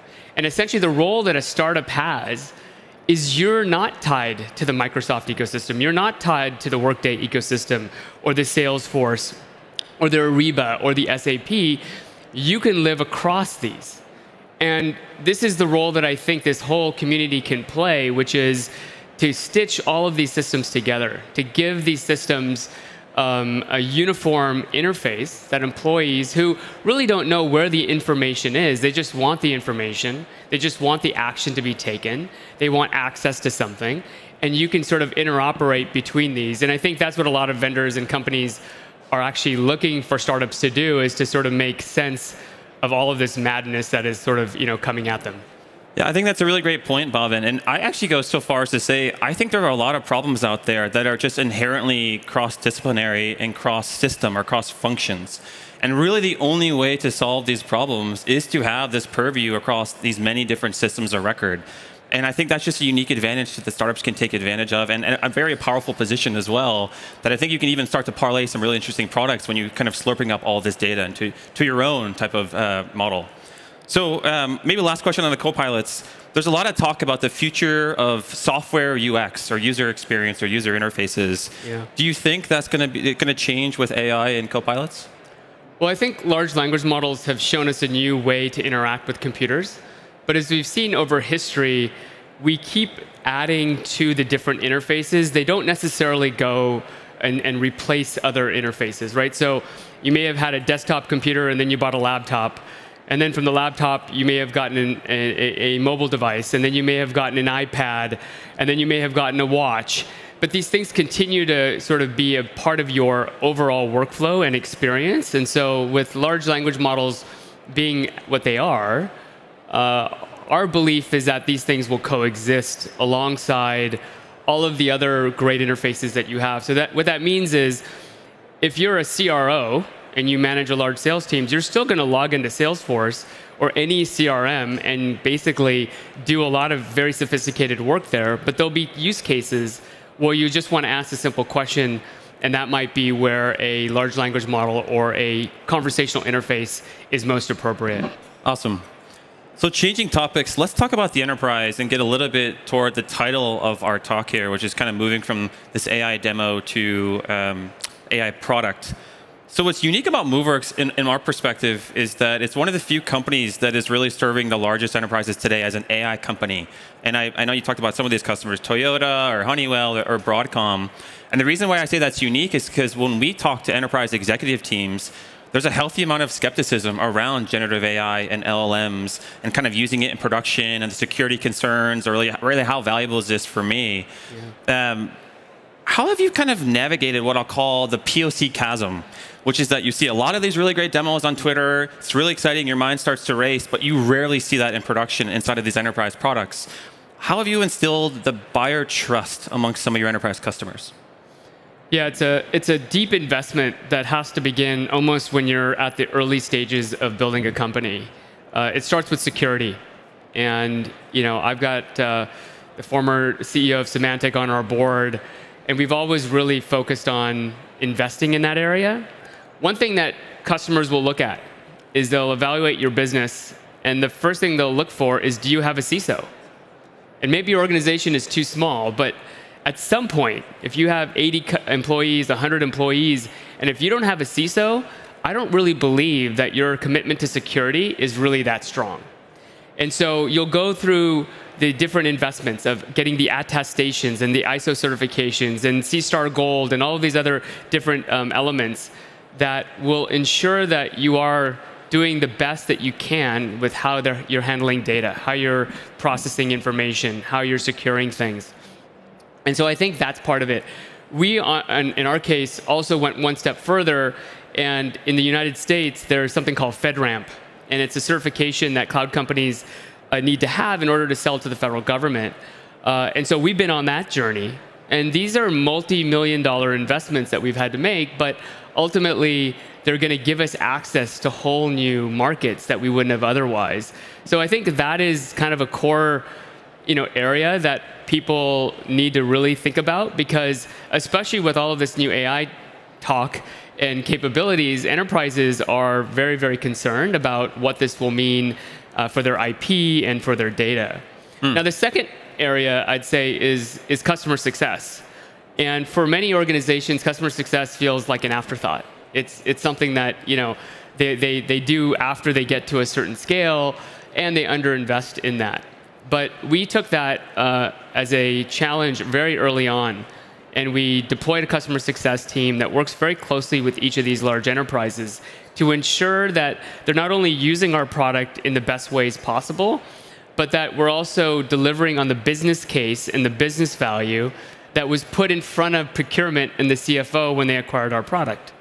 And I think that's something that's you have to be really mindful of, because if you can sell into a large enterprise, it may be time to celebrate, but what happens is a year later, when you go up for renewal, and the procurement person looks at you and says, so what value did you really deliver our business? Even if you have the greatest product that every employee is using, which we have the data, they will still sit there and grind you down until everything can be demonstrated and proven. And so from a customer success standpoint, we have assigned CSMs to every account who manage several $1 million of ARR each. And that allows them to really stay close to the customers and to keep nudging the customers and moving them along this AI spectrum from being sort of first adopters to really mature organizations. So you take a company like Broadcom, they started working with us 5 years ago. When we started, our product was delivering about 8% of total resolution, meaning we were automatically resolving 8% of all their IT tickets. Today, that number oscillates between 62 and 71%. And a lot of that wasn't just the smarts of the AI, it was actually being able to talk to more and more systems at Broadcom and be involved with their merger with VMware just last week, where our system had a big role in providing support to that massive new user base that came in on one day. So the point is I think it's an ongoing thing. It's something you need to build into your margin, into your business model. And especially with AI, I think it's going to become a clear differentiator for any business that has that. Awesome. So when we think about enterprises, like enterprise sales is never easy. I'm sure for all the folks working at enterprise software companies, you get that, especially now in the macro environment. Has the excitement around AI changed buying patterns or behavior at all in your perspective? Yeah, so there's two things that are kind of diametrically opposed. ChatGPT had such a profound impact on the world in a way that other technology shifts haven't, right? The internet slowly emerged, cloud slowly emerged. But what you had is every CEO in the world get pinged by their friend or their child that they were using ChatGPT. And so it rose very quickly to the office of the CEO. And when technology rises to the office of the CEO, it's really a massive thing that is quite different than when a CMO or a CRO or a CIO is sort of, working with you on a various technology initiative or project. And so from there, obviously, if you watch the news and you watch the business articles, right, CEOs every day are making promises to the street that they're going to reduce costs, that they're going to make their business more efficient, and that they're going to grow using these new tools. Furthermore, with generative AI, a lot of companies see this as a clear differentiator. Because if their competitors are using generative AI and they are not, there's a problem. If their competitors are using AI to eke out another 3 points of margin and they don't, well, guess what? The analysts on the public markets will downgrade their stock or will provide a lower multiple, or they won't be as valued as much. And so given all of this backdrop, CEOs have been really excited about generative AI. They've been engaging large consulting firms. And the numbers I've been hearing are just mind-boggling. They're paying these consulting firms $1 million a month for basic generative AI advice that I think everyone here could probably give them for free. But it's helping them think through where they want to apply this and what they want to do. That trickles down to the CIO, the CMO, the CTO, and all these other department heads as an initiative that they then have to take on and do. Okay, so all is good, right? It's easy. Business should just happen while you're sleeping. But no, there's this other countervailing force. And that is what we're seeing, especially in organizations with 5,000 employees and greater, called the Generative AI Council. And this is a new phenomenon. This has just shown up in the last 7-8 months. And these are groups of people that don't necessarily have a background in AI. They've just raised their hand. They say, we'd like to be part of the Gen AI Council. And their job is to regulate the acquisition of any tool that claims to be AI into the company. And they're looking for things like safety and security, and they want to make sure that it's going to do the right thing. But they're also looking at this from a larger lens, which is, if we're going to bring this tool in, how is that going to impact the business, and can it be a tool used by all departments? So there's a greater perspective or need that your product needs to also be applicable not just to one team, but to many teams. As a result, these AI councils, will slow down the selling process. We've had to go through extensive efforts with our sales team to give them special presentations that they can give to AI councils. We've done thought leadership with AI councils. We've helped newly formed AI councils learn the playbook of existing AI councils from other companies. And essentially, you have to pitch them in addition to the department head, in addition to the economic buyer that you might have. So, while you have an accelerant here, you have a decelerant here. Hopefully, you can make it work so that the net is positive for your business. Awesome. So maybe as a follow-up to that, let's assume I'm an enterprise CIO, and my CEO and my board members are telling me you've got to adopt Gen AI in some capacity, whether it's new tools or something. Yeah. And I look around and I see some pretty cool developer tools. I see a vector database, and I see some RAG or retrieval systems. I see a bunch of really cool LLMs that I feel like there's a new one popping up every month or two, both open source and closed source across different modalities like voice and text. How do I think about whether I should be building this internally versus buying a third-party AI solution? So I think it's like, a kid in a candy store right now. Every CIO thinks they can build everything that, is out there. And I think that's where you're seeing a rush towards a lot of these developer tools and things of that nature. So that's got to work its way through the cycle.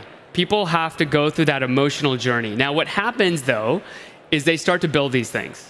And especially in our world of employee support, they're like, oh, we can go bring this RAG tool and we go bring this one piece of automation and look at this demo. It's great. We're like, great.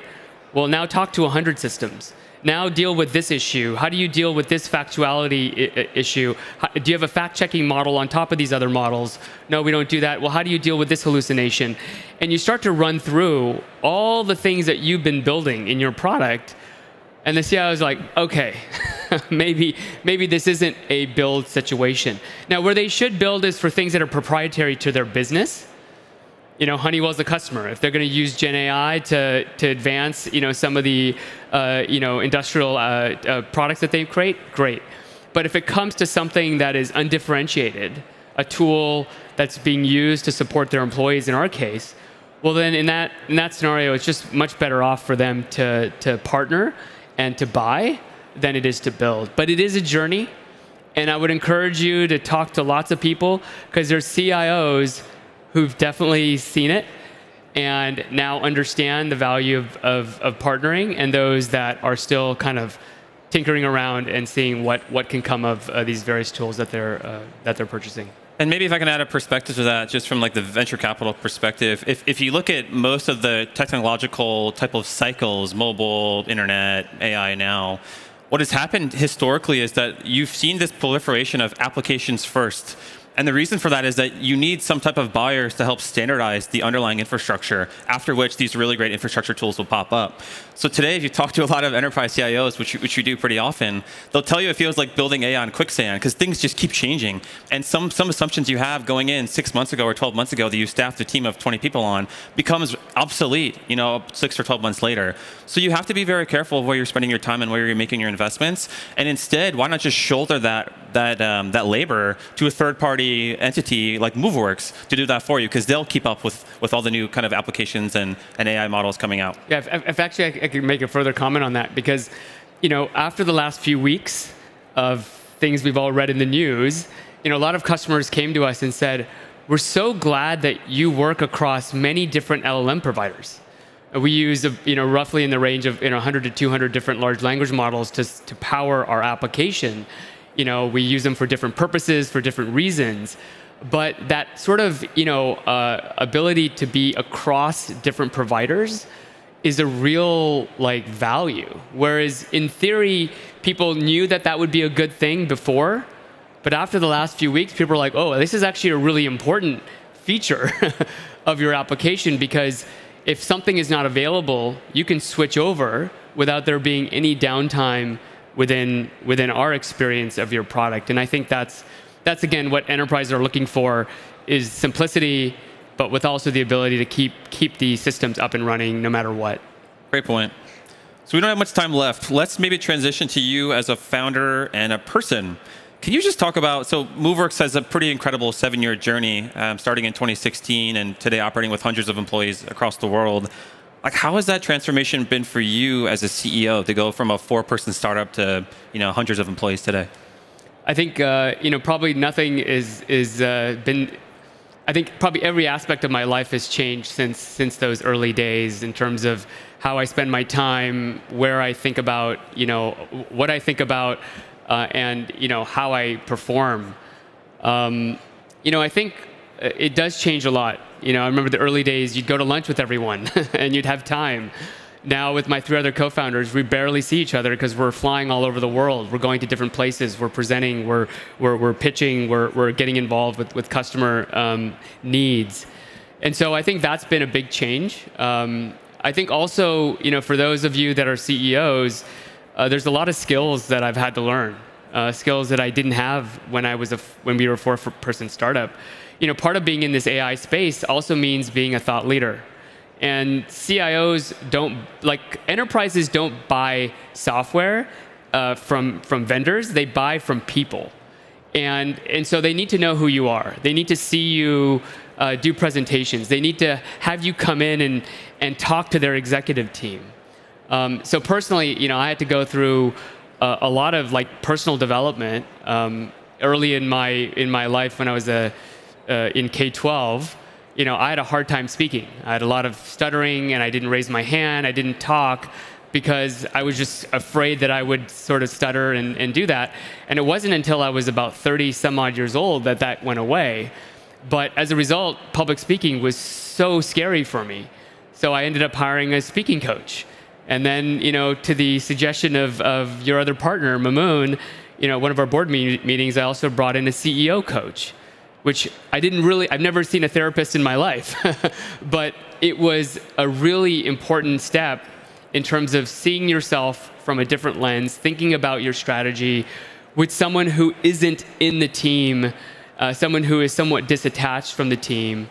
And I think these are all kind of exciting, changes that one goes through, but they are ones that if you want to grow with your business, if you want to aspire to build an organization like Tony's, like we just saw with DoorDash, right? It requires you to completely, grow and overhaul who you are as the company grows and overhauls who it is and what it means and what it does. So it's exciting, but it's a continuous, journey of growth mindset. Great. So maybe final question to wrap things up. There's a lot of founders in the audience, and I'm sure there's a lot of employees at startups. What advice would you have, reflecting back on kind of the last 7 years at Moveworks, for those that are just getting started at a startup, or maybe even hitting a point of inflection? Look, I think it's important that if you're on this journey, that you recognize that things will continue to change. I think a lot of people talk about, well, I don't want the culture to change. No, the culture will change. And your survival is going to be based on how rapidly you can accommodate and adapt. And so it comes down to how you take care of yourself, how you sort of think about your own personal health and your ability to deal with incredible amounts of stress and stamina, but also how you think about relegating decisions to other people and how you need to let go. So there's a lot of different facets there, but I would say that the personal journey, I think, is one of the greatest enablers of startup success. It's also one of the biggest reasons why startups end up not going on or not continuing, because it's the people behind it that sort of end up running out of steam, running out of energy, or really don't evolve themselves to sort of accommodate the needs of the business. Terrific. With that, I think that is it for us. Bhavin, thank you for the insights and perspectives. Thank you, Josh. Thank you, Slush.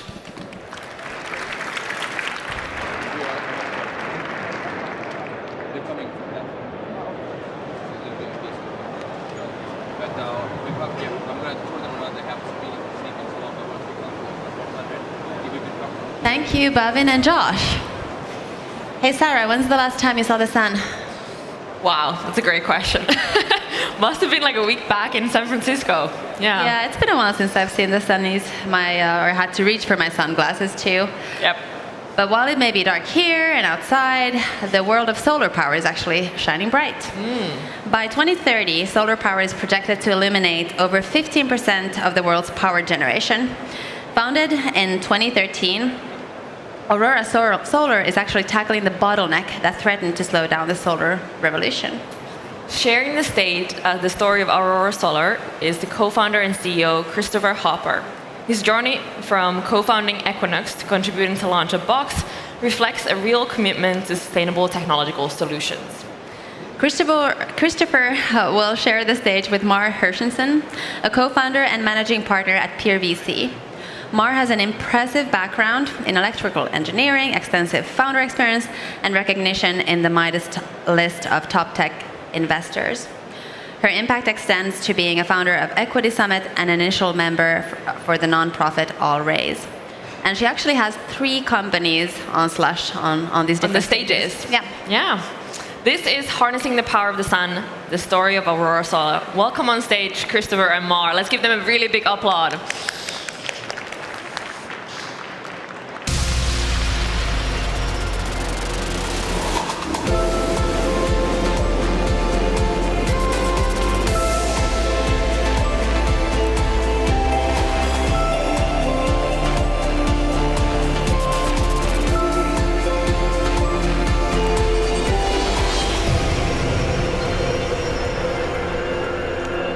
Awesome. Hey, Mark. Well, it's great to be here. My second Slush. I think my only conference that I go every year, which is great. And today I'm here with Chris, which is one of our old, I mean, you're not old, but you're one of my oldest founders, I would say. Old. Anyways, well, I think we could start by talking about Aurora. I remember meeting you and when you were raising your seed round and you told me you were going to build the OS of the solar industry. And I was like, what does the OS of the solar industry mean? So maybe, you can talk about what that is and what you guys have built. I mean, like every industry, the solar industry has a lot of very specific challenges that it needs to do. And the vision was, how do we build a full stack, we call operating system, a suite of software solutions that allow solar companies to accelerate the deployment of solar installations, with the ultimate goal of putting a lot more solar on roofs and transitioning the world to a future that's in large part powered by solar. A lot of challenges are, well, companies in that space face a lot of challenges. Back in 2014, when we started, the industry was still quite nascent. Well, I mean, the solar industry is kind of an old industry and a new industry at the same time. It's been around, since Einstein wrote his paper about the photoelectric effect in a way, but the new version of it being commercially viable is quite recent. And so when we started in 2014, there was still a lot of manual work going into designing these systems. People rolling trucks, meaning they would drive out to a site, they would climb onto a roof, and they would take shade readings on the roof, and then they would drive, get back off the roof. Some people would literally fall off. I met people who landed in the bushes, and then they drive back to the office, plug in a computer, and get some ballpark estimates. It's very unscalable and not very accurate either. And so what we said is like, hey, no, technology can solve this. We can build a design solution that lets people design accurate systems from their office, thereby taking out a lot of cost. I actually brought a quick picture of it or animation of it. You can see the software in action, sort of a 3D model of a building. The sort of colorful thing you see there, that's LiDAR data. So we include a lot of data sets, imagery, aerial imagery, LiDAR data, weather data, utility rates, and so forth, all at the click of a button. So within seconds, you can really generate a 3D model that's accurate. We run a full shade simulation. So we simulate the sun going through the sky. We ray trace the whole scene. Calculate energy production, savings, and so forth. All with the eventual goal of helping an installer answer the fundamental question, right? Do you have solar in your home? I actually don't. I feel bad saying this in Europe. Okay, we got to fix that. But actually, good case in point. So what you do is you'd call up your local solar company, and they'd ask you for 2 things, which is your electric bill and your address. And those are the inputs to our software. And at the end of it, what you want to know is, what can solar do for me? How much would I save on my bill? How much will it cost? And so forth. And that's all the calculations we do in the software. So that's the core of it, all with the goal of really streamlining the cost of solar. One interesting thing is that the first time you were talking about building this, I was thinking initially it's all about automation, they can do their job faster. But I remember thinking, well, this is going to allow them to sell more stuff, right? And I wonder if that has played out when you guys sold your product. Has your customers look at the value that you provide? Yeah, absolutely. It's both. It allows you to run a scalable business, really. That's kind of, I can tell you about the story too, how we started, but that's the fundamental thing. You can take out costs. So in the US in particular, if you were to go solar on your home and say the system costs you $40,000, less than half of that is the equipment. Yeah. All the rest is soft costs. So it's all the costs involved of getting the panels onto your roof. Which is crazy. It's less than a 50% efficiency, if you will, for your dollar that you spend. And so the question is, how do we increase that efficiency? How do we make solar more and more cost effective? And we can do that by streamlining processes, by driving data-driven design, and it all translates ultimately into cheaper solar for you. Awesome. Well, very impressive. I'm going to rewind the clock and go back to when you started. I remember I met you in 2013, and in 2011, Solyndra had just shut down, and we came from a bunch of people in the Valley investing in solar, and I think nobody even wanted to take your call. I remember telling people we had invested in this solar design company, and they were like, well, that's not going to be successful for your little firm. So, walk us through that. I think the story of, a lot of founders in the audience that are probably fundraising, it's a tough environment. What was that journey of you guys, I guess your little firm is not so little anymore, huh? Yeah. No, we started in, when was it when we met? In 2013. 2013. Yeah, when you were starting out, we were starting out. That's right. So let me tell you a bit of the backstory. So we actually didn't want to start a software business at first. We wanted to start a solar installation business. Yes. At the time, we were focused on emerging markets. The idea is energy is an issue there. It's usually unreliable, expensive, and yet you have a lot of sun. So very simple calculus. We designed a system, a pilot project for a school in Nairobi, Kenya. And it worked out well, but there was a lot of work that went into it. And we realized how inefficient the process was. We had this Excel model that just kept Frankensteining out of control and just growing and getting more and more complex, Dropboxing files back. And it's just not a good process, and it wasn't data-driven. But we made do. But then what happened is other people started reaching out to us asking, hey, does solar make sense for me, for my home, for my building? And we're like, well, we don't know. It depends, right? That's the thing about solar. It's very bespoke to every building. And so we realized quickly we needed software to do that. We also looked at where solar was going to go, right? And the world is on this massive trend, this transition to a future that's powered by renewables. And it became clear to us that something like this needed to exist for us to put solar in the world. But as you pointed out, back in... Which, by the way, I'll just stop you there for a second. I think I love that story because, you went on and did a solar installation and then you realize actually the problems with it. So I think founders that are solving their own problems or that run into something and then decide to fix it, ultimately, they build real companies. I didn't realize at the time, but in retrospect, we were basically in the shoes of our customers. Yes. Right? We were...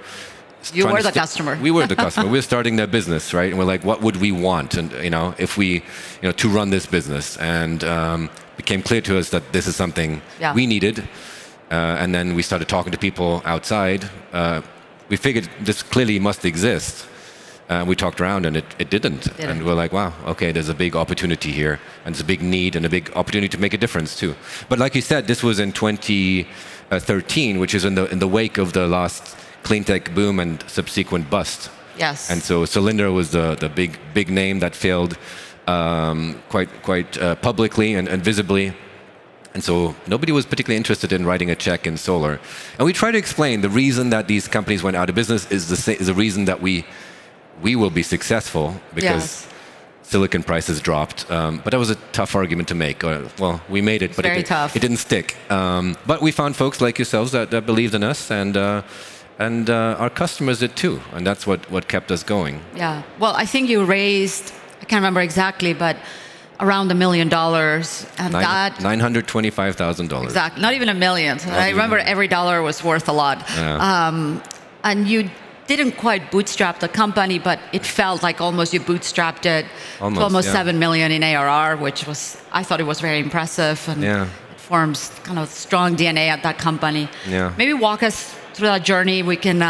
The software is fairly complicated. It looks simple, but it's actually fairly complicated. Yeah. I know you had a lot of PhDs doing a lot of science stuff to make it simple. Tell us about building that initial product. All the sciences goes into it. When did you guys realize, we have something that an installer, which is a small business, is able to use and actually generate value?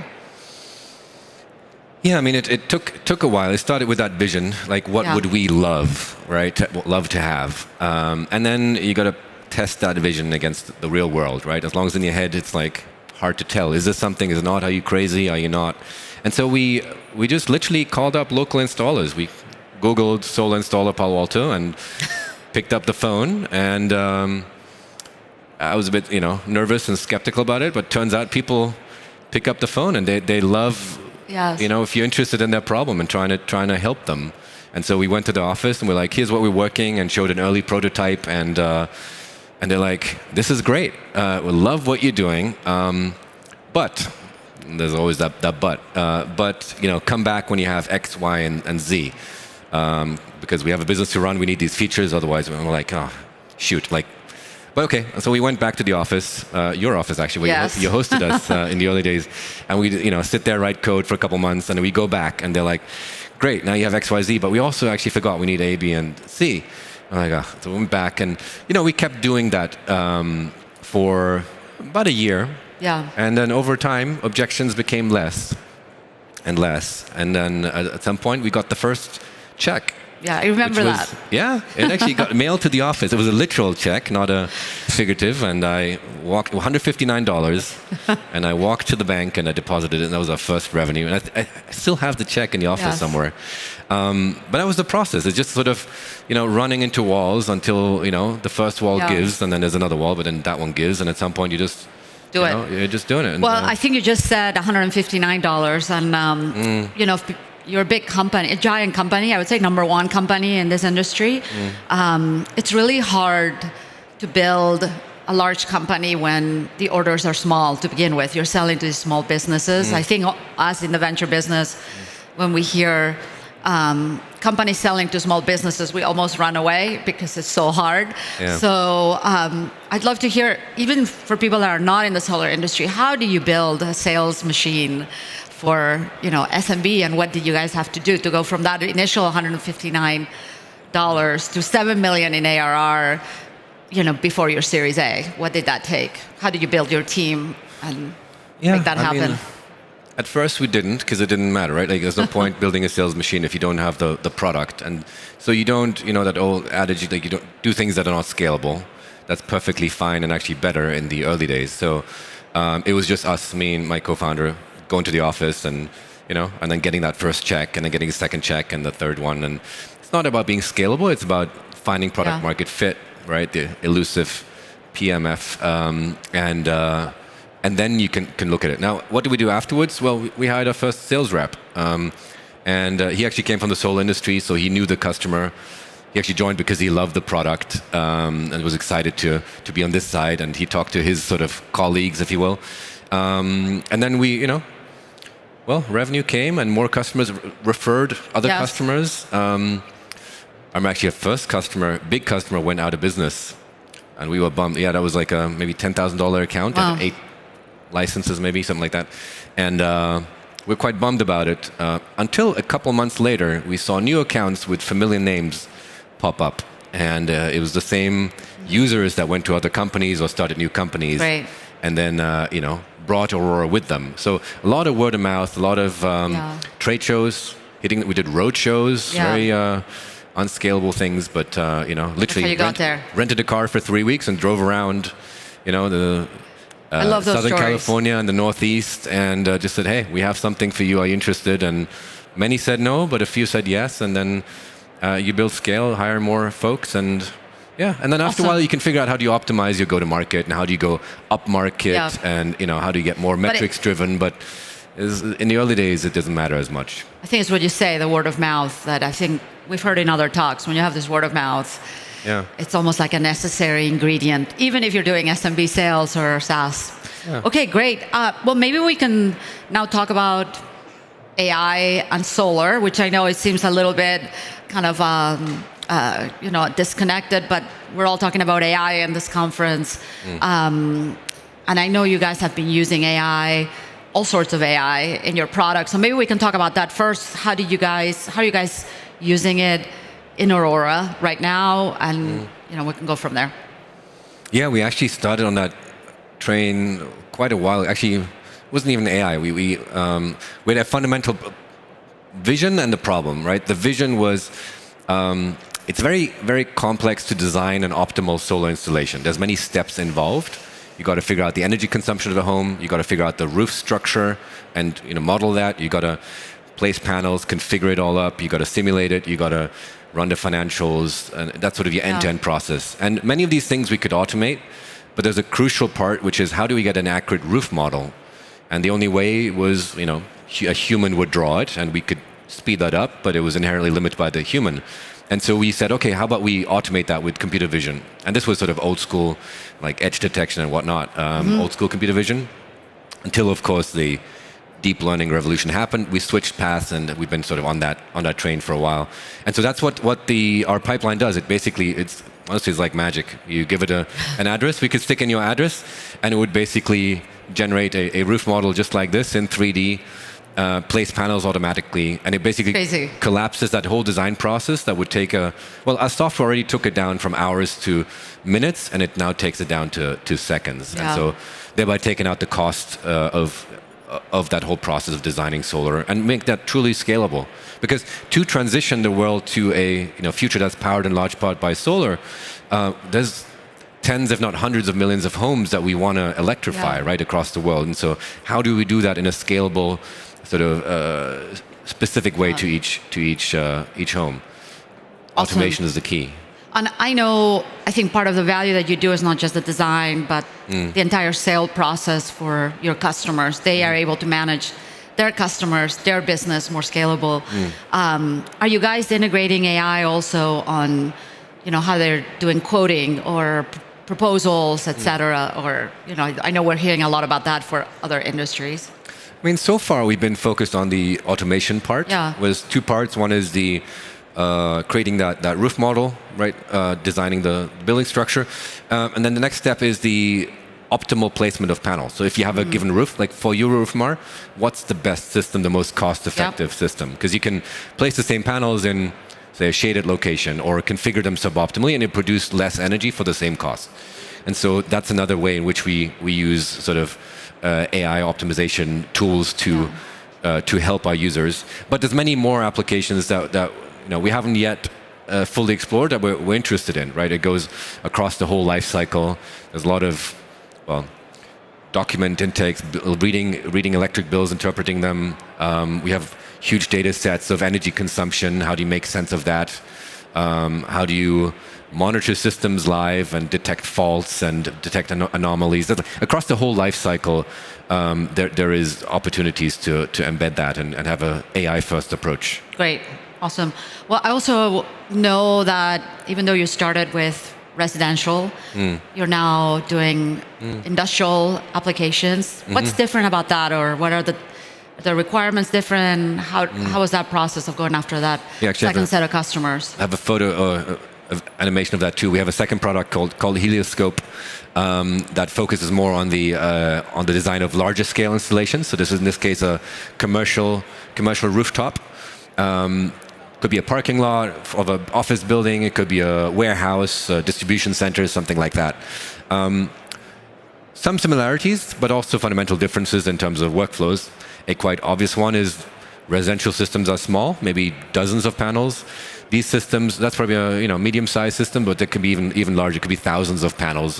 How do you design the workflow for it? How do you optimize the whole thing for speed and so forth? It's slightly different buyers to different dynamics. One is more of a higher volume, one is lower volume. So different approaches for different segments, but each one has its own merit. At what point did you guys decide in the history of the company, you're so focused on selling to residential as one type of sale, you're going to go do these projects, it's a completely different sale. At what point did you guys decide it's time now to go on after this other sector? Well, this was actually an acquisition. So one of our former, other companies in this space, we were head-to-head with for a while. But then what happened after a while is that they specialized more in the C&I space, commercial industrial solar. We specialized more in residential.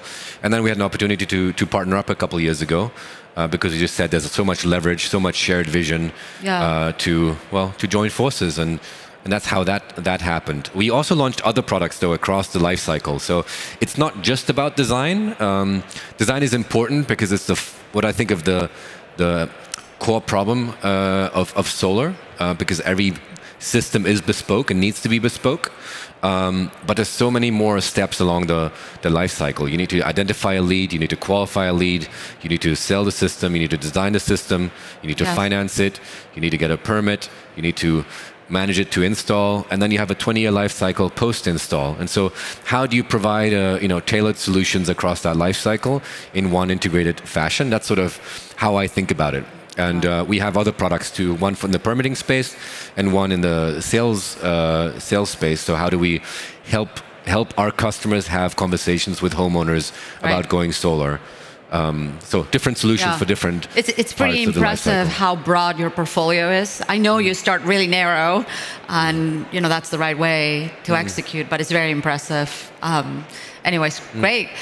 Well, I have one question, which is about your company. Obviously, huge success.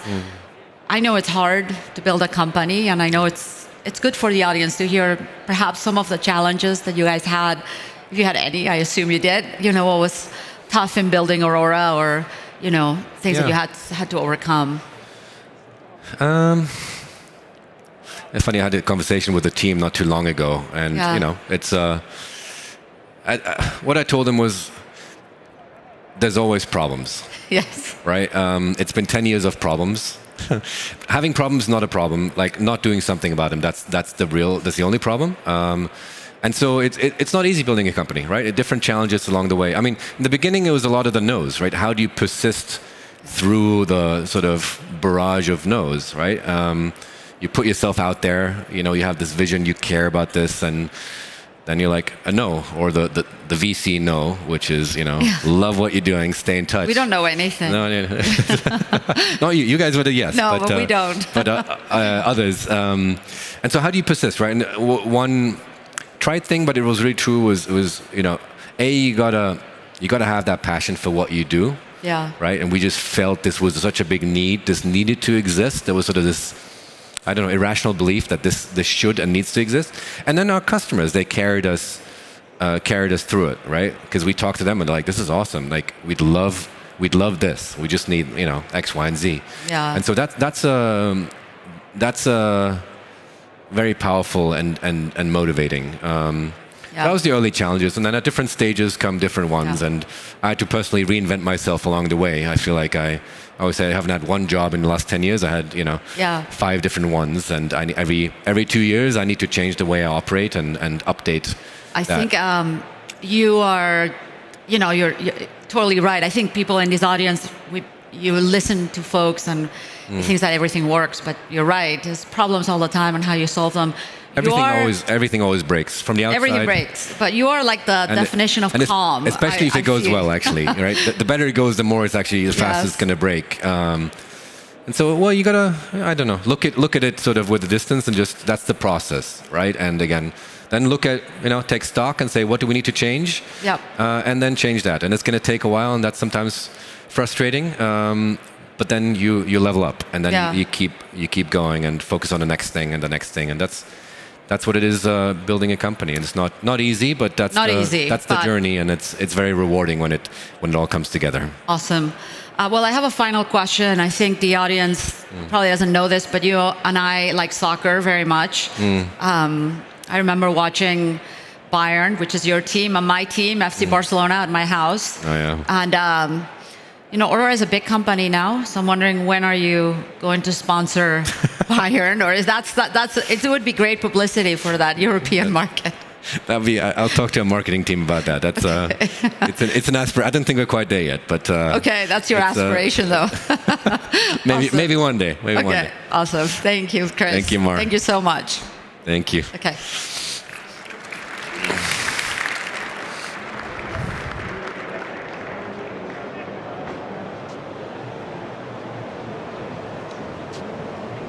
Thank you, Mar and Christopher.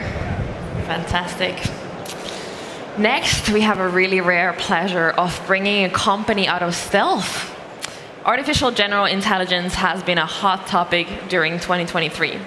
The next startup on stage said, "Hold my beer" on AGI, as they've been building a social impact SGI in stealth mode for the past year. SGI meaning spatial generative internet. Interesting. Revealing an intriguing under-the-wraps company with a star-studded founding team of game industry veterans is CEO Hanna Toivonen. Welcome, Hanna.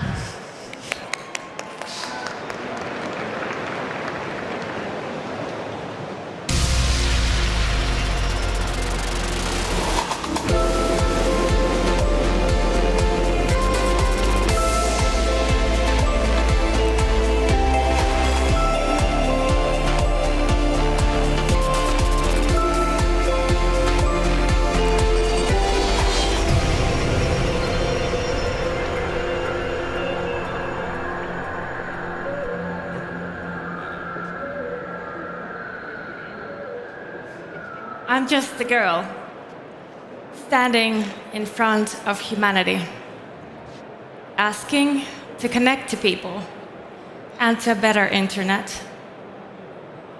How can it be that with everything, everywhere, available all the time, now we feel even more lonely, detached, divided, depressed, and lonely than ever before?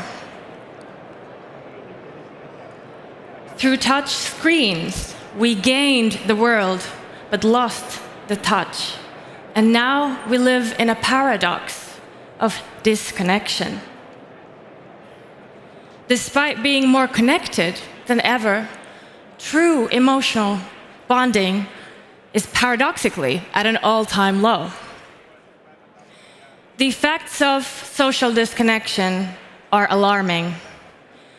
Child suicide rates have increased 150% in a decade. The health effects of social disconnection are comparable to smoking 15 cigarettes a day, with an increased risk for stroke increased by 32%, increased risk of heart disease by 29%, and increased risk for dementia by 50%. Teenagers report feeling lonelier than any other generation before them. What will the world look like in 10 years if nothing changes? We can do better than this. The technology already exists. Our mission is simple yet profound: to solve the loneliness pandemic caused by the disconnection paradox, one of the most detrimental problems of our time. Today, we press reset. Today, we introduce a new era of human connection.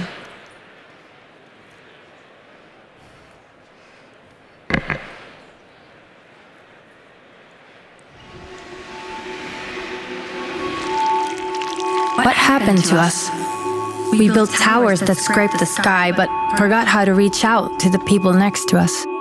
We crafted worldwide webs that span continents, but lost the threads that connect, the presence of togetherness in the human experience. We're not apart. We're a part of a bigger picture. A picture of a sky full of stars, cities full of light, space filled with life. We're a part of the vast cosmos that is as much within us as it is our home, our origin, within our atoms, DNA, cells, and all life itself. We're a part of the same story, one that we write together. Alone, we're just words. Together, we're the full story. Connected, we make our story come to life. Lost in screens, we forgot to dream. We forgot to be here. We forgot what makes us real. This loneliness within us, it's not real. It's an illusion of mere surface separation. It just lacks depth. It's just a space waiting to be filled.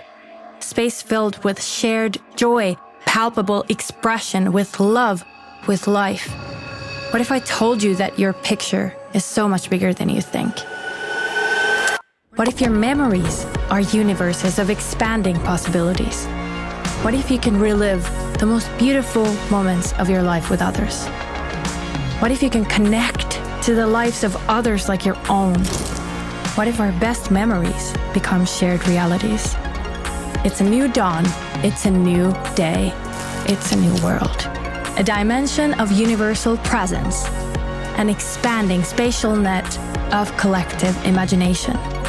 Every snapshot you share with others stitches the fabric of this tapestry we call humanity.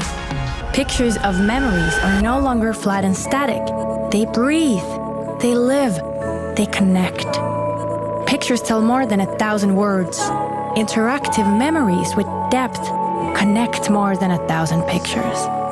Living worlds made of interactive memories build a new, ever-expanding dimension. A dimension free of device, physical, or skill limitations. Accessible, fast, frictionless. Free to be you with others. Welcome to the new era of human connection. The interactive, generative dimension where your camera roll comes alive as multi-playable experiences expanding a new social space for stellar togetherness. We're not here just to scrape the sky. We're here to reach the stars together. The star stuff in each of us as the stars in the sky. We're all one, and as one, no one should ever feel lonely again. Star stuff. Space for life.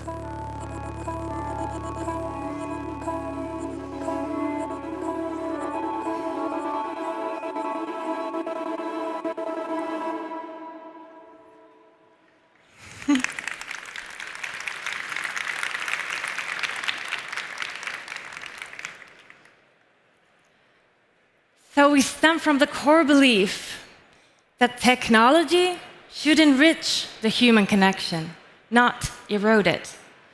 Because as Esther Perel has wisely said, the quality of our relationships equals the quality of our lives. I repeat, the quality of our relationships equals the quality of our life. What if there's something in our everyday lives that can transform our world, our health, our well-being? That something is called social connection.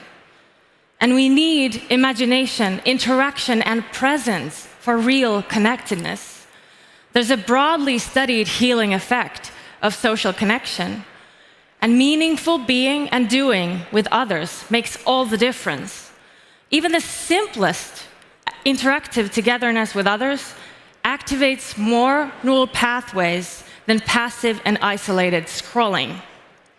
Social gaming does this well to an extent, but we're still missing the real-world connection, agency, and accessibility. Social connectedness influences our minds, our bodies, our behaviors, all of which influence our health and life expectancy. Research clearly shows that better social connectedness can lead to a longer life, better health, and improved well-being. On Roblox studies, 88% of respondents report that expressing themselves in immersive spaces has improved their ability to express themselves also in the physical world. Studies also show that immersive spaces improve connection with others online and offline. It improves mental health and enriches self-expression. We believe that we can create a better internet connection. We base our product development on the 4 principles of the friendship formula, studied and utilized by, for example, the FBI and EVE Online. The 4 principles of the friendship formula are frequency, proximity, intensity, and duration. Frequent interactions, fostering a sense of familiarity and routine in relationships. Proximity transcends physical space in the online world. By eradicating distances, we allow users to feel close regardless of their real-world location. Intensity is about the depth of the interaction. Meaningful and emotionally rich exchanges with others. Duration means long-lasting interactions that are key to building stronger bonds. Building on the 4 principles of the friendship formula: frequency, proximity, intensity, and duration, we combine the best elements of multiplayer social gaming, UGC, spatial imaging AI, and social networks to truly bring connections alive. Turning camera rolls into living experiences with others, we aim to bridge the gap between real-world connection and online presence. We combine the best elements of multiplayer social gaming, lifelike group activities and events, social network and multisensory messaging, generative AI for automated 4D creation from your camera roll, machine vision, and the latest spatial imaging tools for immersive picture and dynamic element manipulation. Fully customizable, collaborative creation. And this all is easily accessible on all devices on the web. So 3 things: social multiplayer gaming with user-generated content, latest spatial imaging AI, creating an interactive social network as an accessible, frictionless interface for a new spatial generative internet, the SGI. And of course, we want to foster real social connections that expand in the real world. Success is human connection, online and offline. And technology will bridge the gap between the real and the digital worlds and how we engage with each other with more togetherness, belonging, and presence than ever before. A better internet connection is not mere pixels on a screen. It's a worldwide interface for uniting people based on virtually anything. It's a space of portals to past joys, present connections, and future creations.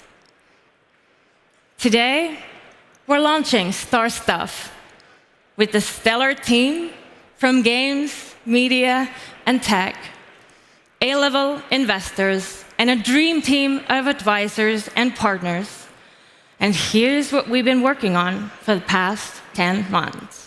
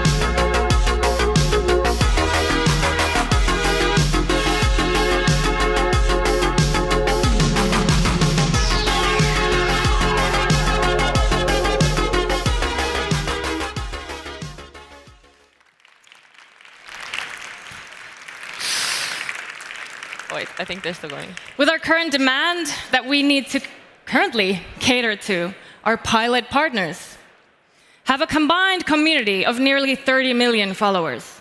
And soon we need to accommodate 300 million follower communities on the roadmap. So we're raising seed sooner than expected to answer to the growing demand faster, scaling our tech capabilities and team. So investors, tech talent, do reach out. We want to hear from you. But our true partners, you, humanity, this isn't just our story, it's yours. I'm just a girl standing in front of you, asking you to connect. Not just look at a photo or video of, but to reach out and interact with the real person next to you, to live in their shoes for a moment, to let them live in yours, to share a memory, a moment, be alive together. And if enough of you do so, then maybe we can demolish the loneliness pandemic and create a better internet connection in a better world together. After all, we're all already connected. This is our story. Let's make it stellar, because we're all made of star stuff. Thank you.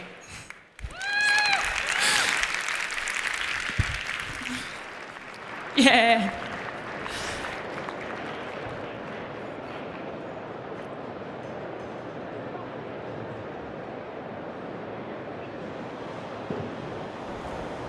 Wow.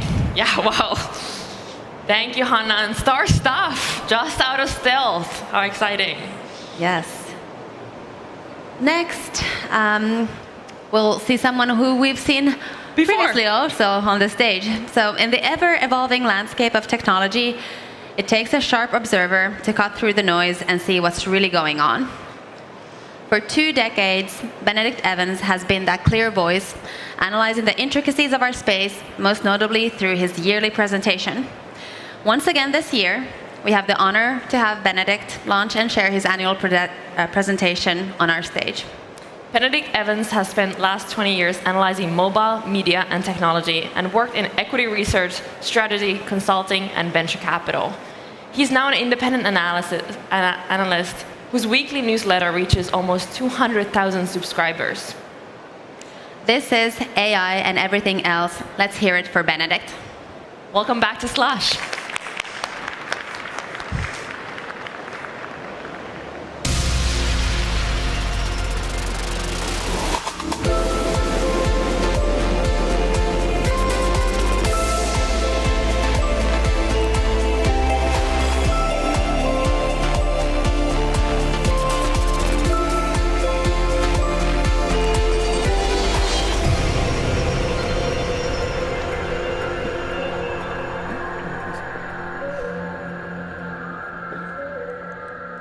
Great. So thanks for that introduction. That makes me feel much more important and influential than I really am, but I'll try and live up to it. I was asked to come and talk about AI and everything else and do it in 25 minutes and not talk too fast, and I'll probably manage 2 out of those 3, but hopefully I'll say something interesting along the way. I thought it might be a good place to start with Bill Gates, which may be a familiar name to some of the older people in the room. Bill Gates this spring said that he's seen 2 things that blew his mind as demos of technology. One was the graphical user interface when he went to Xerox PARC in the late 70s, and the other was ChatGPT. And I think that's a pretty good way of summing up how excited the tech industry has become around generative AI. I probably don't need to tell that to most people in this room, but this AI thing is quite a big deal. This is excitement on Hacker News. How many engineers and geeks are posting stories about things? I think it's kind of symbolic that AI is now getting much more traffic, much more excitement than the iPhone or the Jesus phone did back in 2008. It's kind of a good indication that this might be kind of a new cycle or a new shift in what people are interested in. If you are building a startup now and you're not working on generative AI, you'll get kind of slightly pitying expressions in Silicon Valley, like there's probably something wrong with you. There's now almost all of the companies in the new Y Combinator batch are working on generative AI. And in fact, it's kind of interesting that we've got this surge in investment and company creation in AI when the rest of the venture industry is now going through a slump as we come out of the pandemic and the bubble in investment that happened during the lockdown. Of course, that extends outside startup land.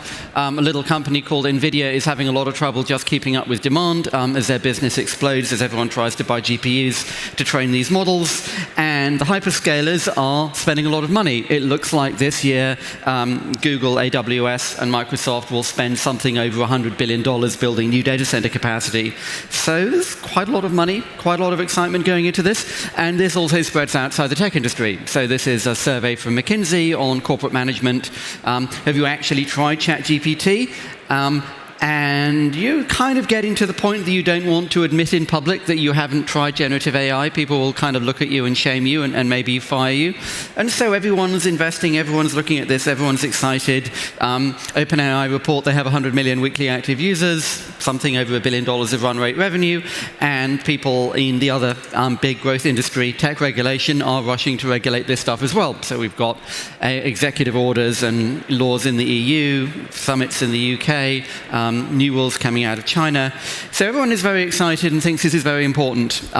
Everyone in the tech industry has sort of spent the last 12 months walking around with their holding onto the top of their head with both hands, saying, oh my God, this is very exciting, but also saying, well, yes, but what is this? And I think the challenge we have, or one of many challenges, is just to kind of work out how should we understand this? What level of a change is this? How do we conceptualize this? What kind of levels of generalization do we apply to it? And that's kind of a base case that says this is just another platform shift. It's just as big as the iPhone or cloud or SaaS or machine learning, which is a pretty small thing, pretty big thing to say it's only that. But that's sort of a base case.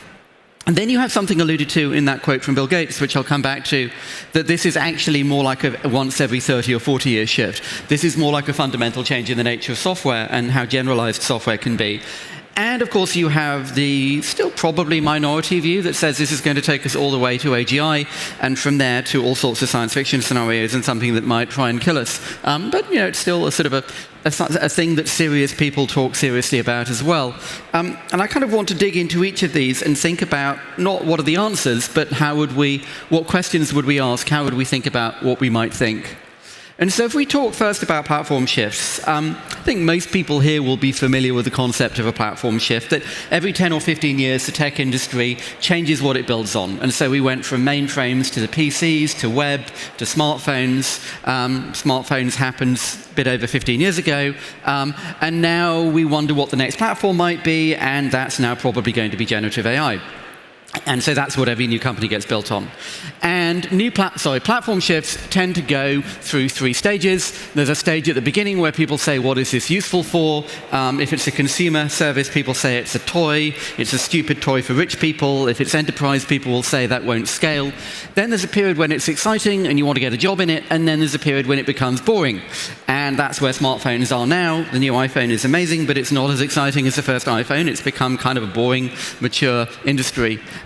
It's gone through that cycle. I think you could say that machine learning that we got excited about 10 years ago is now kind of most of the way through that cycle. It's still a bit exciting, but it's well on the way to being kind of a mature, well-understood technology that just goes into the deployment phase. And then generative machine learning is kind of at the beginning of that cycle. We are wondering how it's useful, but we're also very excited about it. And I think to understand how that cycle progresses, it's really useful to remember how we were talking about machine learning in 2013 when this really started working. So some people in the room will know that machine learning is really something that starts in the 1980s. In fact, it was kind of a dumb idea from the 80s that had never worked, kind of like VR. And then in 2013, with ImageNet, this starts working, and I would show demos like this to big companies, and they would say, well done. That's very clever. We're happy for you. Like, why is this useful? Why do we care? What would we do with this? You can recognize a dog. And the challenge is to work out the right level of abstraction. So it wasn't just that this was image recognition, or even that it solved all sorts of other problems like natural language processing or translation or speech recognition. It was to think that this is pattern recognition, that was the right level of abstraction to understand this. And we've spent the last 10 years really working out, well, what could you do with pattern recognition? What problems might turn into pattern recognition? How could you use that to solve some problem inside a big company or a big industry that maybe you hadn't realized could be solved with pattern recognition? And that's really what all kind of machine learning companies are doing now. They're finding some place that you can apply pattern recognition or find patterns in order to solve that problem. Now, as you go through this process, of course, it gets mature and it starts becoming boring. And so we invoke this classic quote from the early 70s, AI is whatever hasn't been done yet. AI is anything that doesn't work. Because once it's been done, people say, well, that's just software. Larry here was really talking about databases. In the 60s and 70s, databases were AI. Now you look at a database and you think, well, that's just software. That's not AI.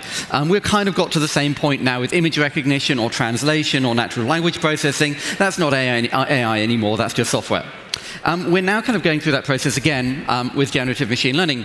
And so, again, I can do the cool demo. I can make cat pictures instead of recognizing cat pictures. And again, you show this to the big company, and they say, OK, that seems cool, but what do we do with this? And you can do, the cool demo. You can make the song about Space Karen, Tesla cars, space rockets. It rhymes, it scans, it's a song. OK, why is this useful?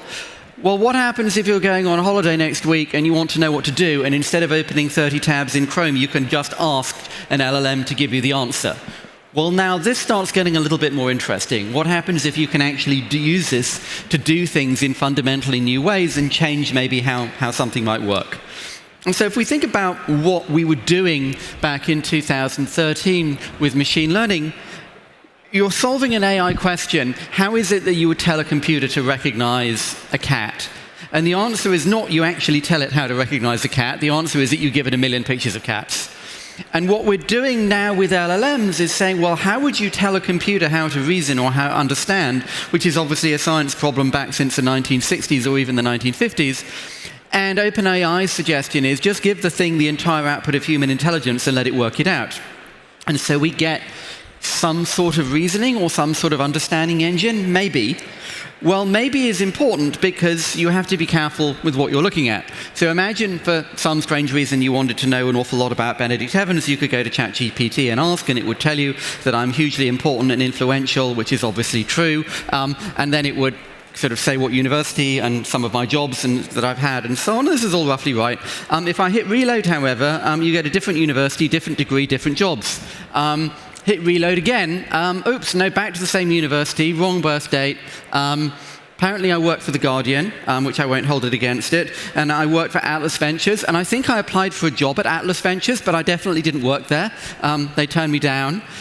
And so people look at things like this and say, it's lying, it's making things up, it's bullshitting, this is the overconfident student who answers a question when they don't know the answer, it's the bullshitting undergraduate.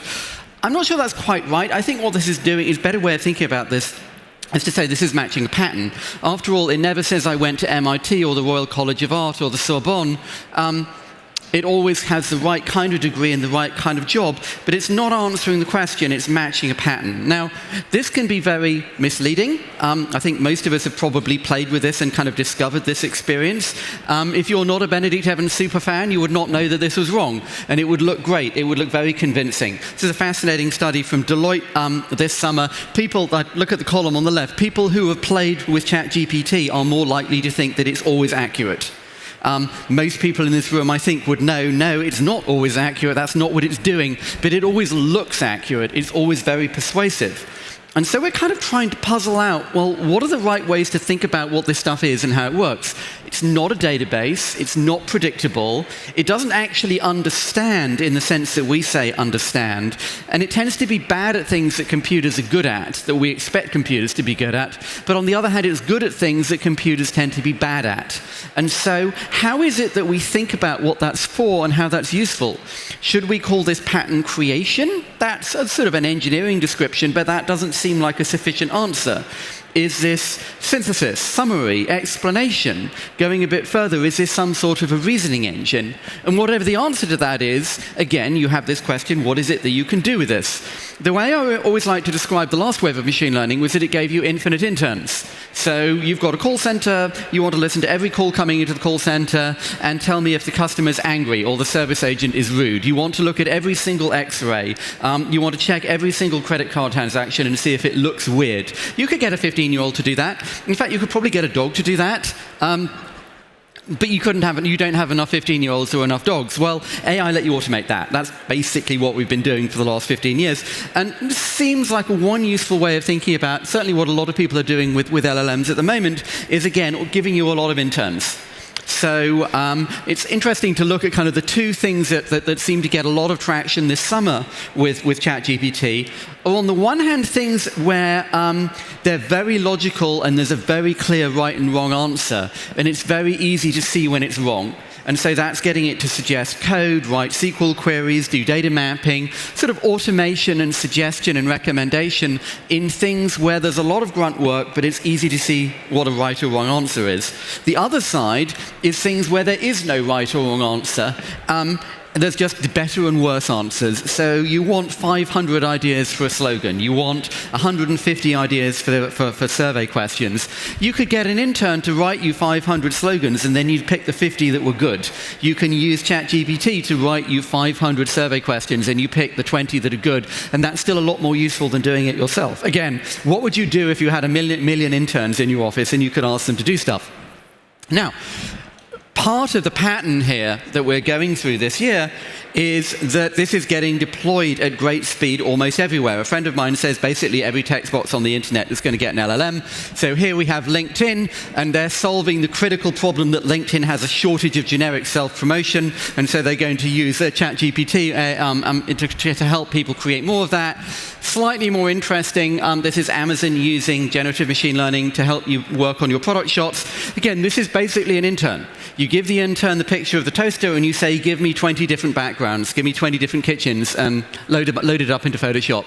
And so here we have automated interns. And this is kind of following a pattern that you get with platform shifts. In fact, you probably could have asked ChatGPT how do platform shifts work, and you would get this kind of stuff. So what always happens is that the incumbents look at every new thing, and they say, let's make this a feature. Let's include this in the product we already have. Then a little bit further on, you have startups using the new thing to unbundle the incumbents, to peel something out of Salesforce or Oracle or IBM or Microsoft or Adobe. And then, of course, the really interesting startups are the ones that actually change the nature of the markets, come up with some way of doing something that's native to the new thing. This is, of course, a classic quote from Jim Barksdale from 25 years ago. There's two ways you can make money. You can bundle or you can unbundle. That's what happens with platform shifts. It's kind of interesting to look at Adobe here trying to do both. So on the one hand, making the new thing a feature, integrating generative machine learning into Photoshop. On the other hand, unbundling, creating a new standalone product in Firefly as a way of trying to unbundle their own business. But if you kind of think a little bit further forward about how this stuff tends to evolve, I always love this image. This is a Jack Lemmon movie from 1960 called The Apartment. Jack Lemmon in the middle is a clerk in an insurance company, and he's got a typewriter and an adding machine, and everybody in this building is a cell in a spreadsheet. And the whole building is an Excel file. Once a week, someone on the top floor presses F9, and the whole building kind of recalculates from top to bottom and generates new insurance prices. 1965, they bought a mainframe, and they automated that, and all those jobs got automated into something else. And to begin with, what they did was they just automated what they were doing with Jack Lemmon and all of the people in that building. But then over time, they kind of changed how the company works. When you have a new tool, to begin with, you make it fit what you're already doing. You force it to fit what you're already doing. And then over time, you change the way that you work in order to fit the new tool. We don't run insurance companies like this or financial services companies like this today, but with a computer. We change what they work. How they work. And you can kind of generalize this to think about any kind of platform shift that, you can look at SQL and say, well, that made it easier to build an arbitrary data query. But yes, but what does that mean? Well, that got you SAP and just-in-time supply chains. The App Store wasn't just a slightly better way of putting Java games onto a phone. It enabled a whole wave of new applications. And so we have this sort of question now. Here we have this new platform shift, this shift towards generative AI. To begin with, what we've seen this year are, the equivalent of making a Tetris clone for the iPhone in 2008. Over time, what kind of applications do we build that are native to this new thing? And so that's a sort of a very straightforward discussion of what a platform shift looks like, how this is likely to go. But you could also say, well, maybe this is more than a platform shift. And so let's go back to this Bill Gates quote. He doesn't mention mobile here. He doesn't mention the web or SaaS or open source or cloud. This is the GUI and ChatGPT. There's a much kind of longer time frame sort of innovation. And what he's suggesting here is that you've got a step change in generalization. That with a command line, you had to learn the commands and type them in. And so a very small number of people could do that, and it was a lot of work to do anything even fairly simple. And what a GUI meant was that now you could just see the commands and click on them. You could see your choices and click on them. And so this was a huge change in who could use software and in how much software there could be, how many different problems could be solved with software. But someone still had to make the GUI that you're clicking on. Someone had to make that individual piece of software that you're using to solve your problem, one piece of software at a time. Potentially, With an LLM, with generative AI, you could just go and tell the computer what you want. So you don't need someone to have created a separate tool for every one of the 500 or 1,000 or 5,000 different tasks. So you can have far less software doing far more. And so you can automate massively more tasks. You can have massively more problems being solved, but actually with fewer tools. Maybe. Now, some people might recognize this reference. And in the last couple of months, we've had the return of this word agent, which I remember from the 1990s as like a vague hand-wavy term for like a general-purpose AI thing that would do anything. So instead of auto-formatting your document, you can just write the whole application, the whole high school application or university application. The enterprise version of this, you can just optimize the entire thing. You can build the entire thing for you. And again, this is a great dream. It's a very kind of utopian dream that you have one piece of software that can do anything. But I come back to that Jim Barksdale quote again, bundling and unbundling, and I look at ChatGPT and I ask myself, is this a product or is this a technology demo? Can I give this to the accounts payable department of a regional cement manufacturer and say, hey, now you can solve all of your invoicing problems with this? Or do you need to build some other stuff around that? And what I think of when I look at this screenshot is I think of this. You can give people Excel, but what do you do with it? How do you know what you would do when you open that? You have this blank canvas and you've got this grid and it could be anything, but if it could be anything, you don't really know what to ask. This, of course, is why Microsoft produced this screen. They're giving you suggestions and ideas and tooling around that. But there's an old joke that every Unix function became a company, and I think every one of these templates also became a company. Those all get unbundled out of Excel, and they get turned into standalone companies. And I think you could clearly kind of suggest that all of those suggestions you see on that ChatGPT window, again, become startups, become new companies, get unbundled, get broken out into something else. Now, there's a sort of engineering question within this, which is, am I just describing thin wrappers? Are we going to have a small number of very large, very capital-intensive, very expensive, very powerful models, and everything else is just kind of a thin layer on top of that? Or will this look more like spreadsheets or databases, or indeed the last wave of machine learning, where today if you were to say how many machine learning models are in the world, that would be like asking how many Excel files there are. It's just kind of a meaningless question, like millions and who cares? We don't really know how that will work, but out of that kind of flows a question of, if we do have lots and lots and lots of different products, kind of how deep are they and how much are they dependent on a few giant computers, a few kind of Welt computers, you might say. But either way, when I look at this kind of idea that you'll have this single general purpose layer of compute, I'm reminded of a quote something that a consultant said to me a long time ago. He said half of his jobs were moving people from Excel to a database, and the other half were moving people from a database to Excel. And I look at that and I'm also reminded of no code and this idea that everyone will have this universal substrate where anyone can build their applications. And so instead of Excel, it becomes Notion. You'll move from Notion to a database and back again. And it's kind of interesting to think if that's where ChatGPT goes as well, that this is a sort of general purpose substrate, but then we have many, many specific vertical applications that unbundle that you will outgrow ChatGPT just as you outgrow Excel or you outgrow Notion. Maybe. We don't know. The answer to most AI questions at the moment is we don't know. Let's find out in a year. And one of the big kind of don't know questions is whether there's something else that's going to happen inside these computers that's actually going to change things at a kind of a more fundamental level. And that, I think, is the AGI question. Some of you may know I basically write for a living, and I've never really written anything about AGI. And the reason I've never written anything about AGI is because I'm neither a computer scientist nor a theologian. The problem is, of course, that neither the computer scientists nor the theologians know the answers anyway. So given that nobody knows, I feel confident in expressing my own ignorance with equal confidence. And I think a kind of a good place to start in talking about AGI is to come back to Larry Tesser's quote again. What is it that we mean? What are we talking about when we say artificial intelligence? And there's this kind of split in that when we look at a database or a calculator can do superhuman mathematics. A database has superhuman memory. Is this a super intelligence? No, it's just a machine. We don't look at a washing machine and say, oh my God, this thing's going to take over the world. It's just a machine. It doesn't know. On the other hand, people, dogs, octopuses, horses, even cats have general intelligence, although obviously not the same kind.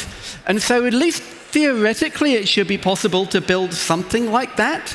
And when ChatGPT came out, and then as people have played with it over the course of the year, some people have got very excited and thought, well, okay, maybe this is now putting us on a path to go there. That, as far as we know anything, that does seem to be part of what happened at OpenAI last week, that the people who think we should worry a lot tried to shut down the people who thought we should worry slightly less, and lost. But of course, the problem here is that we don't have that today. This is kind of my favorite example of the challenge. I showed text earlier, but it's actually easier to see in images. I asked Midjourney for a fantasy 1960s French sports car. This here looks French. It looks 1960s. It's a fucking cool sports car. It's got kind of a Citroen vibe. Certainly the kind of the coloring looks kind of French. It also has 2 steering wheels and no door. Now, this would still count as a major leap forward in product design and manufacturing quality if you're working at Tesla, but like for the rest of the car industry, this probably isn't good enough. But why is that? Well, it doesn't know what steering wheels are. It doesn't know what cars are. It just knows that shapes like that tend to have a shape like that in roughly that place. And so the kind of big kind of philosophical debate within the science is how do you solve that? Does that get solved? And so there are people who say, well, as the models get bigger, that will happen. This is the idea of emergent capability. You make the model big enough, that will come. There are other people who say, well, if the model's big enough, it doesn't matter if it's good enough, it doesn't matter. Because if it always produces the right answer, it doesn't matter if it doesn't know why. And then, of course, you've got a lot of other people who say, no, actually, there's some unknown other breakthrough or breakthroughs needed. And you could spend a week of your life watching YouTube videos of machine learning scientists arguing about this, and all you'd really conclude is that they don't know. You could also say that maybe people don't have general intelligence either, and this is what explains things like cognitive biases. And might be, on one level, this might be true. On the other hand, it seems like the conversation best had after a bunch of drinks or something stronger in a bar at 2 o'clock in the morning. Like, hey man, have you ever thought that like maybe people aren't intelligent either? Well, yeah, maybe. But meanwhile, we're kind of puzzled by what this is. What are we measuring? When we look at ChatGPT, are we seeing intelligence? Are we seeing information retrieval? Are we seeing something that's very good at looking like people? When you give it an exam, well, an exam is testing whether people are good at something that people are bad at. People are bad at mathematics and information retrieval, and the exam is testing how good you are at something you're bad at. But to apply that to a computer seems slightly problematic, because now you're testing something else. And I think the real conceptual problem in talking about AI that comes through in all AI conversations is that we don't really know. We don't have a theoretical model of what our intelligence is, nor what AGI would be, nor what LLMs have, nor how far they are. So we can't really draw a chart and tell you whether this is going to happen or not. And so all conversations about this really just come down to how you think about risk, how you think about something that you can't know. Meanwhile, there's everything else. And as I look at how technology works, it often seems to me that we've got this kind of sequence of ideas. We have the tech industry obsessed with what will happen in 2030, AI. Most actual software companies, most companies in this room, are basically deploying ideas from 2010, SaaS, cloud, automation, workflow, software, collaboration, and then the rest of the economy is being overturned by ideas from 2000, ideas like maybe people will buy things on the internet. All of those, of course, come with problems. They come with regulatory questions, policy questions, concerns of every kind. But if you think about the broader impact of this, we went through the pandemic, we had a surge in e-commerce, we went back to the trend line, but we're back at the trend line at 20 or 30%. We are now using computers that used to be small, that used to be relatively rare. There used to be relatively few people online. Now 5 billion people have a smartphone. 5 billion people are connected to the internet. And I think the best way to express that is that this chart of online dating, that over half of all the new relationships in the USA start online. And so this stuff has gone from being kind of interesting and exciting, but not part of most people's lives, to a basic part of how every company gets built. And so now we have a Chinese company that's the world's largest fast fashion retailer, Shein, selling $30 billion of product last year. We have IKEA asking themselves, why are we still on the edge of town? Should we have a giant store in the middle of town? And we look at those questions and think, are these software questions? Or no, what happens to TV? I don't know, that's a TV question. What happens to the car industry? This is kind of a car question. I think the best way to express really what's going on now is to think about, in fact, about the car industry. The first 50 years of the car industry was what's a car? What's a car company? The second 50 years was what happens when everyone has a car. And the same thing now happens with software. The last 50 years was what's a computer? What's a computer company? What's software? The next 50 years is what happens when everyone is online? What happens when everyone uses software as part of everything that they do? And with that, I will say thank you.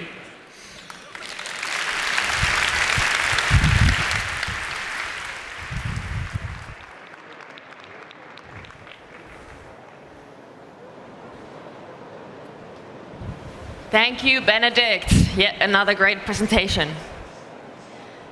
New phone releases aren't actually what they used to be. Unlike 10 years ago, consumers are getting tired with small incremental changes with very big price tags. The next company is aiming to change that. Carl Pei is the co-founder and CEO of Nothing.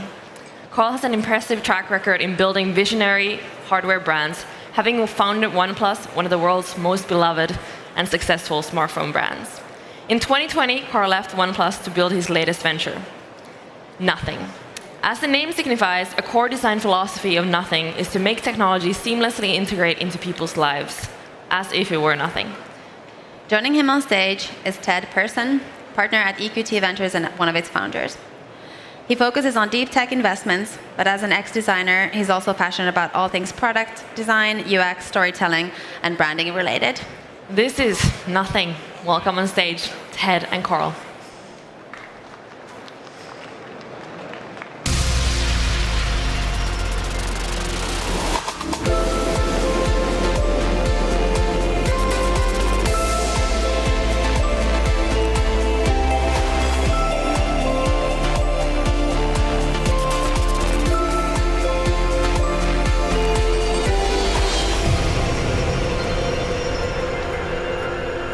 Hi, Carl. How are you today? How's it going? It's pretty good, I think. It's very cold here in Finland. It's cold in Finland? Yeah. We're indoors now, so that should be Or maybe I'm just weak. Maybe that. So Carl, as you heard, is the founder and CEO of Nothing. He will soon tell you about what Nothing is.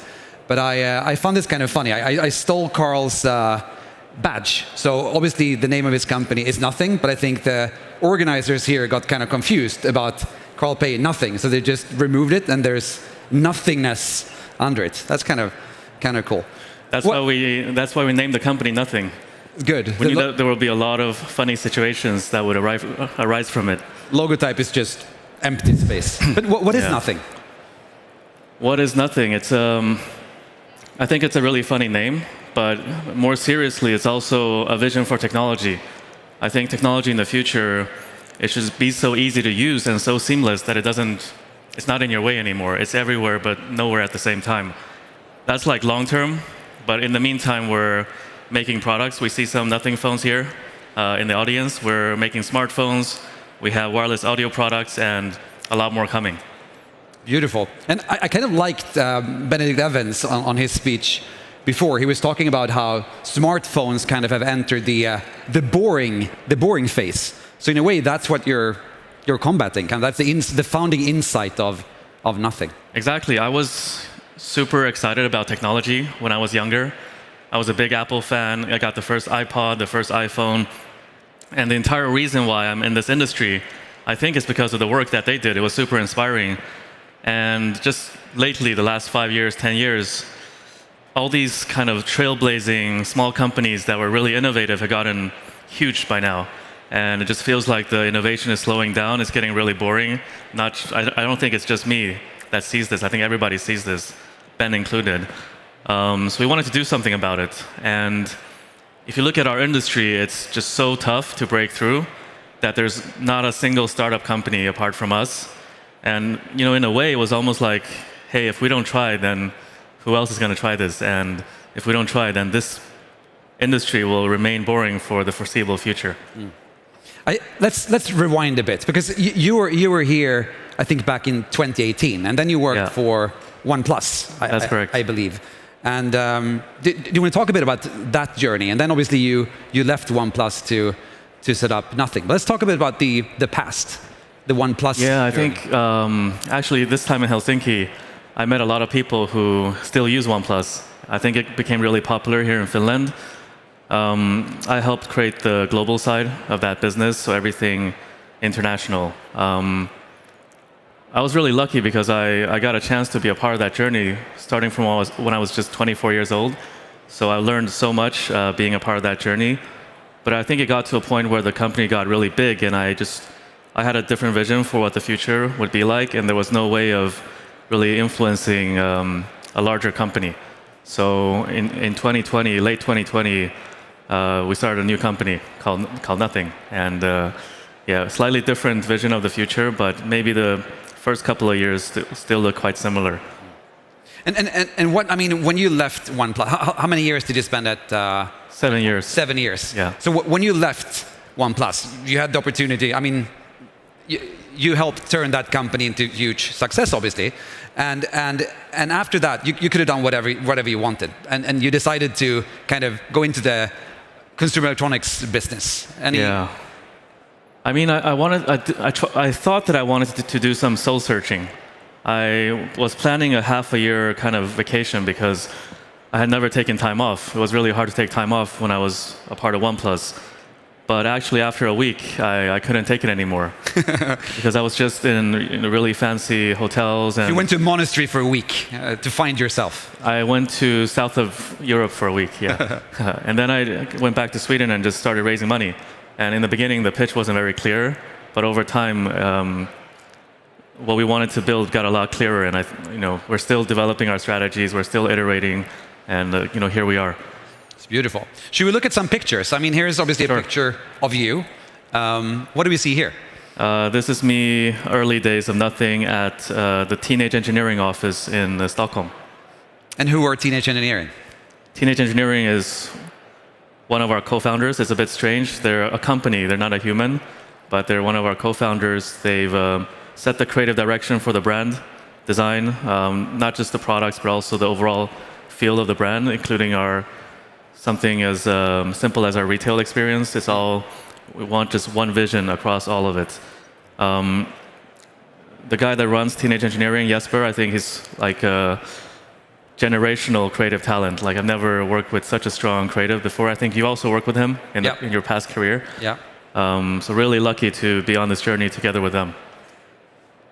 We have another picture here. What are we seeing here? These are 3 of our products. The Ear 2, active noise cancelling wireless earbuds. Phone 2, our latest flagship smartphone, and the Ear Stick, wireless earbuds with a really interesting twist to open mechanism. And let's stay on this picture for a while and talk a bit about the consumer electronics or smartphone industry. New entrant, obviously. Some very, very big companies. A lot of startups have failed. What's different about Nothing? I think you have to be hyper pragmatic in this industry. It's very easy to get carried away. And when you get carried away and make a mistake, the consequences are almost irrecoverable. They're very expensive. So a lot of media would also ask us, hey, what's so special about your product? Is it just transparent? Did you just put some lights on the back of your phone? In a way, being a startup company in the tech industry, you don't start off with technology. You need time and money, and you need to develop unique things for yourself. But in the beginning, it's true. Design is a really quick way to differentiate, and you need to be different from everybody else, because or else, why would you even be allowed to exist? Why would consumers even care about you if you're making the exact same product as everybody else? So I think our difference between us and the people in the last 10 years who've tried is that we're way more pragmatic about things. We do have a big dream. We do have a grand ambition and a vision to change the face of the tech world and how we use computers. But we also have a very detailed step-by-step plan, and not all the steps are super sexy or interesting, but we need to take that approach to eventually get to the bigger dream. And what do you think is next? Again, back to Benedict Evans' presentation just before this, talking about kind of sort of next frontiers in interacting with technology and so forth. What's your take? I mean, right now and in the future, and what are the steps that we need to take to go there? I think, so a lot of media would always ask, what's next? Is it VR? Is it a new form factor? And I've actually changed my mind because I've always said that the smartphone is going to be the dominant form of computing for the foreseeable future. But in the last 3 or 4 months, I think I changed my mind. I think there's a new computer on the horizon. I don't know exactly what it's going to look like or what it's going to be, but I think we've all felt that what's going on in the world of AI is going to change the world in fundamental ways. And I think one of the most important products that's going to come out of this revolution is the new primary computer that humans use. We went from mainframes to a PC on everybody's desk to a computer in everybody's pocket. But I think something else is coming in the horizon. And I've been thinking about, like, very deeply about how we can be a part of this and also not fail. Like, how can we really win? Yeah. I think one approach is to have to just decide right now what is it going to be and go make it. Spend 4 years R&Ding it and then releasing it onto the market. But I think that's a too high risk of an approach, too high chance of failure. So I think for us it begins with building strength. We're 3 years old now, and today we're a lot stronger as a company than we were before. And the strength is in the team. We have a lot more engineers than we had before. So a lot more of our engineering can be done in-house versus outsourced to others. It's in the supply chain. Supply chain is really tough for this industry. Now we're working with some of the best suppliers, and the cost gap between us and larger companies is steadily decreasing. The cash flow gap, like the payment terms, are steadily improving. So what are all the capabilities that we can keep on getting stronger at whilst we explore internally what that new form factor could be?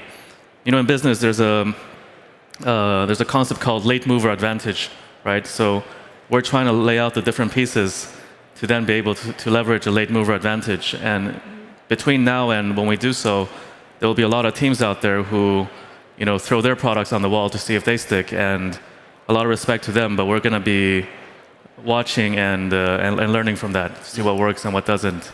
And as soon as we find a feeling of something that might work, we can go all in. So you're building the foundation to create the future in a way. That's probably what I would. Or somebody told me last night at dinner, it's like we're playing checkers, or we're playing Go and not chess. Yeah. That makes sense. I mean, I don't know how to play Go, but I'm just nodding, and I don't know either. Great quote, though.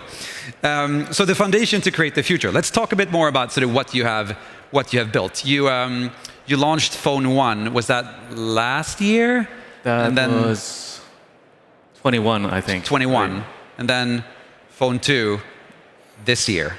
No, that was 22. Phone 1 was 2022, and Phone 2 this year. Exactly. Yeah. And also Ear 2 that we see here. Yeah. So how's this going? Like where are you based? How many are you? How many prize have you sold? Blah, blah, blah. We're headquartered in London, but we're quite international. Our theory is that there's great people everywhere in the world, and people in different pockets around the world are good at different things. So, when we built OnePlus, we were based in Shenzhen. And we had a great time building hardware out of Shenzhen, but we had immense problems to try and design really cool products and build brands out of Shenzhen, just because there wasn't the talent available. So this time around, we put some of the other functions, like design, like our branding, like our finance, in parts of Europe. And in the future, as we build we have more emphasis on our software, we might look to other parts of the world. So it's quite an international team. How many are you, roughly? We're 530-ish people now. Yeah. It sounds very big, but it's actually very small compared to our peer companies. But I think these things are just hiring people and having a team. That's just a function of spending money. I think the most exciting part is having the products into the hands of consumers, I think now, in total, we've done almost 500 million in revenue, shipping our products across 37 countries. I think that's probably the metric that I'm most happy about. It's pretty darn impressive. I mean, a company that is so young. I think we have another picture here. It's a queue. It's a line here. What do we see? Yeah, this is in London. We have a flagship store in London. It's not that clear, but you can see it on the right side. And this is for one of our product launches. So we're really happy that we're not just building a tech product, but we're building more like a cult brand that people really feel a belonging to. So, nowadays, even for Apple launches, the lines are getting smaller and smaller, and sometimes they're not even there. So it's really encouraging to see our community come out and support us when we have a new product launch. It's beautiful. So if you're this is in Soho in London. In Soho, just next to the Supreme store. So two lines going in two directions. On this day, there was only one line, and that was for us. It's beautiful. One thing that you clearly doubled down on early on was design, and I would say branding. Here's another picture that you could talk a bit to. But what's your take on it? And how do you do that in 2022, 2023, and 2024, which is coming up soon? Yeah, I think marketing, in a way, it's all about arbitrage. You just got to find the opportunities that you can leverage where you have an advantage against other people. I'll give you one example. When Facebook ads just came out, whoever were first to learn how to use Facebook ads made a lot of money because there was no competition. The bigger companies didn't know how to use Facebook ads. And then everybody learned, so now it's expensive. It's just like TV, it's just like out of home. So I think marketing is all about finding at this given time and your company and your situation, what can you exploit to your advantage? And we have so many disadvantages being a small company. We have to pay more for our components. We have fewer engineers. So how can we make some of these disadvantages into advantages? I think one of the areas that we've identified is why don't we just become a YouTube creator? Like a big brand like Samsung, they cannot be very real on YouTube, but we can.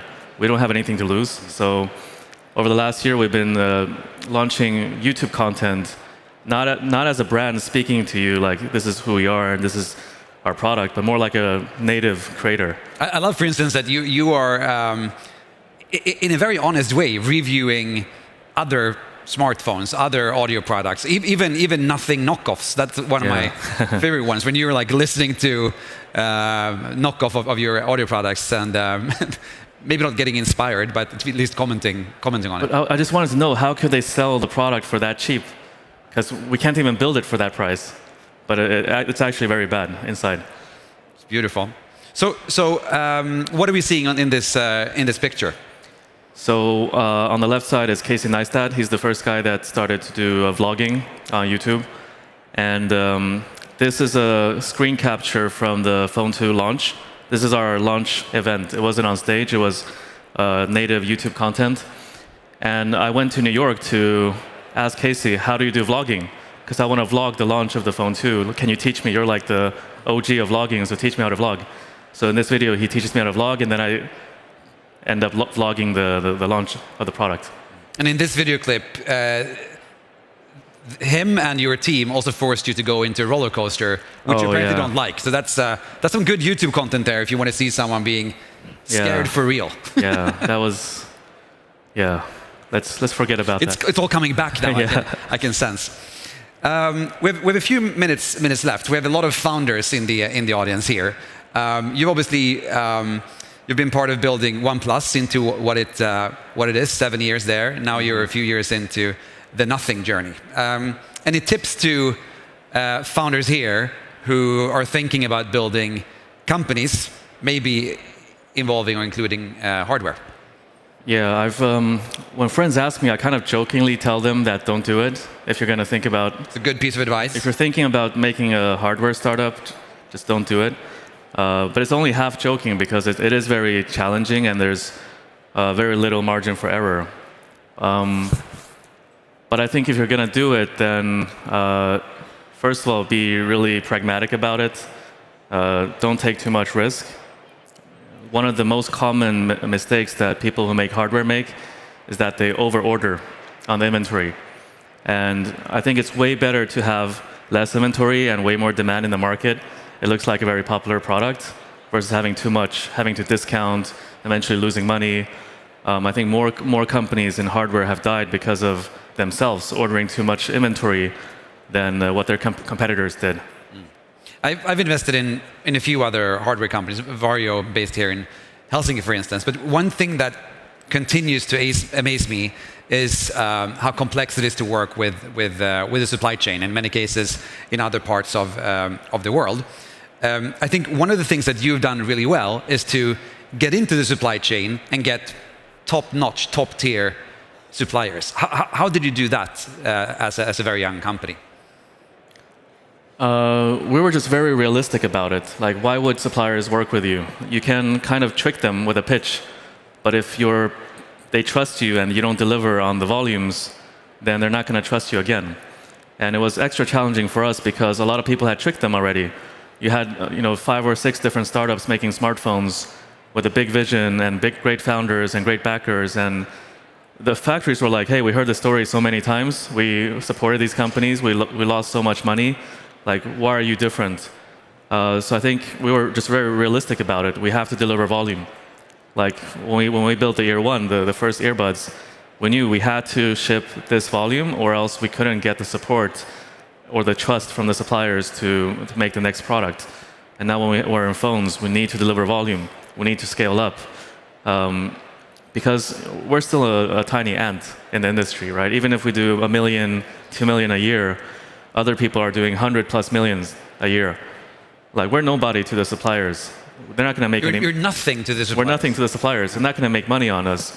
So we need to show them a path of how we become a 100 million+ annual shipment company, and we need to actually deliver on those numbers. There's no shortcut in supply chain, I think. So last question. You were here in 2018. Now you're here in 2023. When you're back here in 5 years, in 2028, where are you then? What are you talking about then? That's a tough question. 5 years is a long time. Hopefully we would have taken a good stab at the next computer. Looking forward to that. And that's a blinking 0. Thank you. Give it up for Carl Pei.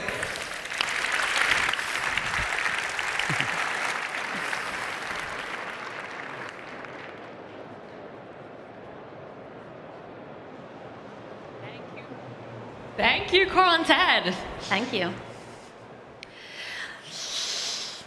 We all know Slack as the Swiss Army knife of workplace communication, where streamlined collaboration and office banter come together seamlessly. But what many people don't know is that this business app, used by millions today, actually started off as an internal communication tool for a games team. Next, we have Carl Henderson, the co-founder and CTO of Slack, walking us through one of the most iconic pivot stories in the industry. Previously, Cal built and led the engineering teams at Flickr through its acquisition by Yahoo. Sharing the stage with Cal is Sarah Cannon, general partner and head of Europe for Code2. Previously a partner at Index, Sarah is a veteran VC known for her involvement in software businesses like Slack, Linear, and Notion. This is Slack's founding story. Welcome on stage, Sarah and Cal. Let's give them a big applause.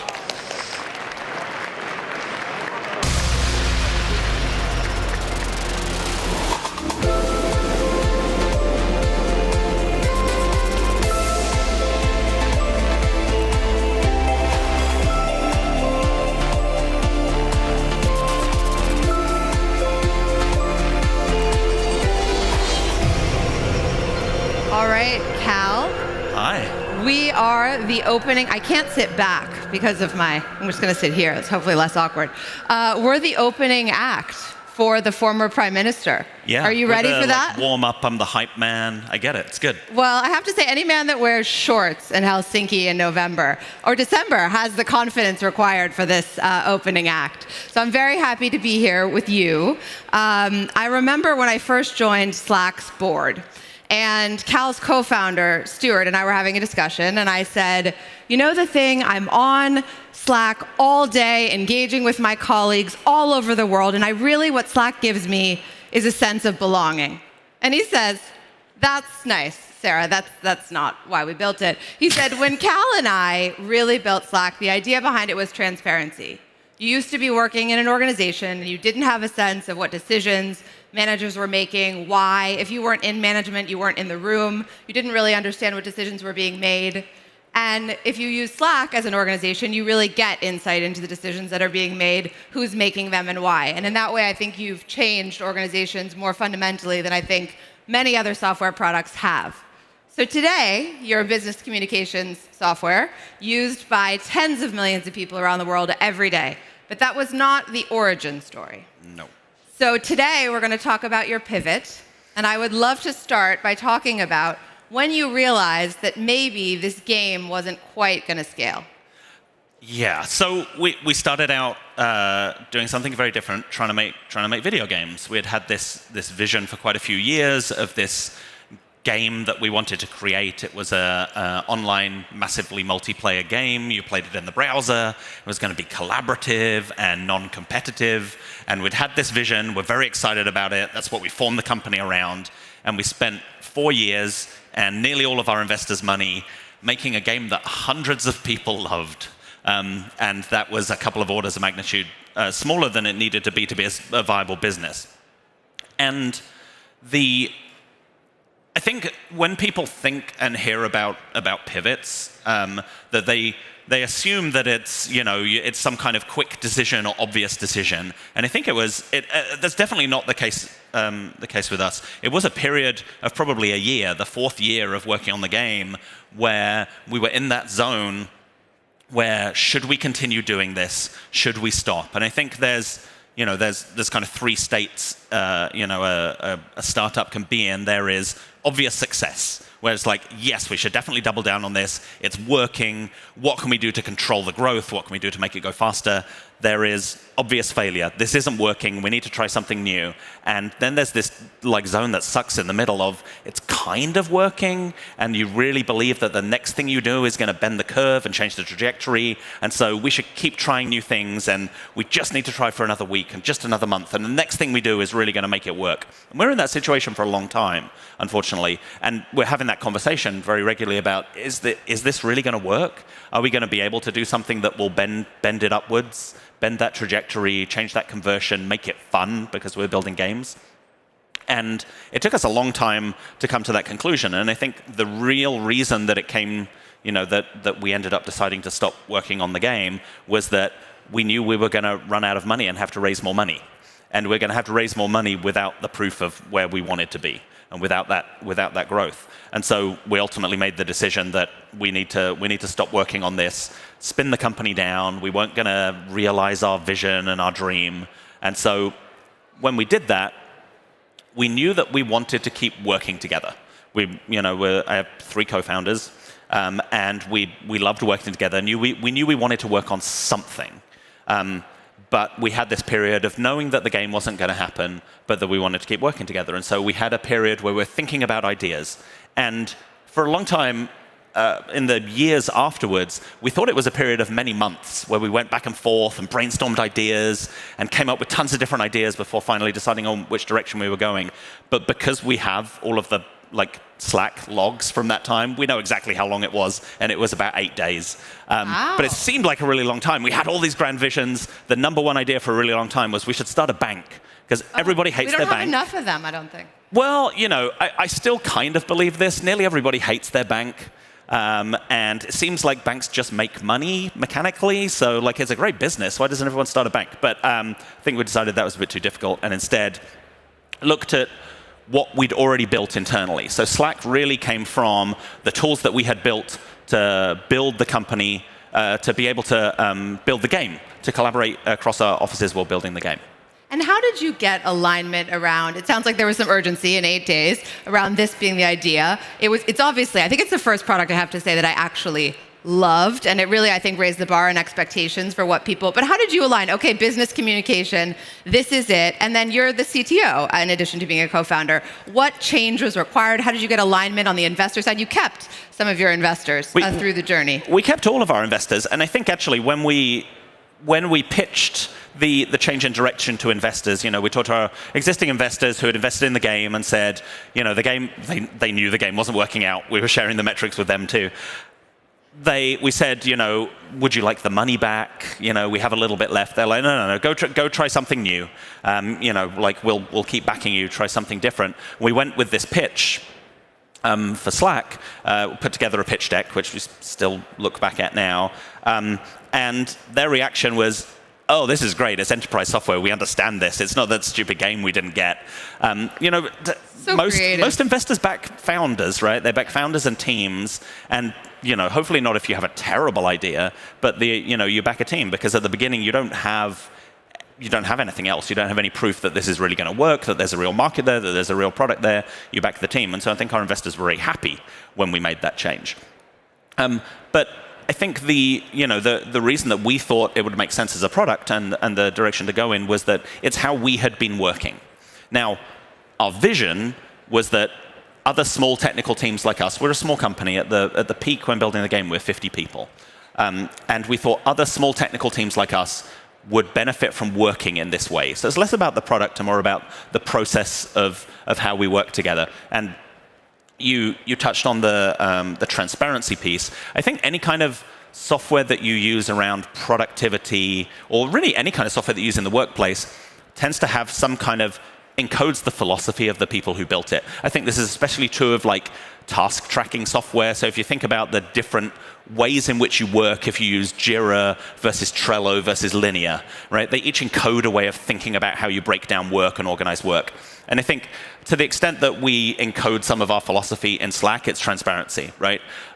Public channels by default, and the kind of opt-in, the pull versus push nature is that we think organizations work better when more information is shared with more people, right? So that kind of philosophy was at the heart of what we're building. And Slack did work out, I would say, was for a period of time a public company, and now again with tens of millions of users around the world. And how did you, and one of the things I like most about you as a person, Cal, is your humility. And you always say it's a combination of luck, and the timing was right, and there were a lot of great tailwinds, the rise of mobile, the consumerization of IT, that helped Slack be, for a period of time, well, when I was chasing it, was the fastest growing software company ever at that time. And what worked? How did you capitalize on those tailwinds? And how did you really get this product market fit that the game had not delivered? Yeah, I think it often seems in retrospect like we must have launched the product and had immediate product market fit, but it was actually the first kind of year in which we were developing it and doing our kind of private alpha and our first external beta was really painful. We built a product that worked, the initial product that we built worked really well for a team of exactly 8 people who were us.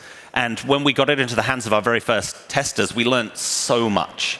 And it really shaped the product very rapidly, especially over the first 6 months, really completely changed how we thought about how people would interact with it, how we would introduce people to it.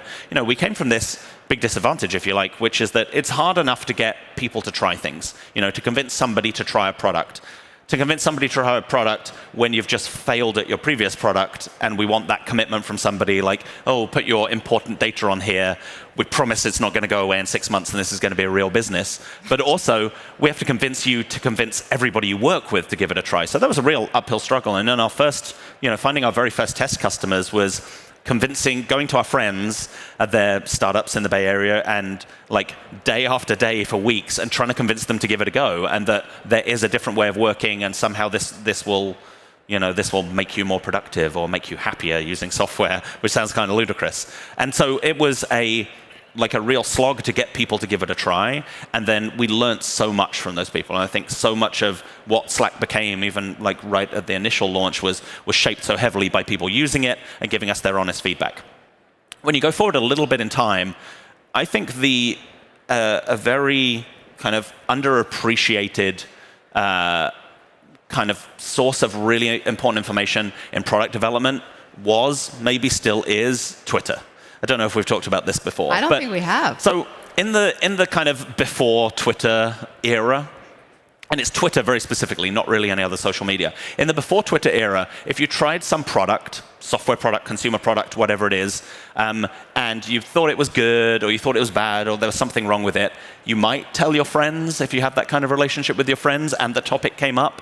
if it would have to be so incredibly good or bad or life-changing that you would write to that company and give them your feelings, right? Like, how often have you contacted a company to tell them how you feel about their products? Maybe never.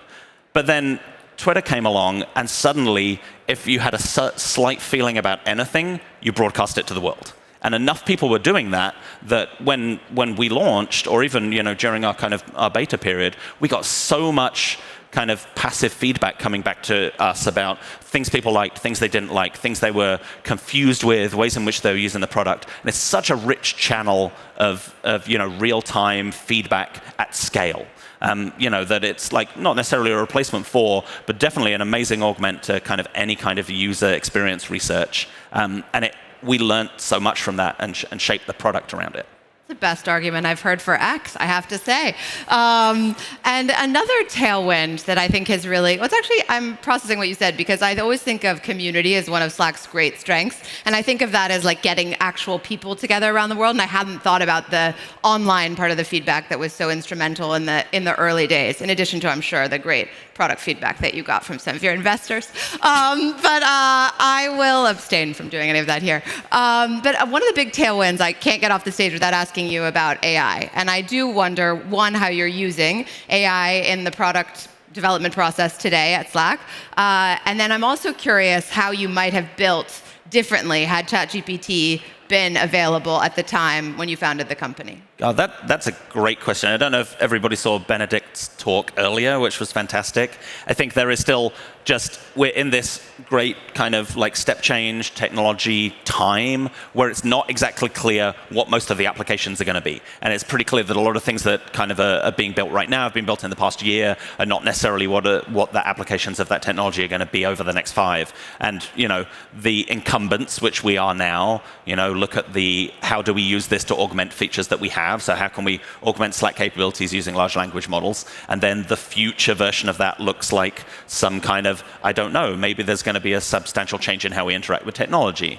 I think it has, if you think about the really big changes in how we interact with technology in the workplace over the last 20 years, it was really, I think one that goes less talked about but was really impactful is probably switching from desktops to laptops, and really changed people's relationship with when they had access to technology. And then, of course, the introduction of the smartphone and using smartphone in business is relatively recent, even more so recent than just the smartphone in general. At the time when we started Slack, which was only 11 years ago, people weren't really using smartphones for work outside of just sending emails.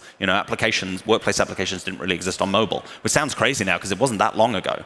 But I think, does AI bring a new kind of level of interaction with technology? Maybe. I don't think conversational interface is probably the kind of future of that any more than it was when, that we had the bot craze, whatever it was 5 or 6 years ago, and the future of technology was going to be talking to Pepsi on Facebook Messenger, right? But it does enable a whole bunch of new, really interesting, modes of interaction. And so maybe it's going to be talking to AIs, or maybe it's going to be wearable things in some way. Who knows, right? But there's probably going to be some change to, broadly how we interact with technology maybe as a result of this AI. But I think, what's interesting to me as a product builder at Slack is how we can make Slack more useful for our customers, with AI. And that is really one of the dreams that we've had. Dreams is strong, we make software. One of the things that we've wanted to do is, if you use Slack for a long time, the longer you use it, the more and more messages you have. We have billions of messages from some of our customers who have been using Slack for a decade. Is how can we make those more valuable? How can, as Benedict said, the kind of infinite interns. What could we do to give you the superpower of knowing everything that's happened in your company over the last decade? And what would that mean? If you could answer questions about every project that's happened, but also who's the expert in this area of the business? If we do a project on this, who are the people to contact? What is, when we've had this kind of issue with a customer before, what were the actions that we took that were successful, and what were the actions that we took that didn't work out, so we can avoid that in the future? How can we make anybody who joins the company today be an expert who seemed like they've worked there for a decade and been involved in every possible project. And I think that's being able to unlock the power that's in that archive of information that we have for each of our customers, I think is really valuable. And we've thought that's valuable for a long time, but just no idea how we'd actually do it. And I think using large language models is probably the way in which we do that. I'm so glad we're having this conversation because actually internally at Co2, where I opened our office in Europe a year and a half ago, we've actually built this. So we're huge users of Slack because we have a team in Menlo Park, in New York, London now as a year and a half ago, and in China. And everybody in the firm is on Slack, and we're constantly debating what's our point of view on electric vehicles, on NVIDIA, both on the public and the private side. And every day we're actually aggregating insights of like, here's what the firm is thinking on these various topics. There's obviously pieces on macro, so we've built that internally, and I'm sure you would do an excellent, better job at it. And I'm also curious to ask you, we've talked a little bit about, you talked about the desktop to laptop, and people have really changed how they've worked in the last few years, right? Where they're working, when they're working, the amount, the different ways teams are organized. You and I have had many walks around San Francisco discussing this. And so I'm just curious what you think today in 2023, what are some of the alignment challenges within collaboration, productivity challenges within companies today? I think this is kind of related to the AI topic in the sense that if perhaps we'll see some kind of massive paradigm change to how we interact with technology, but maybe not in this era. But either way, the capabilities we get with generative AI is in some ways just a continuation on the spectrum of different kinds of things we can automate. And it allows us to automate a whole bunch of work that we weren't able to before. And in every instance, kind of starting with a spreadsheet up till generative AI, what it has done is stopped human workers from doing certain kinds of tasks and allows people to spend their time focusing on things which are more uniquely high-leverage human activities, which tend to be more collaborative and more creative. And I think if you look back even just at the last decade of kind of knowledge work, it has tended to become a lot more complex and a lot more collaborative and involve more people. And I think fewer kinds of activities for information workers are solo. Like fewer and fewer kinds of work are done alone, more and more things are done on teams. And the biggest challenge with working with groups of people is like communication, but really around alignment, how you get people pointed in the same direction. And measure of agility for any kind of organization is how quickly you can get everybody realigned when you change direction. And I think that is still just like a fundamentally difficult problem with groups of people. If you've ever tried to go out to dinner with a group of 5 friends, that is almost intractable to decide where to go, and it gets geometrically harder as groups grow. And that's when you're aligned as friends, right? Like when you're trying to do something in the workplace, it's obviously much more complicated than that. So I think the challenge still remains this kind of fundamental challenge of how do you get people on the same page, how do you get people pointed in the same direction, is going to be one that is enduring forever. However much technology advances and takes over more and more rote work, and I think our definition of rote work will continue to expand to basically match whatever we can automate with computers, then whatever's left becomes the more complex, more collaborative pieces. And I think that's the focus of how we can improve productivity for anybody. Sounds like a fun way to work. I wanted to ask you this question because one of the things I loved most about working with Cal, Stuart, and the team was your very first principles. So at Slack, the culture was never if I came and said, oh, but this other company did this, or we kind of always did it that way. It was just not on. And one of the kind of relatively unique things you did was a direct listing. And I'm hoping that the markets will see more of the great companies in the audience going public all around the world in the years to come. And I'm just curious, reflecting on that, it was a great moment in New York in 2019. The decision, I remember the discussions, what made that appealing? Do you have any different views or advice to people looking back at that a few years later? Yeah, it was, it was very much pioneered by Spotify, right? So following in their footsteps. And I think it is not a choice for many people because you need to have some consumer brand recognition. But also the reason that it made sense for us was because at that time, we just didn't need to raise any money as part of the process of going public. I think it's obviously a very different environment today.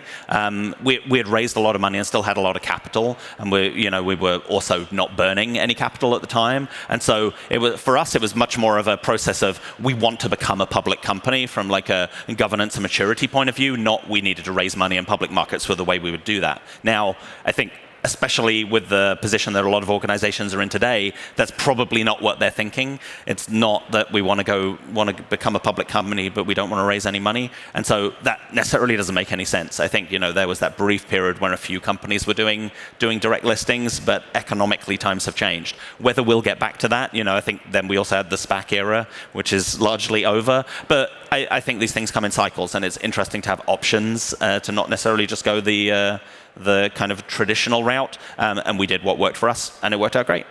Well, Cal, you're a hero to me personally. It's true. He hates compliments, but I get to give them. And I know to many people in this audience, and the Slack story is one that I think we'll be talking about for decades to come. Thank you. And now we have to give the stage over to the main act. All right. Thank you so much. Thank you. Thank you, Slush.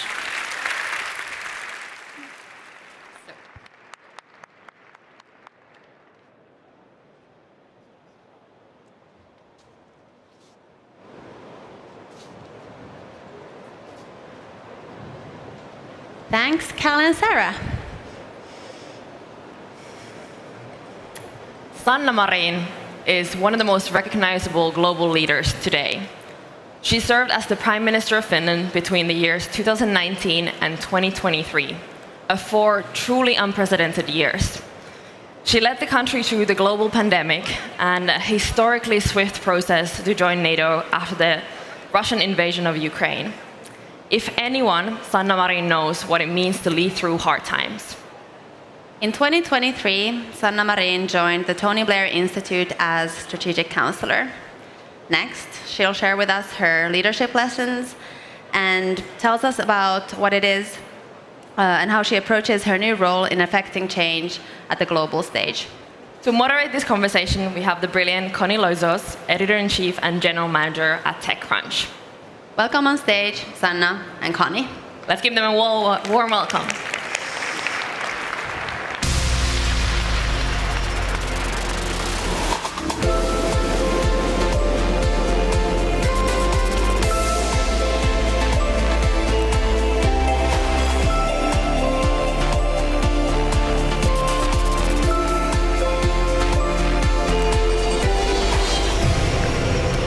This is a huge crowd, and it's not a surprise. It is such a privilege to be sitting down with you, Sanna Marin. Thank you so much. Well, thank you so much. It's great to be in Slush again.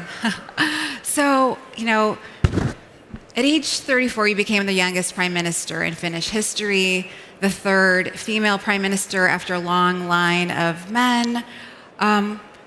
And you took on a job that is typically the culmination of a long career in public service, and you took it on fairly early. So I just have to ask, as an opener, what was it like to be thrust into that position?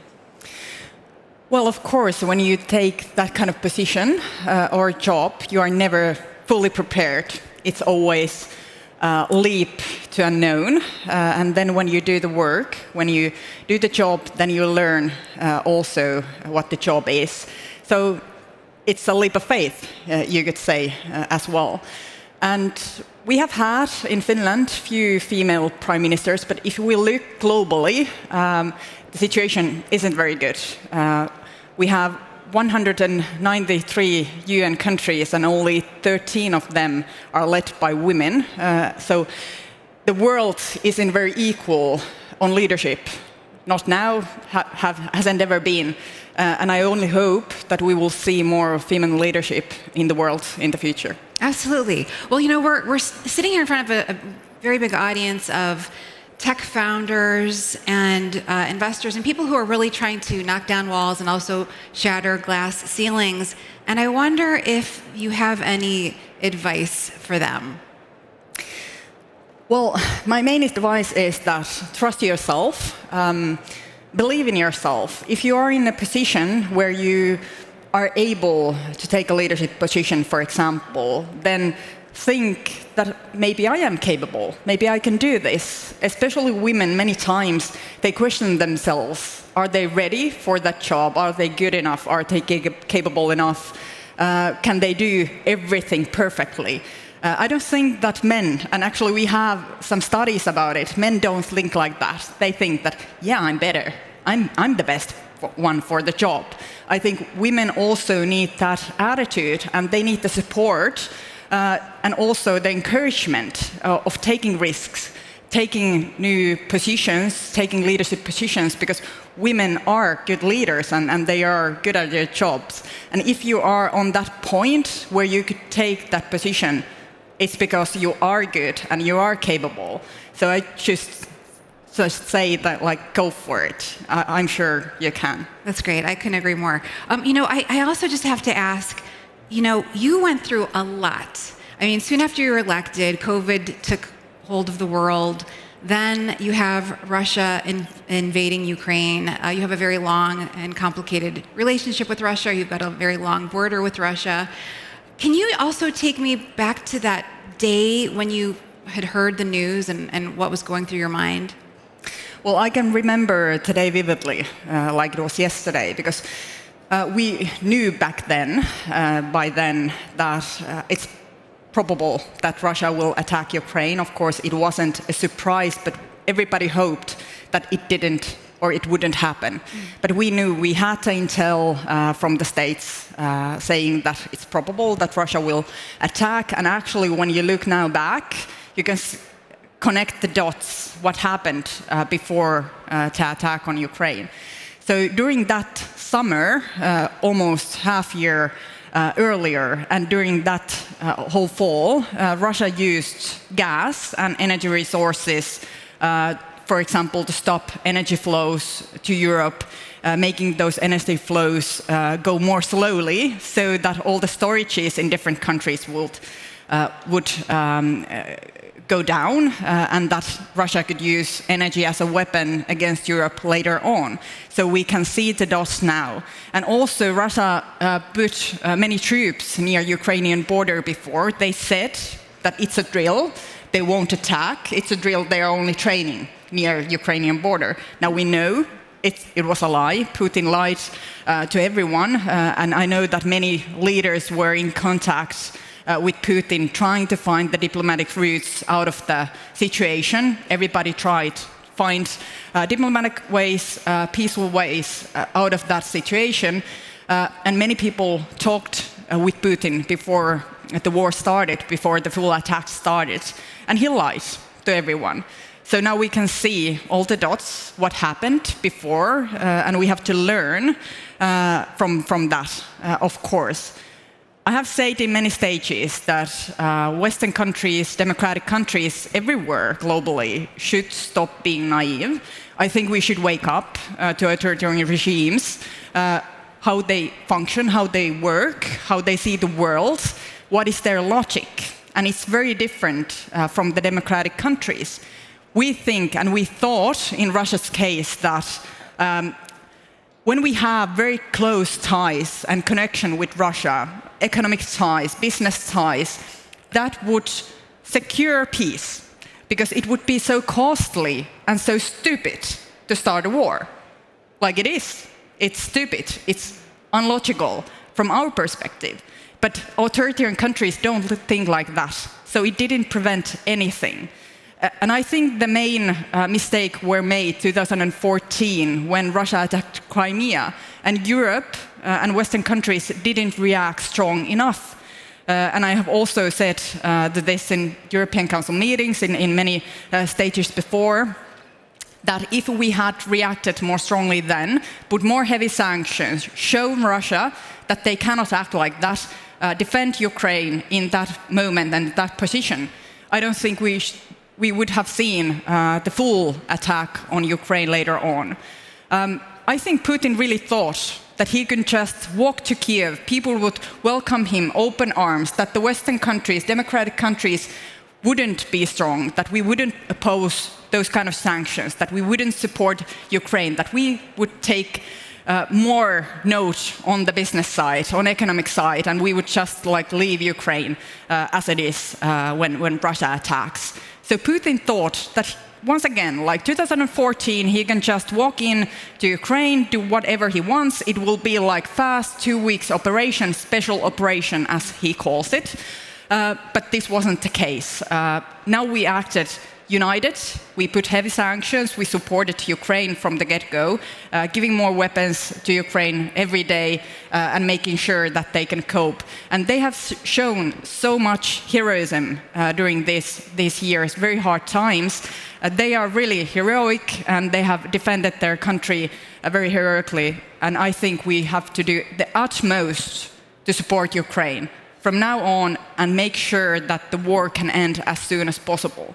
If there will only be some kind of peace, not created by the Ukrainians' terms, only some kind of peace, then there will be a long period of gray zone, and I think we would only see wars in that territory once more. So we have to make sure that we are supporting President Zelensky's peace plan. He has made his own peace plan that he has shown to the world, and also they have demanded more heavy weaponry, more fastly delivered to Ukraine so that they can really defend and push Russian troops out of Ukraine. And I think we should all focus on this to also show another authoritarian regimes out there that it doesn't pay off to attack an independent country, that we will react, that we are strong, and that we are not naive anymore.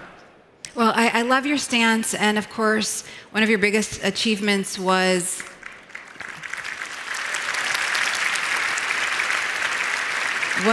securing NATO membership for Finland. Of course, that angered the Russian President Vladimir Putin. I am just wondering, what do you make of the current Prime Minister's decision this week to close off the border entirely for 2 weeks to, I guess, stop what he said was asylum seekers coming into the country? And do you think that puts you more at risk down the road? Well, we have seen that Russia uses different tools to trying to shake things up in different countries. And they have actually used migrants before, and also Belarus has used migrants. And we have seen these kind of situations in the Belarus-Polish border, in different borders, where they're trying to push people out of their country, to push them across the border. So they're using migrants, they're using asylum seekers this way, and of course, it's not acceptable. We have the legislation that enables us to close our borders. We created the legislation in our governmental period just in case that things like this should happen or would happen, because we have seen Russia acting like this before. And another thing that we did because of the actions of Russia and what is the state of the country today is that we actually built a fence to the Russian and Finnish border that we didn't have before. We have had, I would say, functioning relationship with Russia for decades, because we are neighboring countries. We have a long border together, so we have had to deal with Russia before, and we have had good cooperation in the border before. But now things have changed, and that's why also Finland has to prepare more on securing our own borders from Russia. But I think the most important thing to make sure that we are secure and safe is that the Finnish border nowadays is a NATO border. Mm. You know, you've talked a lot about autonomy. You've talked a lot about people's sort of naivete when it comes to dealing with authoritarian governments. And I know that really factors into this universe, the tech world. You want more tech autonomy as well. You had talked, I think, last year a little bit about Finland's and Europe's more broadly reliance on chips from China, for example. And I just wanted to know, 1 year on, if we were to sort of establish like a grading system, how you would rate Finland's progress from A to, say, F for failing, how you think you're doing on this front as a country. Well, I think Finland is doing actually quite well compared to many other countries. We have a lot of countries in the world that hasn't yet reached that kind of digital state. And Finland, other Nordic countries, I think many European countries have that capability, has those capabilities and are capable when it comes to digitalization and digital front. But still, we have many things to do. And when we talk about digital or tech, it's important that we don't only speak about the technology and the things that you are creating, for example, but actually that we're talking about people, because everything is to do with people. So I think when we look at tech or digital, the most important thing is to invest in people, in education, from early childhood to universities, R&D and new innovations. And when we served as a government, we created, together with the opposition parties then, so it was bipartisan agreement. We agreed in Finland that we are aiming to raise our R&D funding up to 4% of our GDP by the year 2030.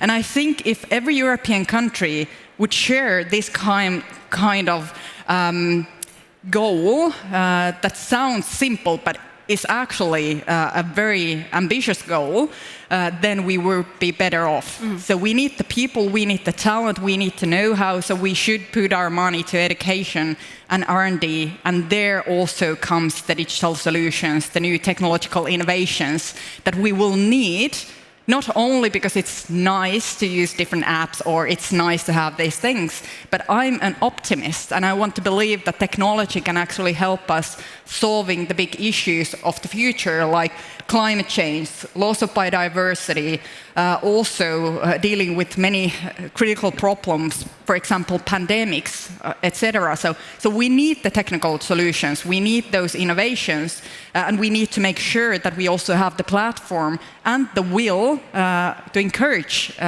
building that. Yeah, absolutely. I think that that's roughly the same percentage of GDP that the U.S. pours into R&D, so that's really great. You know, I just wonder also how you'd grade the European Commission. We sort of watch and wait to see, you know, in the U.S. what the European Commission is doing in terms of, you know, the regulatory stuff and. Yeah. Well, I think we should work better together. In many ways, actually, the situation in Ukraine has deepened the relationship between Europe and the States, also Great Britain. So we have a lot of possibilities of working together, and I think it's crucial that democratic countries will connect more, will cooperate more in all of the fronts that are critical to our societies. I see that Europe, European Commission, European Parliament, Europe as a whole, all of the institutions has a great role of making sure that we have good rules internationally when it comes, for example, big tech or development of AI or all of this. So we need the ethical rules and also rules that every country in the world would follow and that they should or have to follow. But I'm also a bit afraid, or not maybe afraid, but I can see a lot of risk there if European Commission or another legislative bodies don't work with the entrepreneurs, business, private sector, with the companies. Because the development and the pace of development of new technologies is so fast that the legislation will always be behind. So I think also here, cooperation is key. And I would like to see more and more interaction and cooperation between private and public, especially when it comes to digital solutions and when it comes to new technologies. Yeah, absolutely. You know, so when you came to power, you did talk about Finland sort of, you know, not being left behind and try, you know, sort of maybe focusing more on AI. And I just wonder now, there's so much good that we're seeing already from AI in terms of education and healthcare, but of course, we're also hearing more and more about risks to humanity, potentially in the very near term. So I just wonder if you've changed your mind at all about how you view AI and its potential. Well, I believe in development. And of course, every technology or everything new comes with risks. There are always that negative side about everything. But there's also a positive side, and that's why I said that I would like to see more and more interaction between the ones that are creating the technology, that are creating these new things that will help us in many ways, with legislative people that are planning and creating the rules for these technologies. So I would rather see cooperation and focusing on the positive, also acknowledging that there are risks and that we have to talk about the ethics of these new technologies, that there are also problems, but not treat the technologies itself such a risk that we shouldn't walk in that right direction, because I think that it's inevitable. And hopefully we could move from the discussion from, for example, is AI good or bad thing, to more about how should we develop these technologies together, how could we make sure that there are more positive sides than the risks or the negative. Well, Finland has obviously always played a major role in gaming and mobile tech, and I just wonder if you think it can sort of, in the future, if you see it taking center stage in this technology, AI, or in another area. Well, I think Finland is doing actually quite a good job. For example, when it comes to quantum technologies, we are a small country. We don't have massive resources like United States or even big countries in Europe like Germany and others. But still, we are doing a top-notch job with quite small resources. So I would also like to see here, as I said, cooperation between private and public. I would also like to see more cooperation between countries. Because if we would, for example, in Europe, have the big countries' resources and use it in a smart way with cooperation with smaller countries, I think we would do a better job. For example, Estonia, Finland's neighboring country, they are very high on technology and digitalization in the entire country, even though they are quite small. So also big countries can learn from small countries, and small countries are doing amazing things with quite small resources. You know what's interesting to me? I love the work-life balance in Finland, and I also frankly love that there is this sort of aversion to wealth, the very extreme opposite of which we see in the US and especially in the Bay Area, where people, I think, are sort of valued by how much money they make. But I do wonder if that is sort of a gating factor to ambition here, or to attracting and retaining entrepreneurs. Well, I think it's very important that you have balance in your life, whether it's work, free time, or work, family life balance, or balance in any ways, because we are individuals, we are human. If you only work, you can work very hard for a certain period of time, but then you will burn out. So I think it's much more sensible, actually, to make sure that people are, of course, working, they are ambitious, we should encourage that, but that they will also have free time, that they can spend time with their family, and that they will have, for example, good paternity leave system in different countries.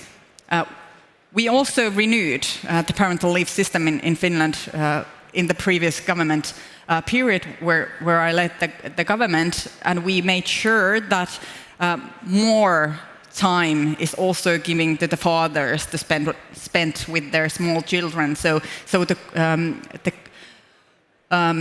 time that father have to have in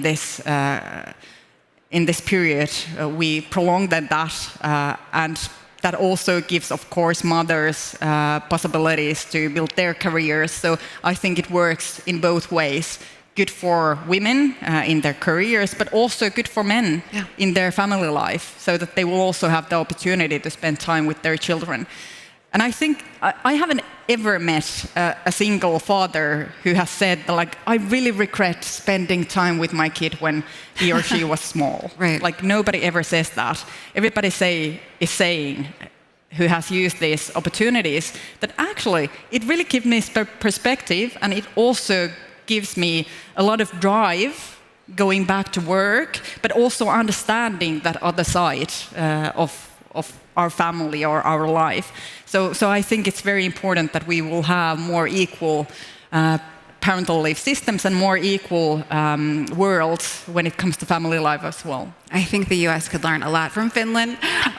But I also wanted to talk to you about the fact that you're not a politician anymore, but you are very much a political consultant now working for the Tony Blair Institute. Can you talk a little bit about that? And I also wondered what you made of the characterization of TBI, I guess it's called, as the McKinsey for world leaders, if you think that's apt or not.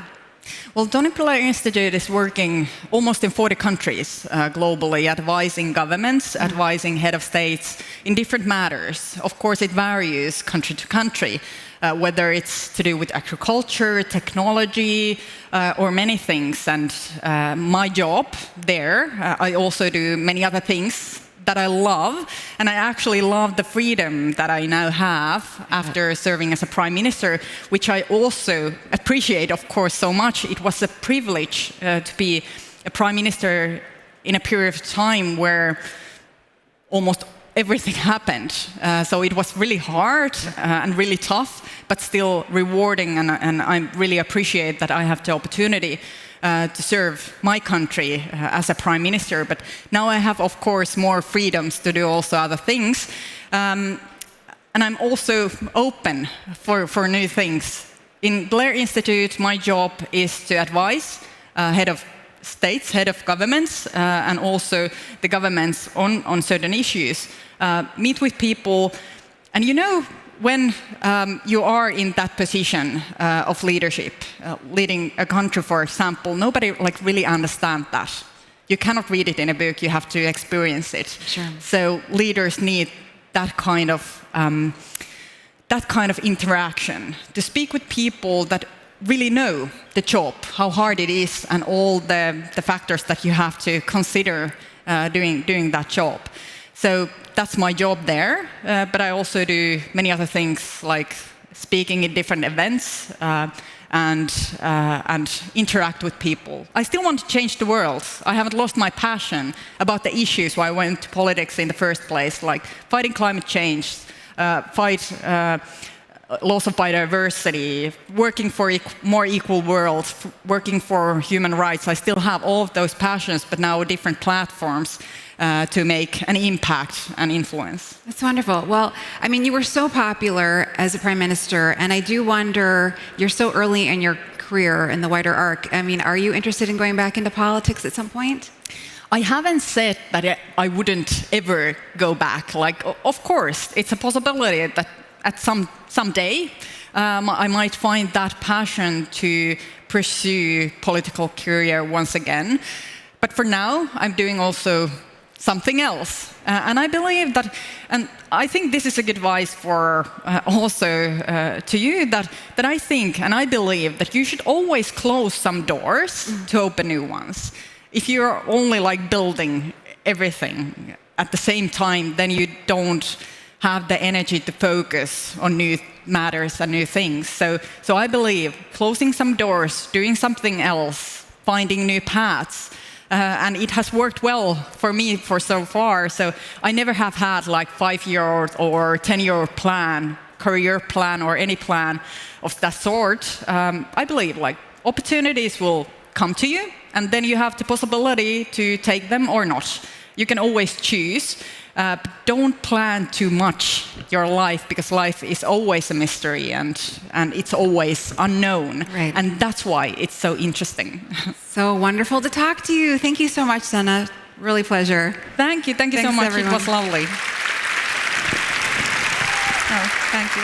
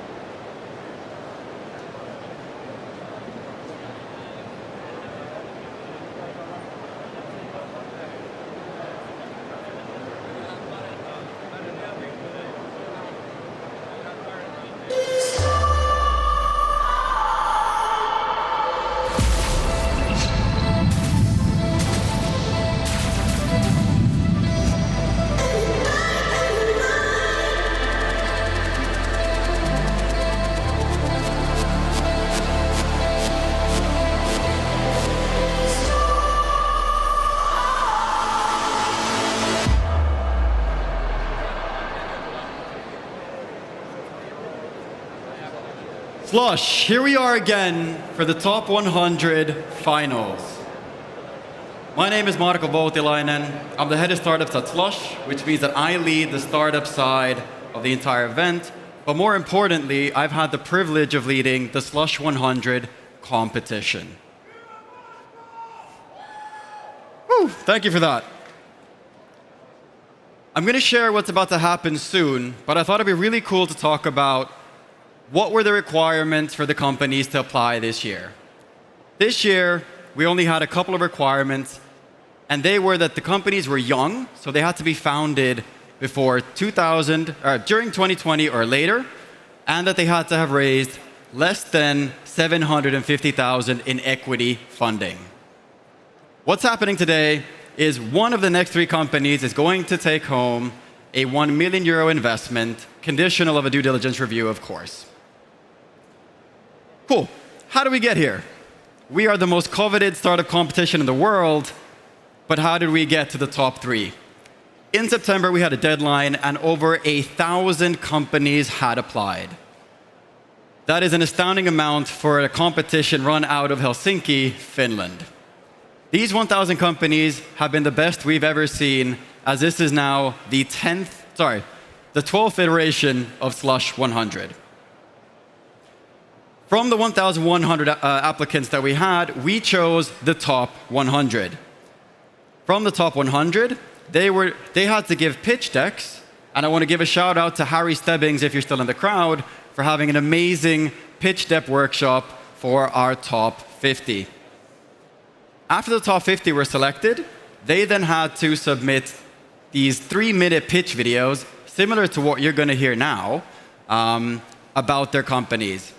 The investors went through those videos, picked the top 20, and yesterday, the top 20 semifinalists were on the Startup Studio stage, and they were pitching there as well. From those top 20 companies, we now have the final 3. We're almost there when one is about to win. Great. We're here today, you're here today, but I think the question now is, who is going to pick the winner? Who is the magical jury? Who is the magical cast who gets to decide the company that wins? I'm going to direct all of your attention to this side of the stage, where you will see our fantastic judges. I'm going to ask that the judges wave your hand when I say your name. You can do it now as well if you want to. These are some of the best investors in all of Europe. So we have the GPs and partners of Accel, General Catalyst, Lightspeed, NEA, and Northzone. I'm going to start in alphabetical order. So from Accel, we have Luca Bocchio.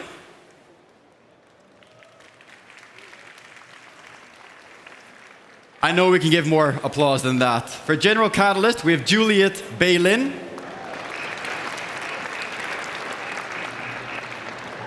From Lightspeed, we have Paul Murphy.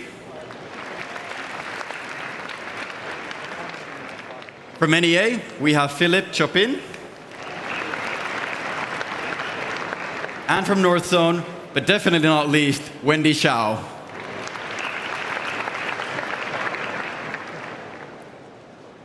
This is an amazing crew. I've got to know them for the past weeks, and they are absolutely fantastic investors.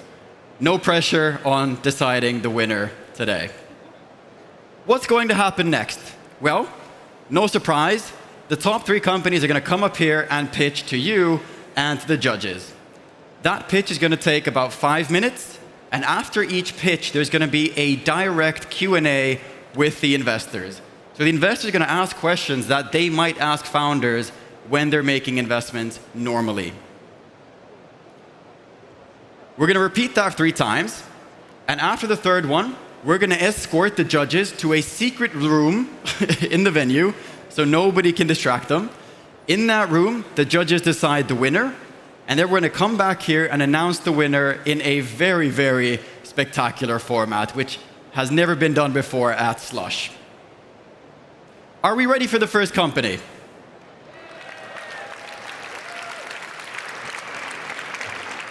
I'm going to try that again. Are we ready for the first company?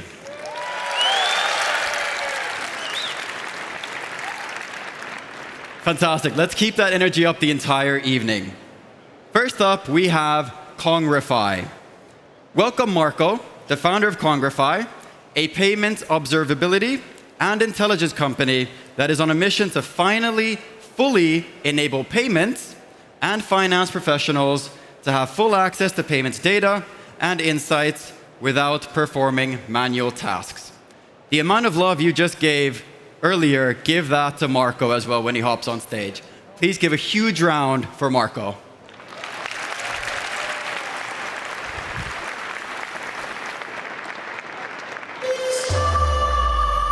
This way.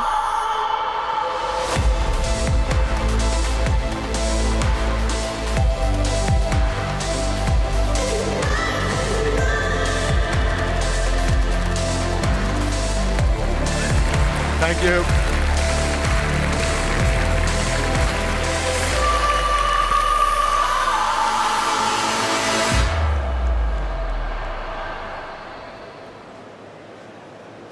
It's amazing to be here, first of all. And it's super good, super nice to present Congrify, payment observability and intelligence company. Our mission is to support merchants and payment service providers to have access and finally unlock the power of their payment data. My name is Marco Conte, and I'm the founder and CEO at the company. I've been working in the payments industry for 10 years with payment service providers and merchants. I'm very happy to have Alex Timoshenko as a co-founder and CTO. He brings more than 20 years of software and data engineering experience, having built payment infrastructure for several companies, including Booking.com. And we are very happy to have as well Alexander Durkov as a Chief Operations Officer. He brings 10 years of operational experience in fintech and payments. It's not a big surprise if I say that the importance of digital payments has increased over the last years, especially after COVID. Globally, there are a lot of payment service providers, more than 2,000, more than 470 payment methods, fraud solutions, regulatory requirements such as PSD3 in Europe, new trends, open banking. This makes it very complicated for professionals working with payments. They are looking at having a smart payment infrastructure, easy access to data, financial reconciliation, and information to optimize their strategies. This comes with a list of challenges. Providers are fragmented. Payment service providers don't really provide a lot of intelligence. Companies need to connect to multiple data sources to get the data. The resources are limited, and costs are high to build solutions. Everybody uses cards, and there are a lot of data behind, and those data are coming from more than 10 different parties. We see that there can be more than 450 data points in a single transaction for e-commerce, and obviously companies and those professionals want to have access to those data. But from where are those data coming from? From the payment service providers. And each payment service provider provides different subsets depending on the type of the data. So companies need to integrate, need to build a standardization layer. They need to have extract, transformation, and load processes. They need to monitor. They need to build solutions in-house. That's what we are doing. We are taking all the heavy lifting by providing a business intelligence solution and direct access of data with connection to data warehouses. A payment service provider that is standing there on my right has estimated that companies have spent until today up to $800,000 to build those end-to-end solutions internally. And why to spend so much money when you can use a solution that is already there, works fantastically, and is maintained by us? So that's what we are building. And we have started this year with the first modules where we have payment insights, unified transaction views across multiple providers, reconciliation and cash flow. And in 2024, we are focusing on AI power recommendations, alerts, real-time monitoring, and standalone payment features. This is what the users can already see today, a single tool where they can monitor conversion rates, sales and refunds, fraud and chargebacks, 3D secure and different performances, fees and cost. Our business model is following a mixture of subscription and request-based. We look at different dimensions, such as the number of connections that we enable, the monthly events that we are ingesting, the data retention policies that we have, and the modules that companies are activating on our platform. The feedbacks from the payments industry experts are really good and promising, and I bring here the one from Dennis, Senior Head of Global Payments and Fraud at Flixbus, a leading bus company that has been working with us already, and it's one of our early adapters and customer. The market's opportunity is growing, and we see that by 2028, there will be a more than 3.7 billion serviceable available market for payments intelligence and orchestration. Where do we position ourselves? We position ourselves in the payments observability and intelligence space.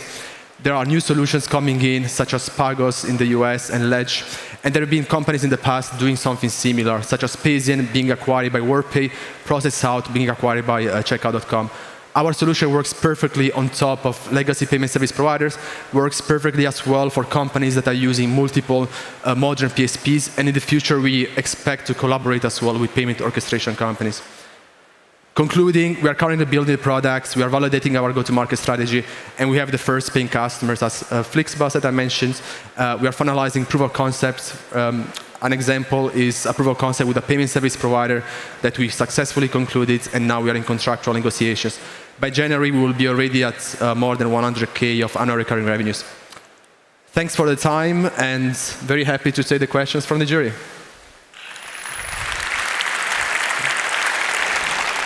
Take some water.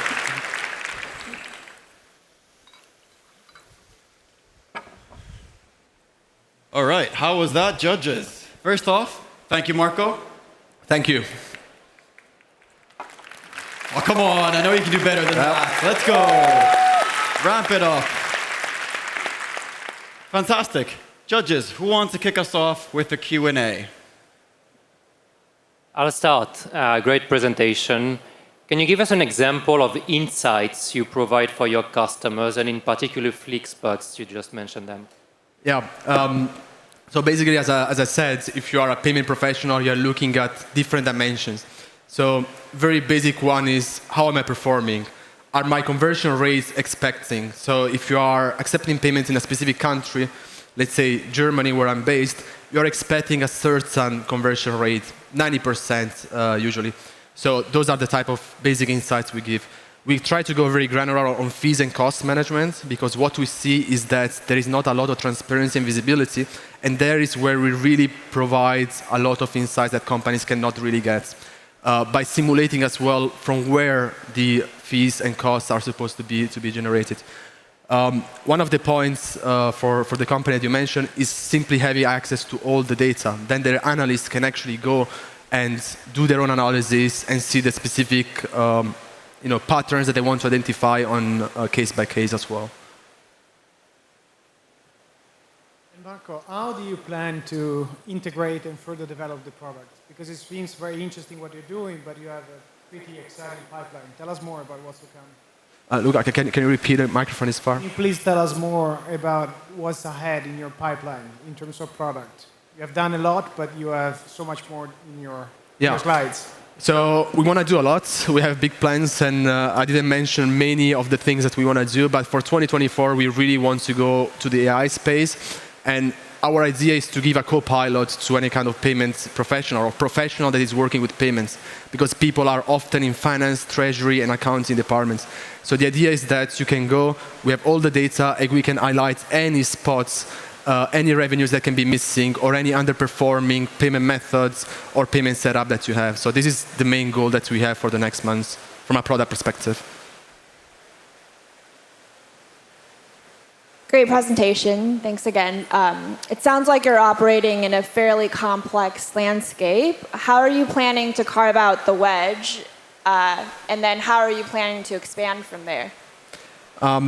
The space is complex. That's true. There are many payment service providers. So for us, it starts from the coverage. So we are looking at Europe and North America as markets to start, and we need to cover the payment service providers that are there. That can be a first already competitive advantage, because not so many companies are in this space doing what you are doing. And if you have enough coverage, then you can bring companies coming to you. Another thing that we are looking is going directly to payment service providers, and basically that's something where we can give an advantage to them as well, to go to their customers and merchants to provide such a feature. So our advantage can be shared as well with financial institutions. Congrats, Marco. How do you think about building a scalable data infrastructure for yourself, right? To Wendy's point, there's a lot of complexity in the ecosystem. You're working with a lot of stakeholders. How do you think about dealing with that complexity on your own back end? That's something that I discuss with our CTO, Alex, almost on a daily basis, and he has trained me a lot. Even if I'm not a programmer, I feel that I can draw an architecture now based on the discussions we had together. But he has done this for large companies. So we have a plan. Right now, we are still at the beginning of the infrastructure that we want to have.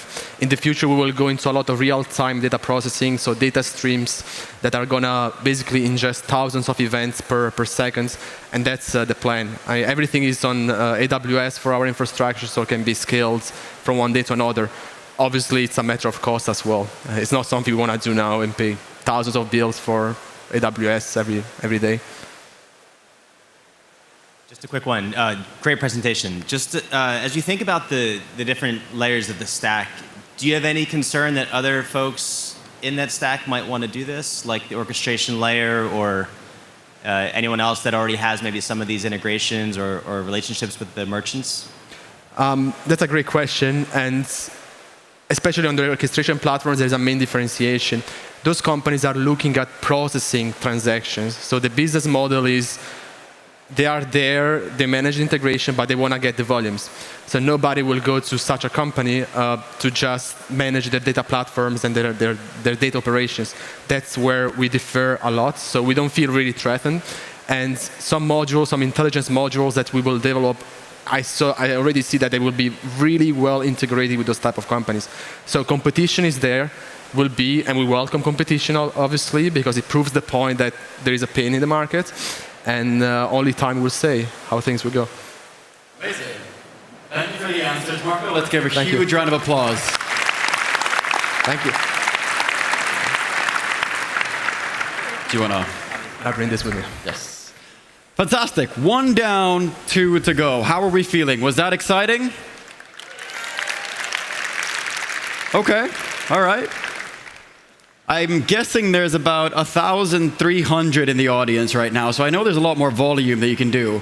So the next time I'm going to introduce the next person, I really want to see how high you can go. Okay? We're clear on that? Next up, we're going to have Fercado. Okay, hold on. We haven't done the intro just yet. Love the support, however.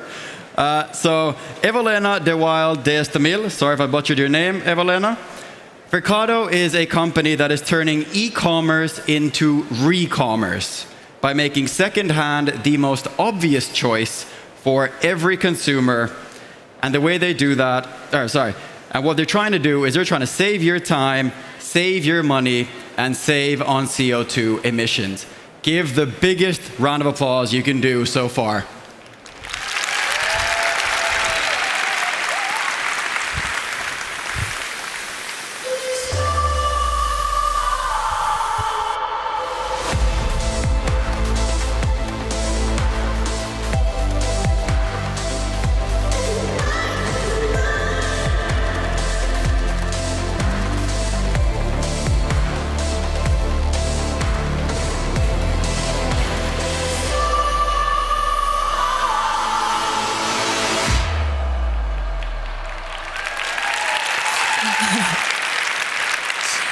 Helsinki. My name is Evelina, and I cannot believe that I'm on the same stage as Sanna Marin just left and that we have the same pullover. Mine is secondhand. I forgot to ask her about hers. Anyways, I'm not here to tell you about that. I'm here to tell you about Fercado and the fact that I entered politics at 12 because I believed in our society's capacity to do better, much better than this. 9,000 smartphones and a truckload full of clothes emptied every second on landfills around the globe. And 3 planets that we will need by 2050 if we continue to consume as much. And that's why I buy most of my stuff secondhand. It's my secret to save money and CO2. Actually, a secret that I share with most younger consumers. And that's why the resale market is booming. Currently worth 200 billion euros in Europe only and growing 11 times faster than retail. And yet, those of you who have tried finding something specific secondhand today would probably agree that because the market is growing so fast, it is also fragmented and messy, making the experience time-consuming, inconvenient, and unsexy. When I read that 75% of millennials and Gen Z would buy more secondhand if only it were simpler, I knew that there was a big opportunity to do better. As a climate activist who spent years building and growing successful tech businesses, I know two things to be true. One, there is no future without a circular economy. If you agree with the fact that the Earth is not flat, you'll probably also agree that a linear economy on a circular planet cannot work. And two, if I wanted to turn e-commerce into re-commerce for good, I would need the best partners. And so I called my friend Ali, with whom I worked at a YC-backed scale-up. He's a software engineer who co-founded one of the first Amazon for books in Iran. And our friend Oli, a born entrepreneur who had a first startup and a first exit at 18 with a second-hand marketplace. And together, we're building Fercado to help people buy better. Fercado is the first AI-powered shopping assistant that is sustainable, that works as a browser plugin that automatically finds second-hand alternatives. It uses machine learning to match the text and images and find the best second-hand deals for what our users are looking for. And as it diverts the traffic on a browser level, the websites cannot stop us. And that is why the second-hand platforms love us. We are the acquisition and retention channel of their dreams. We already managed to onboard 55 of the biggest resale players like eBay, Vestiaire Collective, and Back Market, and 40 million products across electronics, books, and fashion. And our 100K GMV to date shows that our users love it too. They also like the fact that for them, Fercado is free. It's our partners who pay us for the leads and sales we help them generate. As our plan is to turn e-commerce into re-commerce, this browser plugin is essentially just the first step. Fercado's sustainable shopping assistant will soon be in every pocket, empowering every consumer to save time, money, and CO2 by making secondhand their first choice. To make this vision a reality, we are proud to be already supported by some of the most prominent entrepreneurs and VCs in Europe, like Atomicos and Peaks Angel programs, as well as Early Birds and Fast Track Malmö's accelerators. I'd like you to please close your eyes, because in a few years, when we've successfully turned $1 trillion e-commerce market into re-commerce, you will think back at this moment and tell your friends that you were on the good, best side of history. So make sure to remember that name, Fercado. Thank you.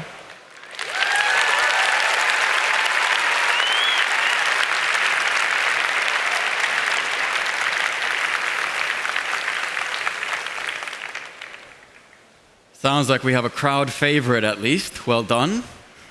Thank you, Marco. Judges, do you want to kick us off again with the Q&A? I didn't see you were there. I was like, where are they? I'm happy to start. First off, great presentation, but I think even more than that, the mission is incredible. So thank you very much for what you're doing. Thank you. I think one of the questions I have is around, a lot of times when you're purchasing secondhand products, the value can be relatively small. And for building a sustainable business, that matters. So can you tell us a bit about what that looks like, basket size, or any other metrics you might have? Yes. I mean, indeed, that's part of the value that we promise, is that the products you will buy will be cheaper than you. That also makes different business cases, right? But anyway, what we really see is that the basket value average that we had in the last month were actually much higher than we had predicted, because we aggregate products across various categories, which allow us to really have a wide range of different product prices. When you buy a second-hand trolley for your kid or you buy a second-hand iPhone, it's still quite significant sums of money that we can also take a share of. not a big share, but a small share of. And so that allows us to have a market basket value that currently is between 100 and 250 euros. Awesome mission. I really love it. Piggybacking off of that, so what are some of the most popular secondhand categories that you're seeing being transacted now? And then to really grow the pie in the future, what are some categories that you're excited about finally getting online and being able to resell? Yeah, it's a really good question. There's a lot of stuff that I'm very excited about in this field. And I think it really depends on which market you're talking about and which age range. I'm 30, I have a lot of friends who have kids. They're very much into secondhand for their kids, mostly. It doesn't make sense to buy new stuff for a 2-month-old. And so this is a huge category for millennials, for instance, becoming parents. When you see Gen Z, they're crazy about clothes. We're based in Germany, a lot of Germans, all age, all social class, buy books secondhand. So this is a really big category for us as well. And what we see with the enormous success of Back Market, which is, I think, still one of the most successful French startups that ever existed, is that secondhand electronics is really becoming mainstream. So we really see across different geographies and different age group a lot of different new trends, but all positive. Tell us a bit about the app. I buy everything on my phone, so I'm very excited about the app in the product roadmap. Yeah, we won't let you down. We are inclusive. There will be an app, and this app will have several functions. It's difficult to reproduce the awesome wow effect that you have on the browser in the app, but we're working on it. So to have also like this pop-up of like you're shopping on another app, and then potentially we could pop up there. But for now, what we have built is an app where you can search for products, so you type, or also where you can take a picture of something, the couch of your friend that you like, and then we will match that picture with our database and also find you all of the relevant products that are available. Congratulations. Thank you. As you think about the technology that you've built, the computer vision in particular, right, the image matching, how were you able to collate all of the data you needed to make that accuracy really, really high? Ali, where are you? So that's a question for my CTO. But so the model that we've built is built on the latest available technology of machine learning and AI. We have built it to be able to manage millions of data points and to really, with the highest possible degree of accuracy, match the pictures and the text that we get from the website with our database. I'm not sure if I'm answering the question. That's a perfectly good start. Okay. Good start. Okay. We can Fantastic. talk about it. We are out of time on that one. Thank you, judges, for the questions. And thank you, Evelena. Give a huge round of applause. Thank you. Do you want to take that? Right.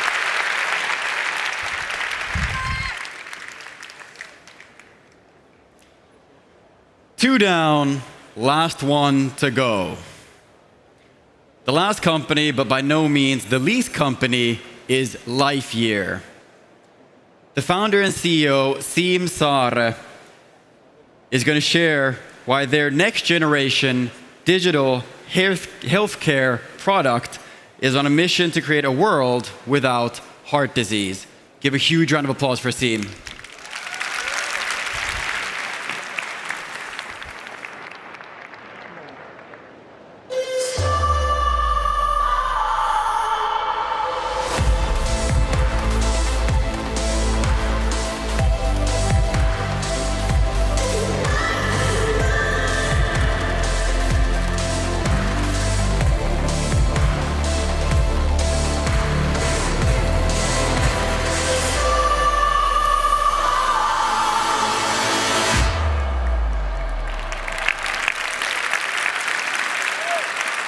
Hi, super proud to be on this stage tonight.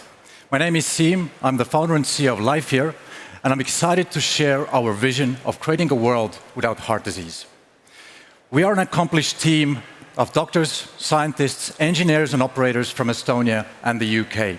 Our company has grown out of a €1 million research and development project funded by the Estonian government to find novel ways of tackling heart disease.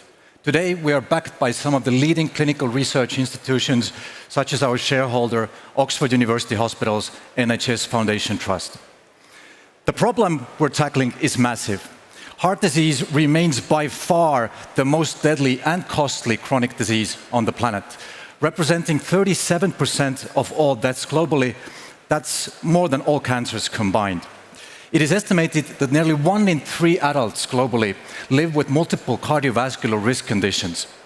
That's a staggering 1.5 billion people on an accelerated path towards their first heart attack or stroke. Think about it.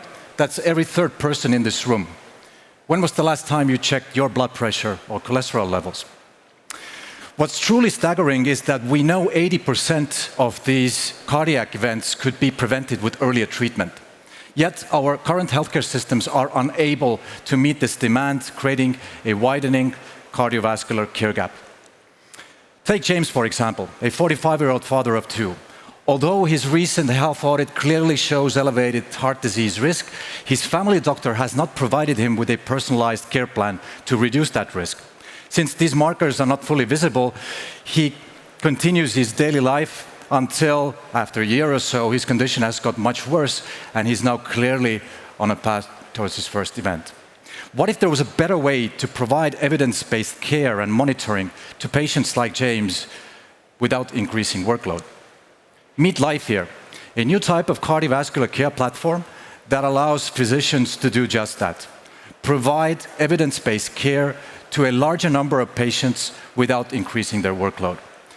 It's a software as a medical device platform that combines multiple state-of-the-art technologies such as digital screening algorithms, remote monitoring, behavioral treatment programs, and AI-enabled patient engagement system. We combine these technologies into highly interactive, digitally enabled care pathways that have a measurable impact on a patient's cardiovascular health. We focus on 4 major cardiovascular risk conditions: obesity, hypertension, dyslipidemia, and diabetes. And our programs can function as standalone treatments, but can also be combined with prescription medication. Our first commercial product, called LifeHere Reset, targets obesity as a major independent cardiovascular risk condition. It integrates weight loss medication, behavioral treatment, and remote monitoring into a highly interactive care pathway. It works by building a digital care pathway between primary care and secondary care. After the patient has been referred to the LifeHere Reset treatment, they go through a 1-month pre-authorization period to set their baseline and qualify them for the medication. They then go through a 6-month full intervention, after which their cardiovascular risk is measured again. If the situation has improved, they are transferred into remote monitoring. If the situation has worsened, they are referred to a cardiologist. The cardiovascular treatment market is a huge global market currently dominated by big pharma. Yet within it, we are seeing a very fast-growing digital segment that's growing nearly 10 times the speed of the overall market. LifeHere intends to play a key role in this emerging space. Unlike single symptom solutions, we can offer health systems a comprehensive care platform that's able to govern all the different risk factors on the same platform.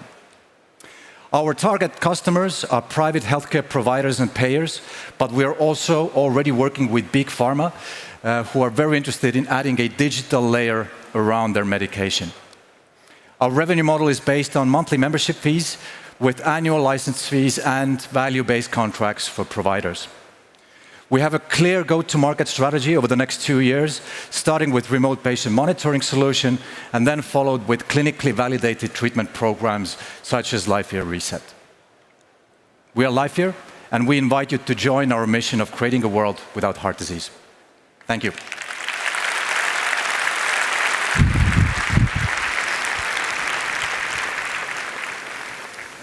Uh-oh. Big thank you, team. Judges, let's kick it off. Great presentation, thank you. How do you measure effectiveness of the product, and what have you already seen in the data? Thank you. So, as we are a software as a medical device-based solution, so we are very clearly evidence-based, which means we measure the clinical efficacy, the safety, and the effectiveness of our treatments in different trials. So what we've done so far, we've run a pilot trial with 750 patients in Estonia in a major cardiovascular study, validating our RPM, or remote monitoring technology. Next year, together with Oxford University Hospitals, we're going into first a clinical feasibility trial where we look at the actual effect of the treatment on clinical outcomes. Sim, great presentation, and more importantly, again, great mission. So very much proud to listen to this to you today. But can you tell us a bit more about the distribution strategy you have in mind? Absolutely. So, as I mentioned, we position ourselves between primary care and secondary care. And our first go-to-market strategy is actually through private providers, so big healthcare systems, hospital systems, and primary care clinics who are able to take this product to market faster. Ultimately, this will be a product that your family doctor will prescribe you, and it's fully reimbursed by national health insurance. Until then, the first step is private. Siim, congratulations. Tell us more about what it means to be a software as a medical device and how you build a safe and compliant product. Thank you for the question. It's probably one of the craziest spaces to be in, especially in healthcare. I think it's a very interesting space, though. Sort of the past wave of digital health solutions that were mainly focused on telehealth, which basically meant putting a doctor online in a video call, didn't really solve the problem of what happens in between those visits, whether it's physical or digital. This new wave of digital therapeutics or software as medical device solutions actually now start solving that problem. How do we keep the patient on treatment between the physician visits? But it's clearly a regulated space, so still a lot of unknowns. It's a nascent, emerging space. My own belief is that in 5 to 10 years, all major chronic diseases will have a digital layer around them. We're basically on the cusp of an iPhone moment in healthcare, and software as a medical devices will play a key role in that. We got time for one last question. What do you think the core IP of the company is, and how are you building defensibility in the product? Yeah, thank you. But my own sort of belief around that is that the best defensibility is speed to market. Not so much the technology itself, so we very much want to focus on that. But again, in our space, to be able to sell into healthcare systems, the quality of clinical evidence that you can produce is actually the moat. So the reason why we are working very closely with Oxford University Hospitals, they are the world leaders in producing that type of clinical evidence. So I think we're well positioned. Thank you, judges, for the questions, and thank you, Siim, for the pitch. Thank you.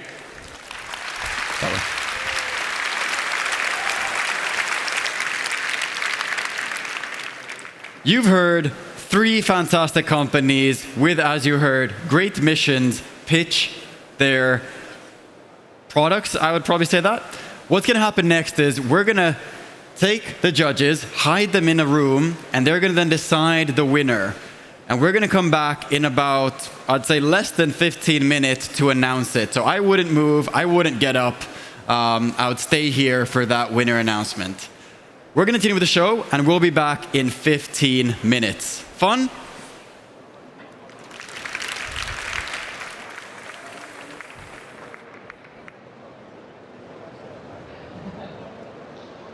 Oh, wow. I can't wait to see who's going to walk away with 1 million. Woo, exciting. We are reaching the end of the Slush Stage program. On behalf of Oona and myself, we want to say a big, big thank you for all of the speakers yesterday and today on our stages.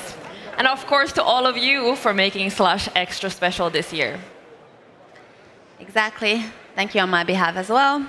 And as we wait for the announcement of the Slush 100 winner, what could be better than squeezing in the last bits of advice for founders?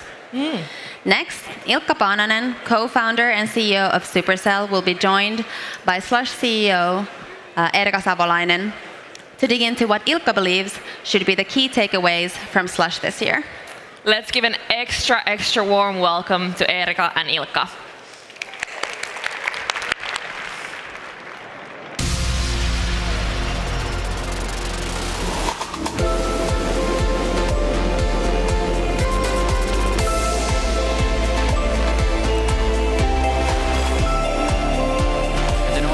It's a surprise to absolutely everyone, me, myself included as well. Are we happy? Are we excited? Any last minute questions?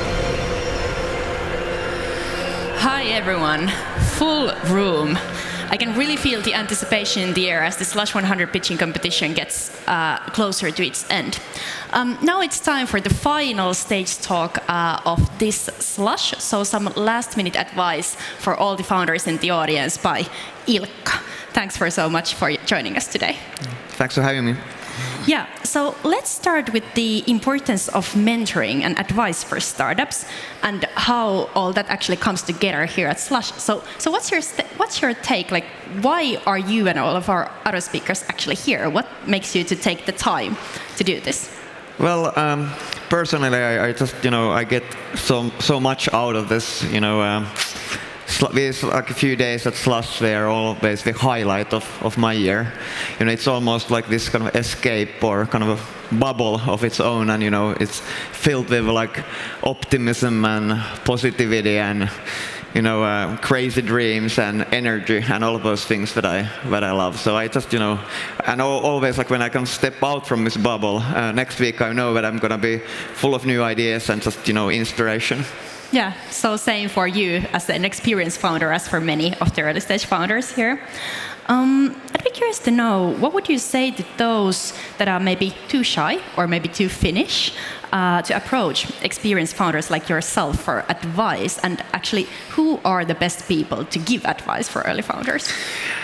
Well, I guess my advice about getting advice would be actually quite simple, and that would be that, listen to everybody, but be sure to decide yourself. And I think one of the most dangerous thing to do actually is to blindly follow the advice from, say, quote-unquote, successful people. And the reason is that, at least I can speak for myself, is that, obviously I've worked very hard together, with all of our people and the team, but the fact is that we've been also incredibly lucky. And, if I give advice, I think that piece of advice is only applicable to things that we've done, but maybe it's not like because of the stuff that we did that we became successful. I mean, luck clearly also has played a big role. So therefore, it gets really dangerous if you can blindly follow like advice from other people who've been successful, and of course they have strong opinions. But maybe that advice is only applicable to their own situation, and maybe it's not even that. Maybe it's just because they simply got lucky. So again, listen to everybody, but do decide yourself. Nobody knows your business better than what you do. Yeah, that is definitely true. So you clearly talk with many founders throughout your career. And what do you think? What is the number one thing that you see founders struggle with again and again? Well, how I think about it is, and what I see like happen quite often is that people oftentimes they kind of found companies like together with their friends. And I think I would actually advise against that. And I think it's dangerous because, if you think about the kind of your friends, I mean, oftentimes you're friends with those people because of course you like them, and you like them because you're kind of like-minded and you sort of agree on things often. But that's usually, at least in my mind, that's almost the opposite what makes a great team. Because in my experience, what makes a great team is that you have a very diverse set of people with different personalities, different points of view, which of course means that when you're trying to reach a decision, like oftentimes those different points of view are in conflict in each other, and there's like even tension and even like heated arguments oftentimes. But the fact that you have that, then it means that all the information is sort of on the table, and therefore when you have all the information, then you can actually make ultimately the best decision. So in my mind, like what's kind of the common denominator about the best teams is that despite these differences in the team members and despite these differences in perspectives, then they can have a kind of a rational discussion, and at the end of the discussion they will agree on a common goal, and then sort of at the point then they agree on that common goal, then the sort of a discussion stops, and then the execution begins, and then everybody aligns like behind that goal. But it's that kind of diversity of kind of perspectives that is important, and oftentimes if you do found companies with your best friends, you just don't have that by definition. Yeah, that makes a lot of sense. How about then you yourself? What do you think has been the biggest mistake you've made in your founding journey?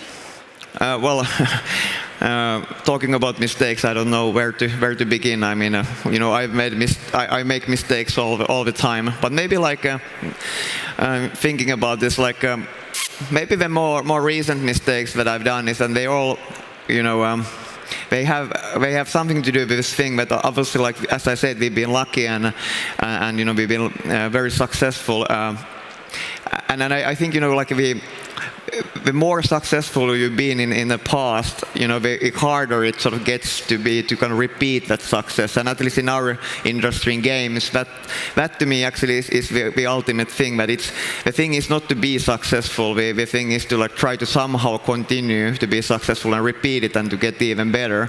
But it becomes surprisingly hard, like when you've had that past success, and oftentimes you sort of start to view things like through the lens of your past successes rather than looking forward and having that open mind, and I've certainly been a victim of of that, and it requires your constant attention, trying to have that open mind and forget about the past and focus on the future. Yeah, makes a lot of sense. Well, we are currently here in the middle of the Slush 100 pitching competition, and one company will come out as a winner. However, there has been 99 excellent founders, excellent startups joining the company. What advice would you give to those, the ones who don't end up as a winner? Well, I would tell them that it doesn't matter. I think the thing about these competitions is that it really isn't about the outcome. It's about the process and about everything that you learn when you're going to go through that process. So to those 99 companies who don't walk away with a prize, I'm sure that they've gotten a lot of value, from this competition. They've, gotten a lot of feedback. Hopefully, they've made a lot of connections, and all of those are incredibly valuable. So, even if you didn't, win the grand prize, I mean, you will come out of better, and just go do. What you were doing, and be equipped with all of this new information, and be better, and be focused on the customer, focused on the product. Do the usual thing. Yeah, so the competition is just like one step in the journey, but the long journey matters more.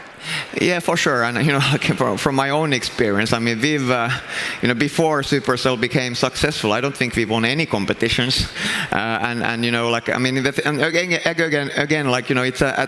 it's all of these guys are at a very early stage. It's incredibly hard to predict who's going to be successful and who's not. And I say that with all respect to the judges and the panels, but it's just hard to predict successes. And in my experience, actually the outlier successes, the biggest successes, what's kind of common about those is that none of those were obvious, from a start. None of those were obvious at this stage that these companies are in. Yeah, that is definitely true. How about then the one company that will come out as a winner? Top tip for them? Well, of course, I'm sure like today, enjoy the moment. It's time to celebrate. I'm sure, that company and all of those companies have of course worked very hard. So, take this day and moment and enjoy it. But then tomorrow, get back to work, get super laser focused on your product, get focused on your customers and, solving the problems of your customers and that type of thing. And again, it's, as I said, it's not about these past successes and stuff like that, it's about the future. And at least and again, even at Supercell, since we became successful, then all of a sudden we magically start to win all kinds of awards, but I've actually felt that, those awards, like we probably even shouldn't have those at the office actually, because they just don't matter. The past doesn't matter at all, and you shouldn't really think about it too much. You should be focused on the future. Yeah, past doesn't define the future. Yes, then maybe briefly about what founders can take away from Slush. So there has been 20,000 pre-booked meetings happening, a lot of side events, connections created.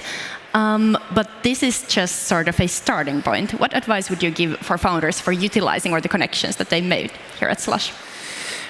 Well, it's not rocket science. You follow up and you stay in touch with people, and you also focus. Figure out who are the most valuable connections, and then focus on those. And rather than trying to obviously you meet tens and tens and tens, if not hundreds of people, so you can't obviously develop deep relationships with all of those people. So you figure out who likely are going to be most valuable, and then focus on them. Yeah, makes a lot of sense. Something that I guess many of us are waiting eagerly is the legendary Slush after party that will kick off straight after the main event ends, actually quite soon. So would you have any fun after party anecdotes or networking tips for our early stage founders? Well, I don't think you want to listen networking tips from me. I suck at networking, but anecdotes. Well, there's this one funny story that actually does come to mind. I believe it's from the Slush 2012 maybe. Then it was still at the old cable factory, and for some reason the Slush after party ran out of drinks.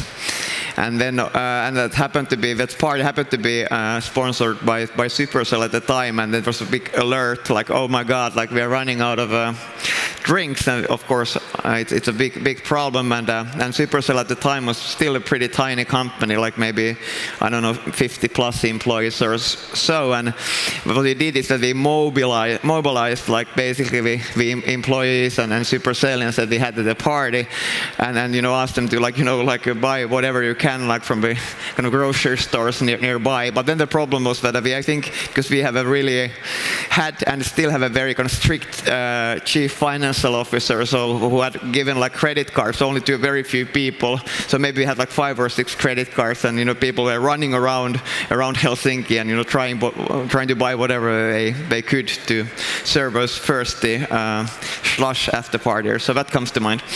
Yeah. Fun memory. Sorry. Really fun memory. Yes, maybe as a final question, I'd like to hear, you've seen many Slushes. I believe that you actually participated the very first one in 2008. What has changed and what has stayed similar? Well, it's easier to start what has stayed the same, and that's clearly the weather. It is actually today. I think it's almost exactly how it was in 2008. Maybe slightly less slushy and more cold, but pretty much the same. But then I think everything else is different, very, very different. I feel that in 2008, when Slush started, it was it was a lot about putting the Finnish entrepreneurship on the tech entrepreneurship on the map, and then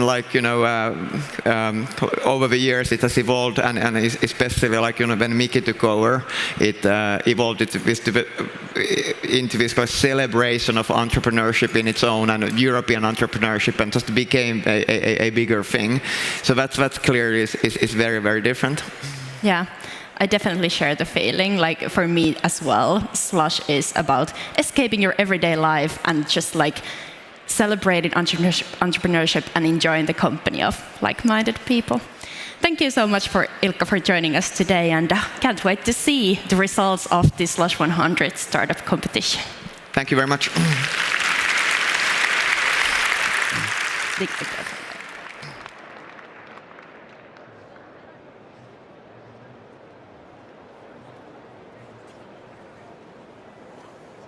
All right, we're all here.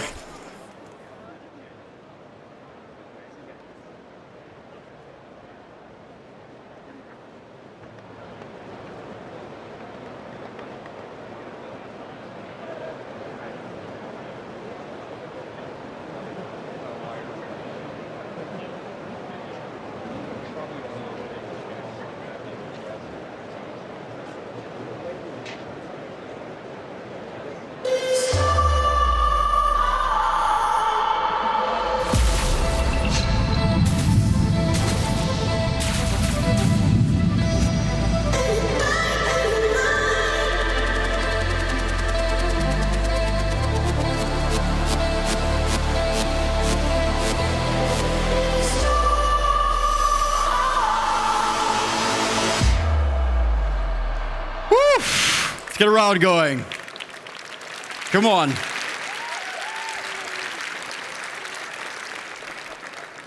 I just came from backstage, and there is a whole group of very nervous people. So I know that you're not nervous, so please share that love to them when we keep pulling them on stage. What's going to happen next is we're about to announce the winner of Slush 100. We're going to bring out everybody that's included in the competition. We're going to announce it on stage, and it's going to be a huge moment. We're also going to take a lot of pictures, so you get to be in the history of Slush when we share that to the world. Fun? Nice. Fantastic. Should we start with bringing out the judges? Luca Bocchio, partner at Accel. Julia Balin, partner at General Catalyst. Paul Murphy from Lightspeed. Philip Chopin, partner at NEA. And last, but by no means least, Wendy Chow, partner at North Zone. Huge round.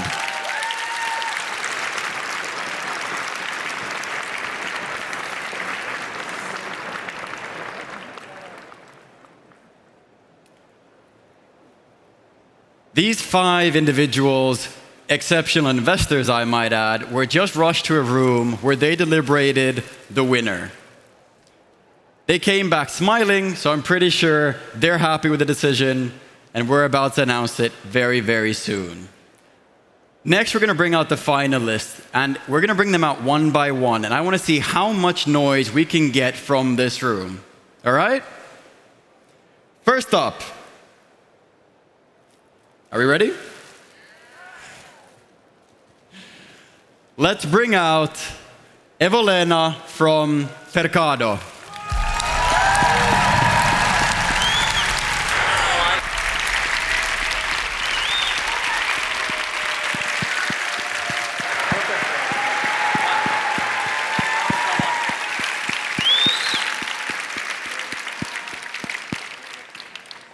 Next up, we're going to bring out Theme from Lifeyear.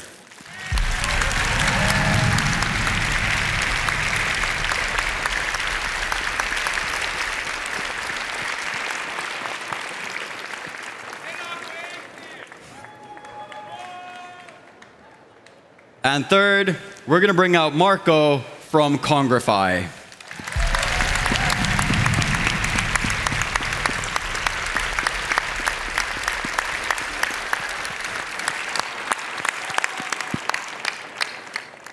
How are we feeling? We nervous? Not at all. Love that answer. Fantastic. Now, I've got a question for the judges.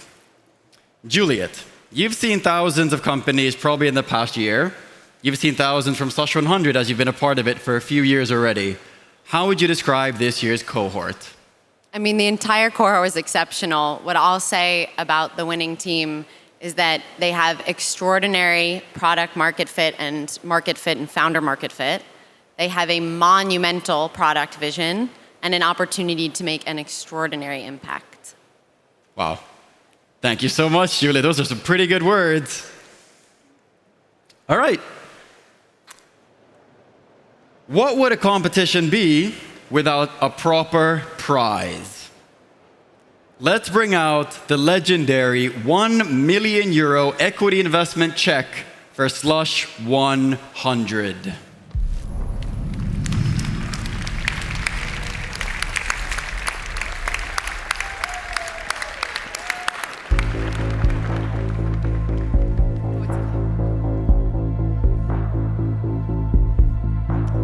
As you can see, it's hidden for now, but there's going to be a magical unveiling in just a minute. We're moments away from announcing the winner of Slush 100 for 2023. But before we do that, I really want to test how much noise we can get out from all of you. So we're going to have a minor experiment. When I'm going to shout out 1, you're going to shout back to us million. It's a hard one, but I know you can do it. All right? Let's test it out. 1. All right, 1. I like it, but there's like 1,000 of you, so I want more of that. 1. One last time. 1. Love it. Judges, ready to unveil the winner? Finalists, ready to win €1 million?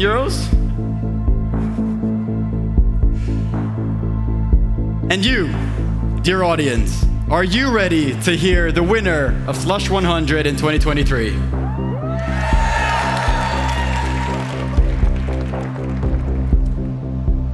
Sounds like we're ready. We're gonna calm it down because we all love suspense.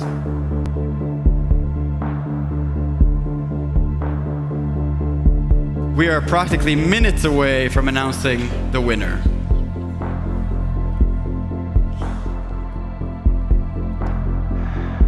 Before the judges went backstage, I asked that they write down the winner of the competition on an envelope.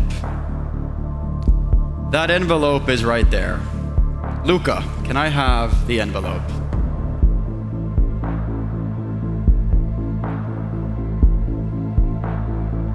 This envelope weighs quite a ton.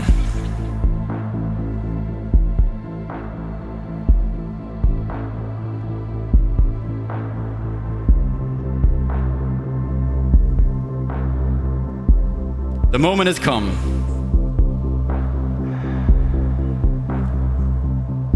The winner of Slush 100 in 2023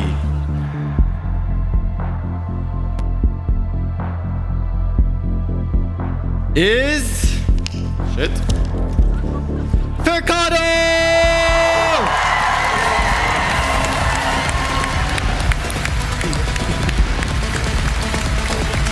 Fantastic.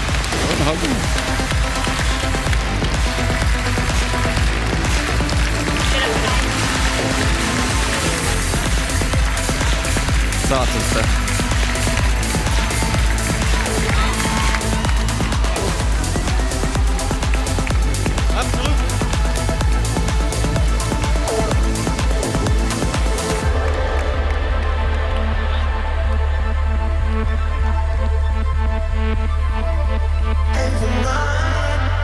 Fantastic. While they're celebrating, let's give a huge round of applause for the other two finalists, Congrify and Lightyear.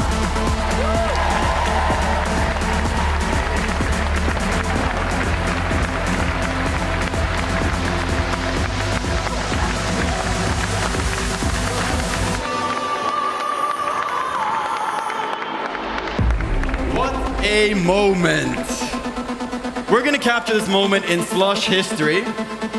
So if you want to take a picture, feel free to do that now. That was quick, amazing. What we're gonna do next is we're gonna turn this around, and a photographer is gonna take a capture with you in the background. So don't move just yet. You're gonna get your chance to wave to mom in just a moment. So we turn you around, and the photographer, can we get you out here?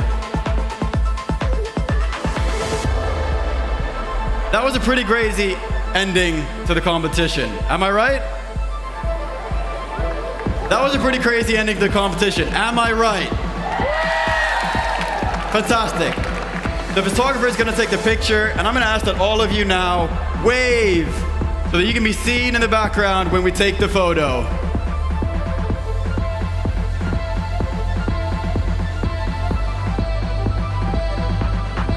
Fantastic.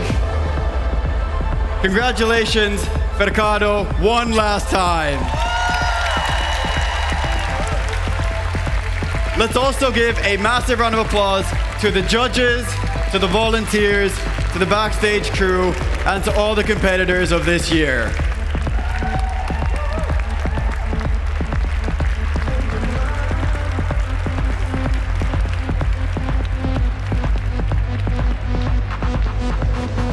But before you get up, we're not ready yet. There's more.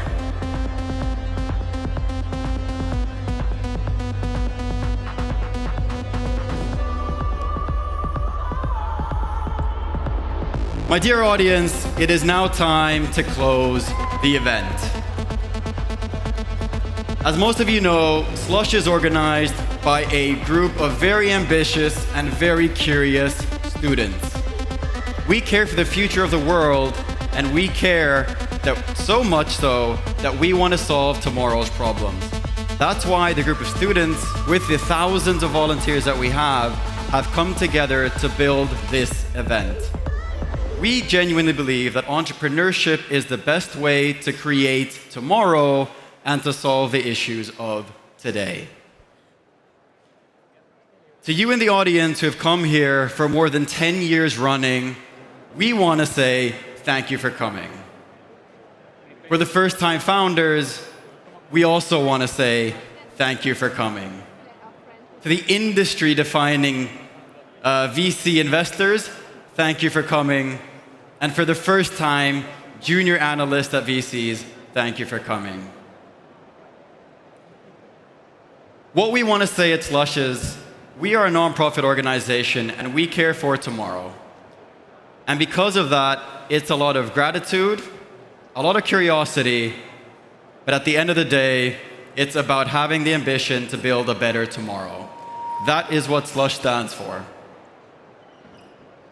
So on behalf of the Slush team, on behalf of all the volunteers you've met this past 2 days, on behalf of the wider Slush family, and on behalf of the entire global startup ecosystem, we want to say thank you for coming. This moment might not mean like a lot to you, but there's 1,000 volunteers ready to party in just a moment. There's also a lot of attendees ready to party in just a moment. So tonight, please have fun, meet the people that you've met, and enjoy the last moments of Slush 2023. On my behalf, I really want to say thank you for coming. You've been an amazing crowd. That's about it. Slush, you have been amazing.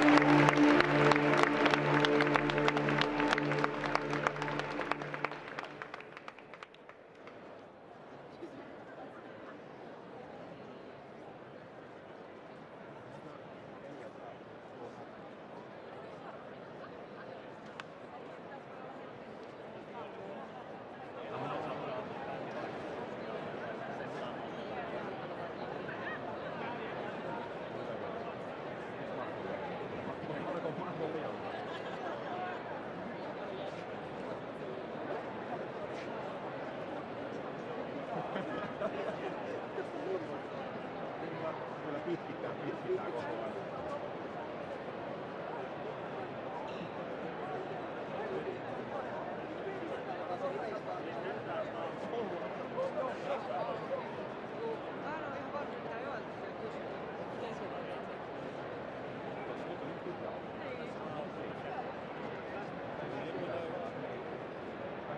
Sä voisit purkaa sitä siiveä.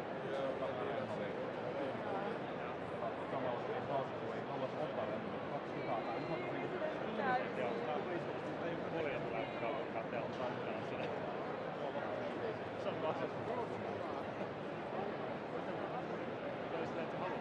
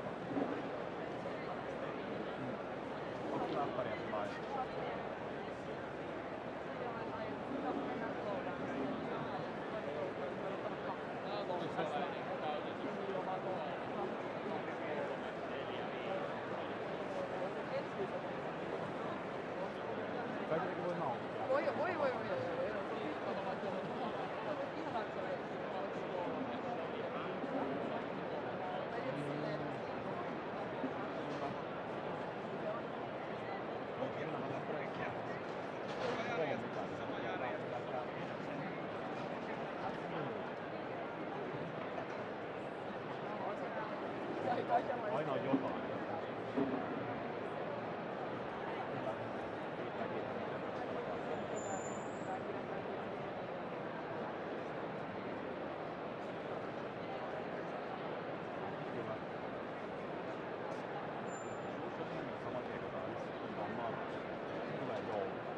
Hirveä haissu jouluksi niin kauan.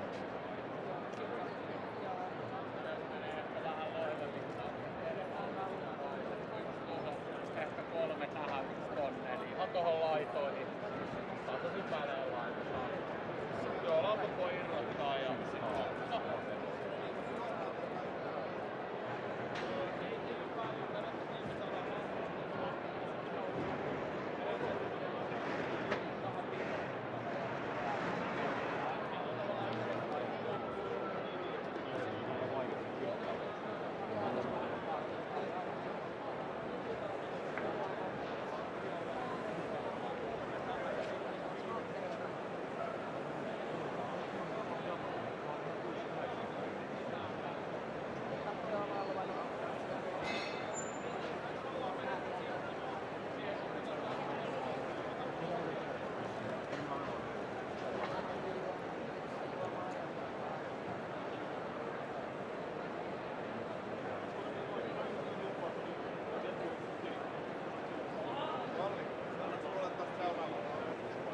Nämä on merkattu. Joo, tai ei, mutta kyllä mä muistin siitä vaan.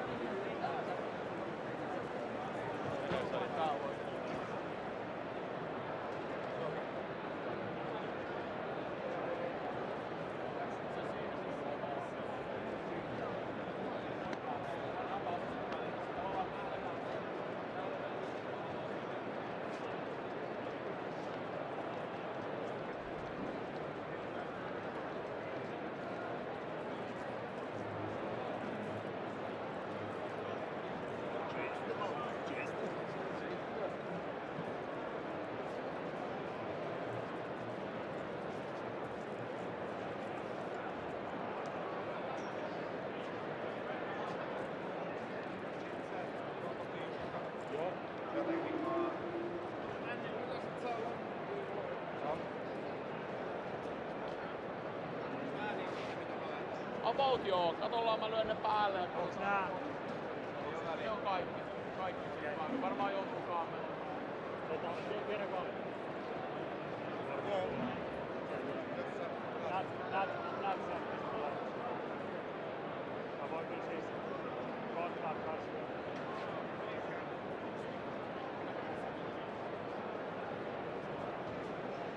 Joo.